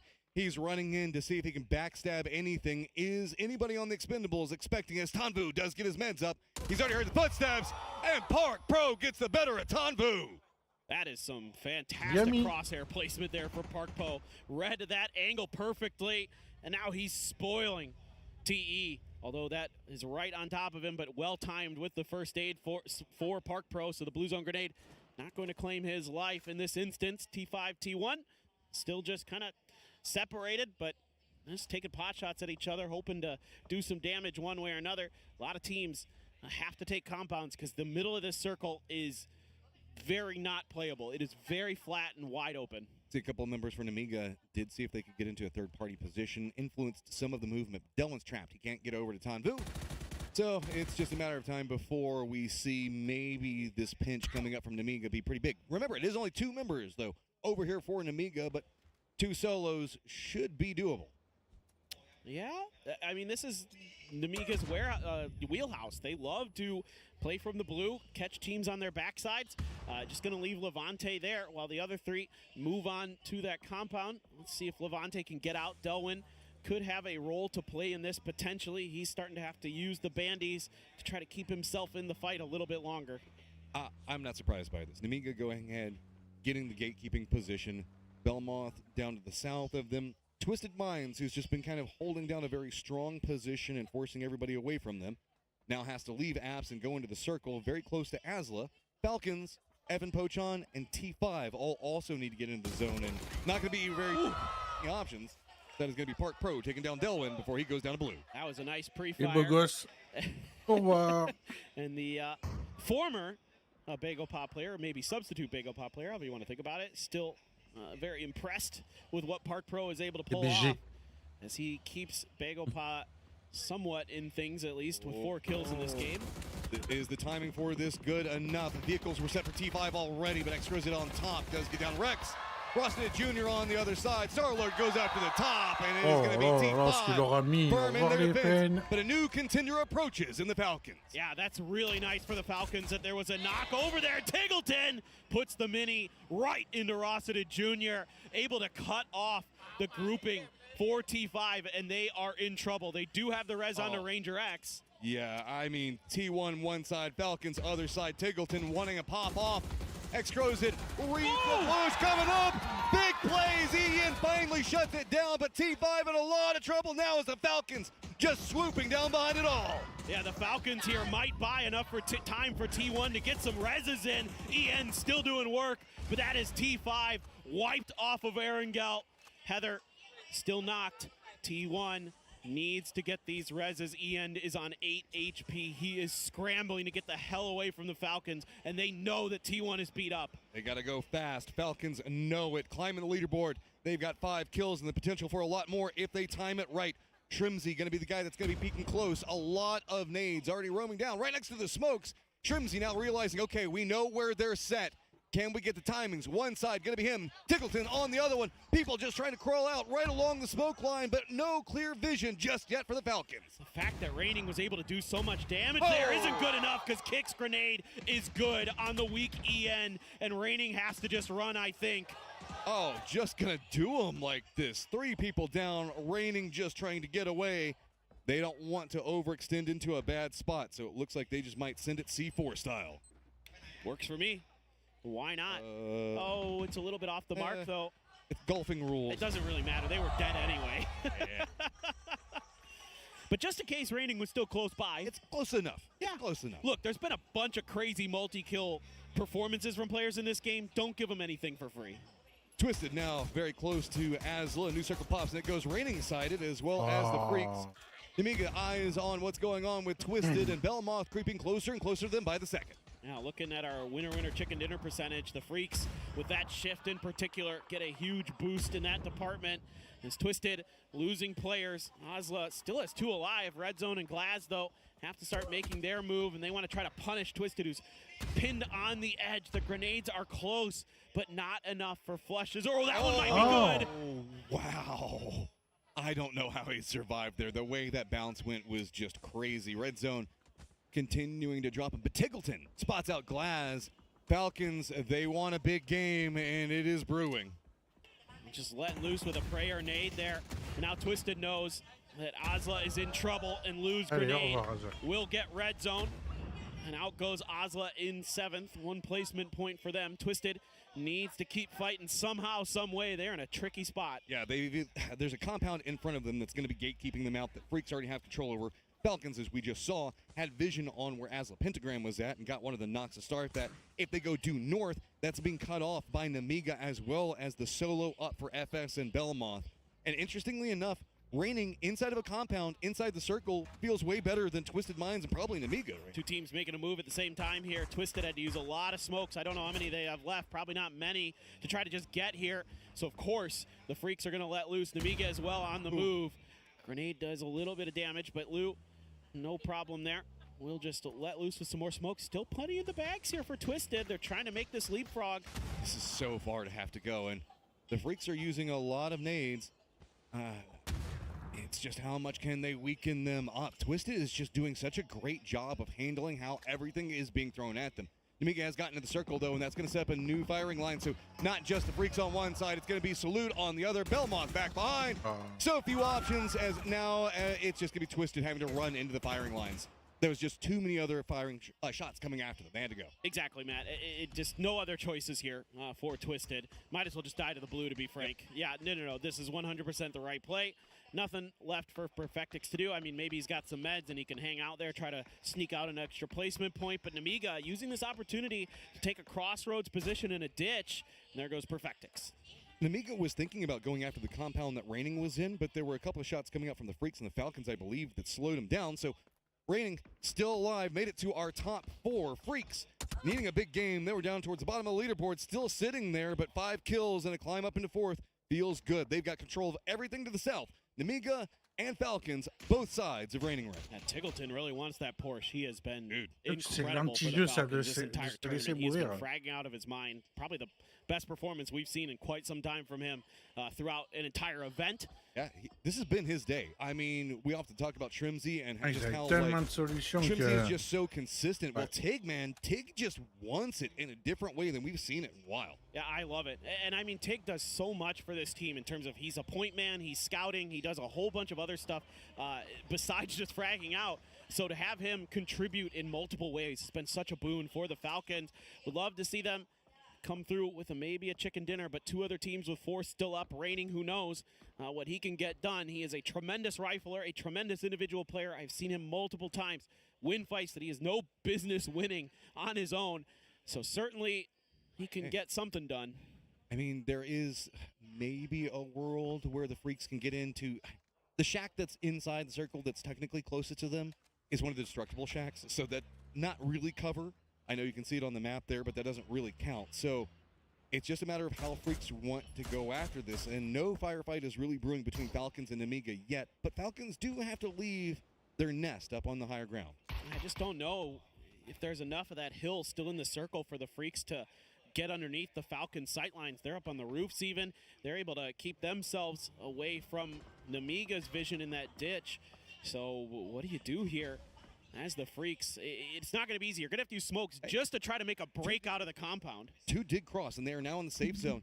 A distraction, a lot of smokes using vehicle, and now with at least some type of foothold, but the crossfire between Namiga and Falcons could be pretty brutal if the Freaks aren't careful. But, Leosh caught up taking shots at Trimsy, forces Trimsy away from the aggressive position that he was using to try to hold out the Freaks. You can see this ditch just is extremely tight in terms of where the Freaks can fit in and not get shot at, but DL responds to Levante.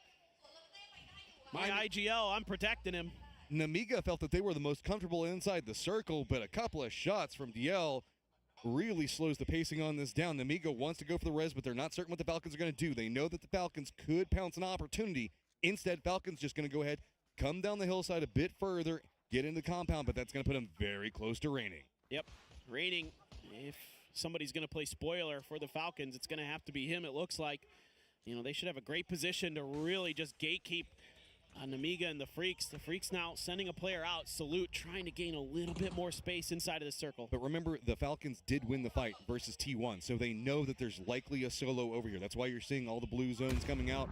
They don't know exactly where he is. They're coming down to this pretty blind. But Falcons distracted has allowed more movement for the Freaks down into the south to get into the circle, at least with Salute. Yeah, and this has given the Freaks a better position towards the edge of the next circle than Namiga has. Namiga has to make a big move. So this could give the Freaks at least, you know, a second place finish potentially if Namiga gets wiped out here by the Falcons. Reining's just like, please, please, Falcons, just keep them away. Don't let them see me. Oh boy, that AWM, scary in H-Win's hands. And that's a real problem potentially for anybody in this lobby that's left. Guess it's just going to be whatever cover you can summon yourself for Namiga. They don't feel good about making the push into Falcons. No surprise, because they're going to get ripped apart by Salute down to the south.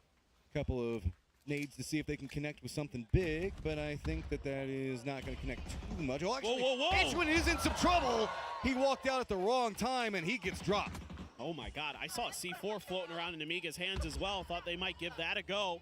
More grenades coming through. H-Win goes into the front door to the safety, and here we go. Reining's actually getting up to run into this, see if he could get the kill, but good shots come out from Tig. Does he know it's a C4 down below him? It goes out to the blue zone. It's going to go too far away, but Tig takes some damage. The C4 going to be too far, and Namiga going to use the opportunity to run in, but there is just a firing line from the Falcon. Reining went into the bushes. The Freaks are harassing Namiga on the way into the Falcons compound, quickly collapsing for the EMEA Stars. But the Freaks aren't going for any of this. They're still on the outside trying to use their hill for control, hoping these guys beat each other up enough, but Falcons finding kill upon kill, and really the Freaks still just kind of resting on their laurels right now. Yeah, there just hasn't been that extra opportunity. Maybe when H-Win was knocked, they could have gone for something. Hello, my bad. Just enough of the triangle to protect him for now, but it's not going to be for much longer. The circle is going to force the issue here momentarily. There is an outer ball that the Falcons going to be playing right next to, and H-Win gets a knock on to Salute.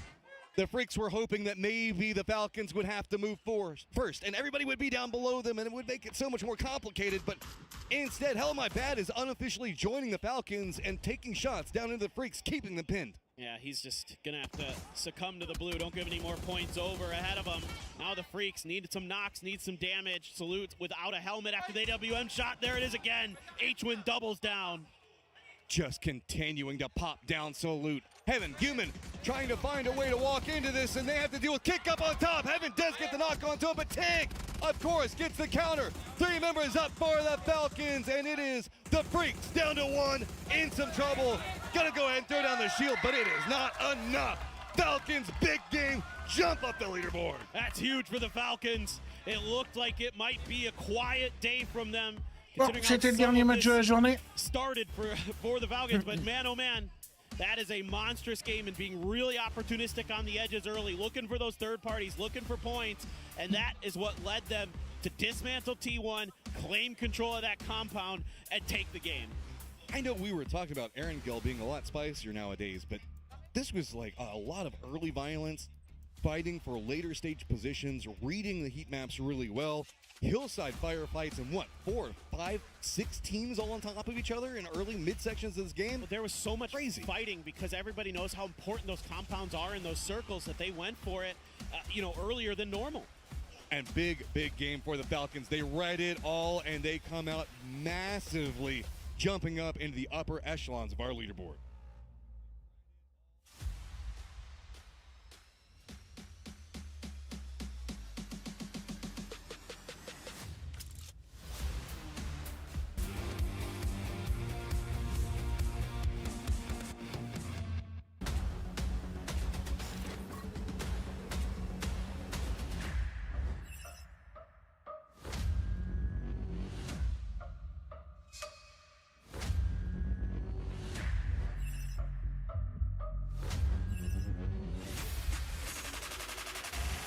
That big bang.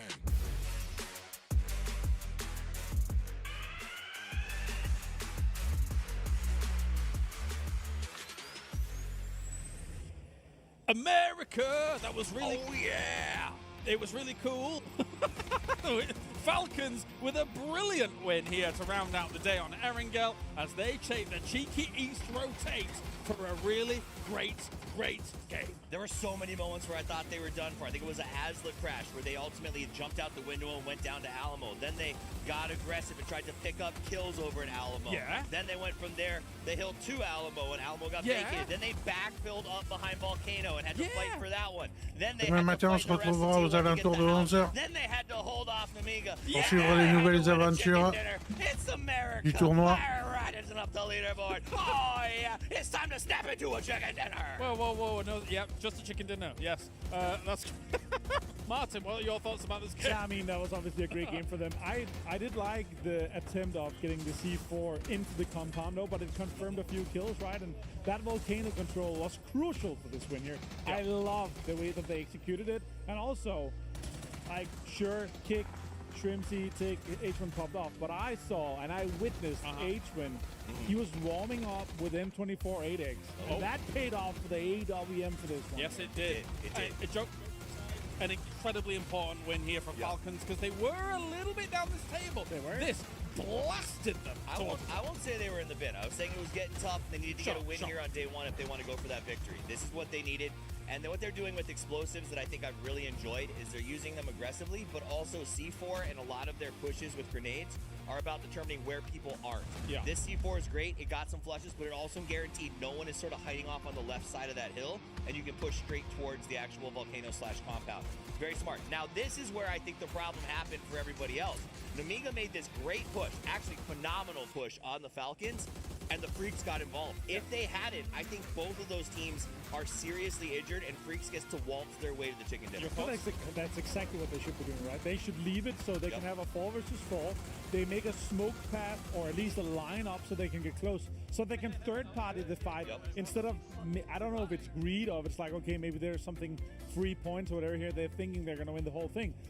But it would be amazing to have them in a situation where, like, okay, let them fight each other because the third partying factor almost always comes out in top and either wins games or get more points out of it, right? So that's, I think, is a huge point here to make, and I think that exactly is the reason why Freaks did not win this game. Yeah, it really did feel like it was going to be their game up until a few of those kind of knock-on effects really took shape there. For DM Freaks, they're going to be kicking themselves a little bit about that result here. Some of our other teams across the board also kicking themselves about the rest of the day here. So yeah, I think Twisted Minds will be really frustrated. The 46% win rate in terms of how they perform, and here they are without any on the first day. And even that last one, the circle was theirs. They should have been able to get there. Yeah, definitely. How about your final thoughts here from Arthur? Yeah, obviously a huge difference. Freaks, you can even see it here. I think the biggest one for me, again, Na'Vi being massive today. All right, well, let's hear from Na'Vi as they are ready for an interview over on the stage with Pan.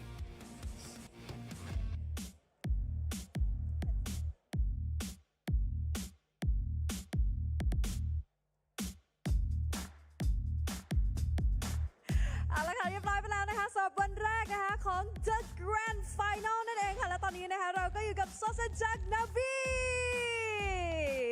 วู้แฟนๆส่งเสียงได้นะจ๊ะส่งเสียงได้จ้ะ Yeah, I just told them like they can cheer, you know, they can cheer, they can make some noise.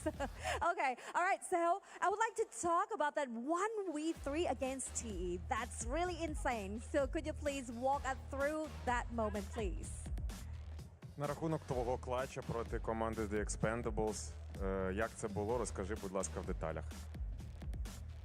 Ми залишалися з Антоном вдвох. Я казав Антону, біжи до дороги, потрібно вже доігрувати. І я залишаюся один і розумію, що в мене лінкс, мені потрібно щось видати, щоб зробити максимум потів з цієї гри, і просто попав з лінкси по голові. 1-1 зіграв, не пам'ятаю, з кимось, з одним із таєшників і закинув хаєта. Та й просто добре відіграв цей момент.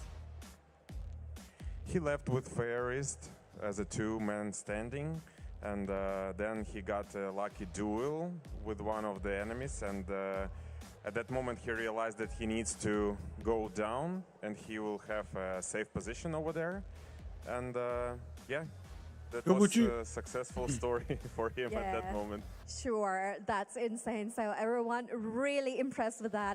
And the second one, because this is the first day of the grand finals, but you already grabbed 2 chicken dinner. So I would like to ask about that because now it's clear that you have such a good form. Would like to ask what's your plan to keep this momentum D'abord le till the leaderboard. end? У нас дуже непоганий старт, і чи продовжимо ми так далі? Так, Камаль чи Бучі. ні. Звісно, по Так, плану ми продовжувати далі показувати гарну гру. Все залежить від нас, все в наших руках, і будемо показувати максимальний результат. Everything is in our hands, so we'll take it and we'll try to keep going. All right, for sure. Everyone, let's cheer for C'est normal que sur ton stream, on ait les pubs Twitch et Thank pas you sur la so chaîne officielle. much. Ben oui. Thank you. Let's take some rest. Bye bye. Thank you. Bye bye. Thank you. So sad. ก็แน่นอนค่ะเดี๋ยวต่อไปนะคะ เราไม่พูดคุยกับเขาไม่ได้เพราะว่าวันนี้ฟอร์มเขาก็ใช้ได้เหมือนกันแล้วก็ดีเลยนั่นเองนะคะ ก็เดี๋ยวขออนุญาตเชิญเลยแล้วกันนะคะกับเบลมอนจาก Full Sense จ้าสวัสดีครับสวัสดีครับเชิญตรงนี้นะครับเหนื่อยไหมครับวันนี้ ไม่เหนื่อยครับ Ah, parce que tu actives ไม่ les เหนื่อย pubs นะ ou tu ไม่เห les นื่อยนะ actives วัน pas. นี้ต้องบอกว่าเป็นแค่วัน La แร chaîne ก officielle, ils ont peut-être ใน pas Grand Final activé แต่จริงๆแล้วเนี่ย les คือต้องบอ pubs. กว่าสำหรับ Full Sense เองเนี่ยเป็นวันแรกของ PGC ด้วย 2025 ก็เลยอยากจะถามว่าวันนี้ทั้งวันเนี่ยรู้สึกยังไงบ้าง Après, pour pas avoir de pub sur ma chaîne, il suffit d'être abonné. ก็วันนี้ก็สนุกมากครับ สนุกมาก อ่าฮะสนุกมากได้เลย Ou d'avoir turbo. ได้เดี๋ยวแปลให้ so the first question I just asked him is not just day 1 for Full Sense in this grand finals but it's also the first day of the PGC 2025 for Full Sense as well. So how was they felt so far? So they just say it's really fun because it's the first day of them and they will keep this going this fun แล้วก็ได้ยินมาว่าตอนนี้คือต้องบอกว่าคือ position เราค่อนข้างดีเนาะคือติดแบบ top 3 เลยนะคะดังนั้นก็คือสำหรับตอนนี้ได้ยินมาล่าสุดว่าทิกเกอร์เนี่ยเขามีการพูดถึงว่าทีม Full Sense เองอ่ะเรามีแอบแบบกลับไปดูเกมเก่าๆกลับไปดูฟอร์มแล้วก็เอามาปรับเนาะในเรื่องของการเล่นมากขึ้นการเตรียมตัวตรงนั้นคิดว่าในวันนี้เราได้ดึงออกมาใช้ไหมก็คิดว่าการเตรียมตัวตรงนั้นมี Oui, après tu fais ce que tu veux. เราดูเกมมาตั้งแต่วันแรกเลยของการแข่งขัน อ๋อเหรอ ใช่ก็ทำให้แบบข้อมูลหรือว่าอะไรพวกนี้ที่เราเก็บได้ค่อนข้างเยอะก็เลยนำมาใช้วันนี้ได้ค่อนข้างดีครับ อ๋อเหรอก็คือเราก็ติดตามถึงแม้ว่าเราจะมาวันนี้วันแรกก็ตาม ครับใช่ครับก็ดูเกมเลย เลิศนะคะดีมาก Alright so I just asked them that now they're really in a good position and Tigger just mentioned earlier Moi, comme j'ai that, déjà dit, Full Sense just les watched abonnements the rentrent pas previous dans ma game, poche, like, ils the servent à whole acheter des cadeaux previous que je game vous fais gagner. before, like the group stage, the last stage, all Et of la it. pub en fait I would partie. like to ask them, Ça rapporte des sous et ça sert à acheter les cadeaux. preparation paid off today. So he said that that's such a good preparation and it's paid off really well and it's really matter with the preparation. And the last one ตอนนี้นะคะแฟนๆเยอะมาก so Full Sense โอ้ยมีป้ายซื้อของตัวเองด้วยอะอะไรนะ ป้ายด้วย มีป้ายด้วยนะคะน่ารักมากมันจะขนาดนี้เนาะมีอะไรอยากจะบอกกับแฟนๆหน่อยไหมจ๊ะ ครับก็วันนี้ก็ขอบคุณทุกคนมากๆครับที่มากันเยอะมากแล้วก็ Et tu peux aller sur mon YouTube aussi, il n'y a pas de pub sur แล้ว YouTube. ก็มีคนดูมาชมเยอะแยะขนาดนี้ นะคะ so I just asked him that do he have anything to say to the audience or his fan he really missed this atmosphere missed the audience and thank you so much for supporting him and please keep supporting him right after this alright then this is Bellman เดี๋ยวเราอยู่ปิดรายการด้วยกันเลยนะจ๊ะก็วันนี้นะคะสำหรับทุกท่านนะคะเป็นแค่วันแรกของ Grand Final เท่านั้นดังนั้นเดี๋ยวเรามาลุ้นแล้วก็ติดตามกันต่ออีก2 วันที่เหลือนั่นเองนะคะวันนี้ลาไปก่อนบ๊ายบาย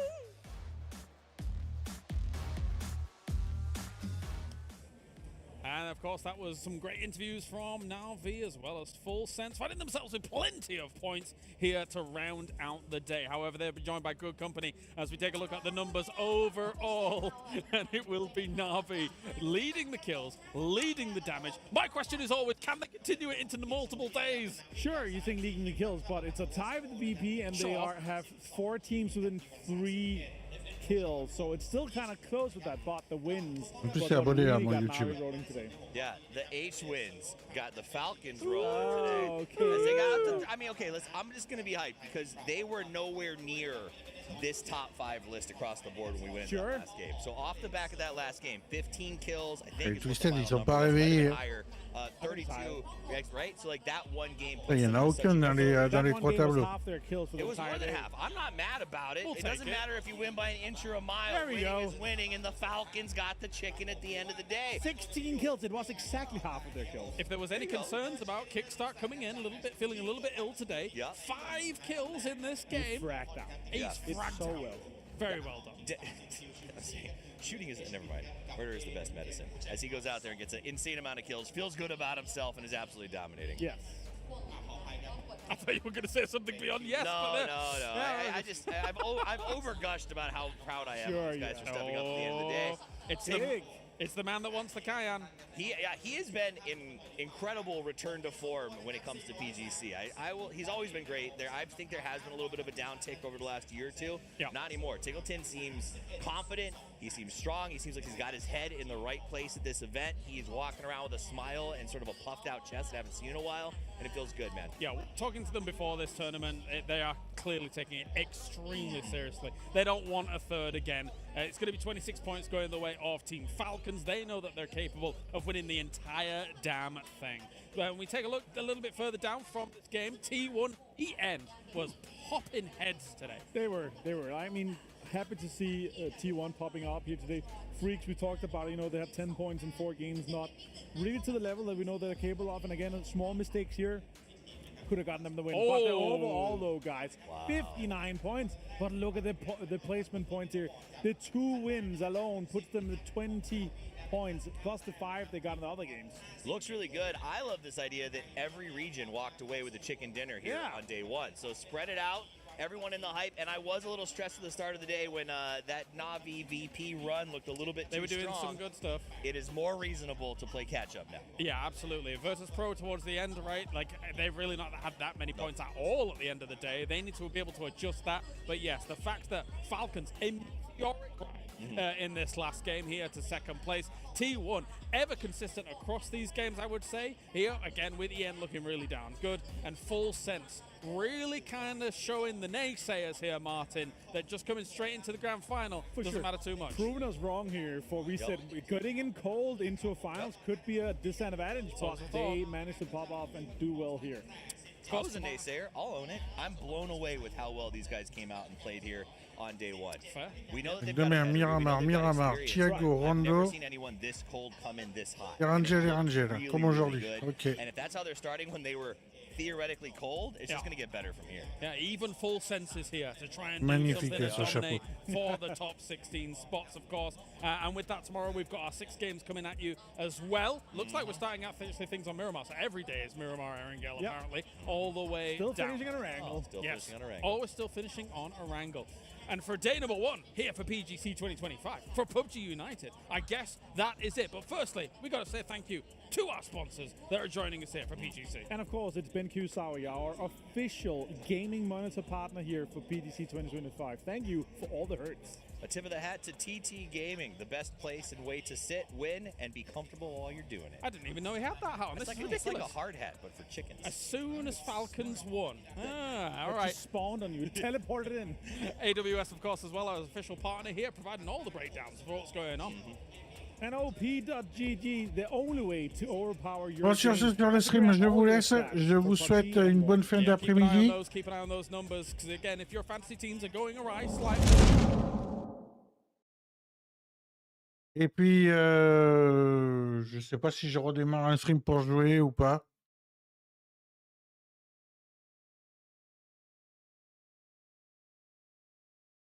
Je sais pas. De toute façon, si je redémarre un stream, vous aurez une alerte pour ceux qui sont follow à ma chaîne et qui me suivent.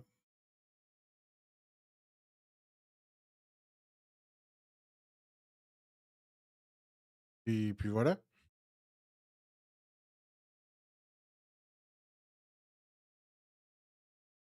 Allez, soit on se retrouve dans 10 minutes, soit on se retrouve ce soir. Sur ce, je vous laisse et à plus tard.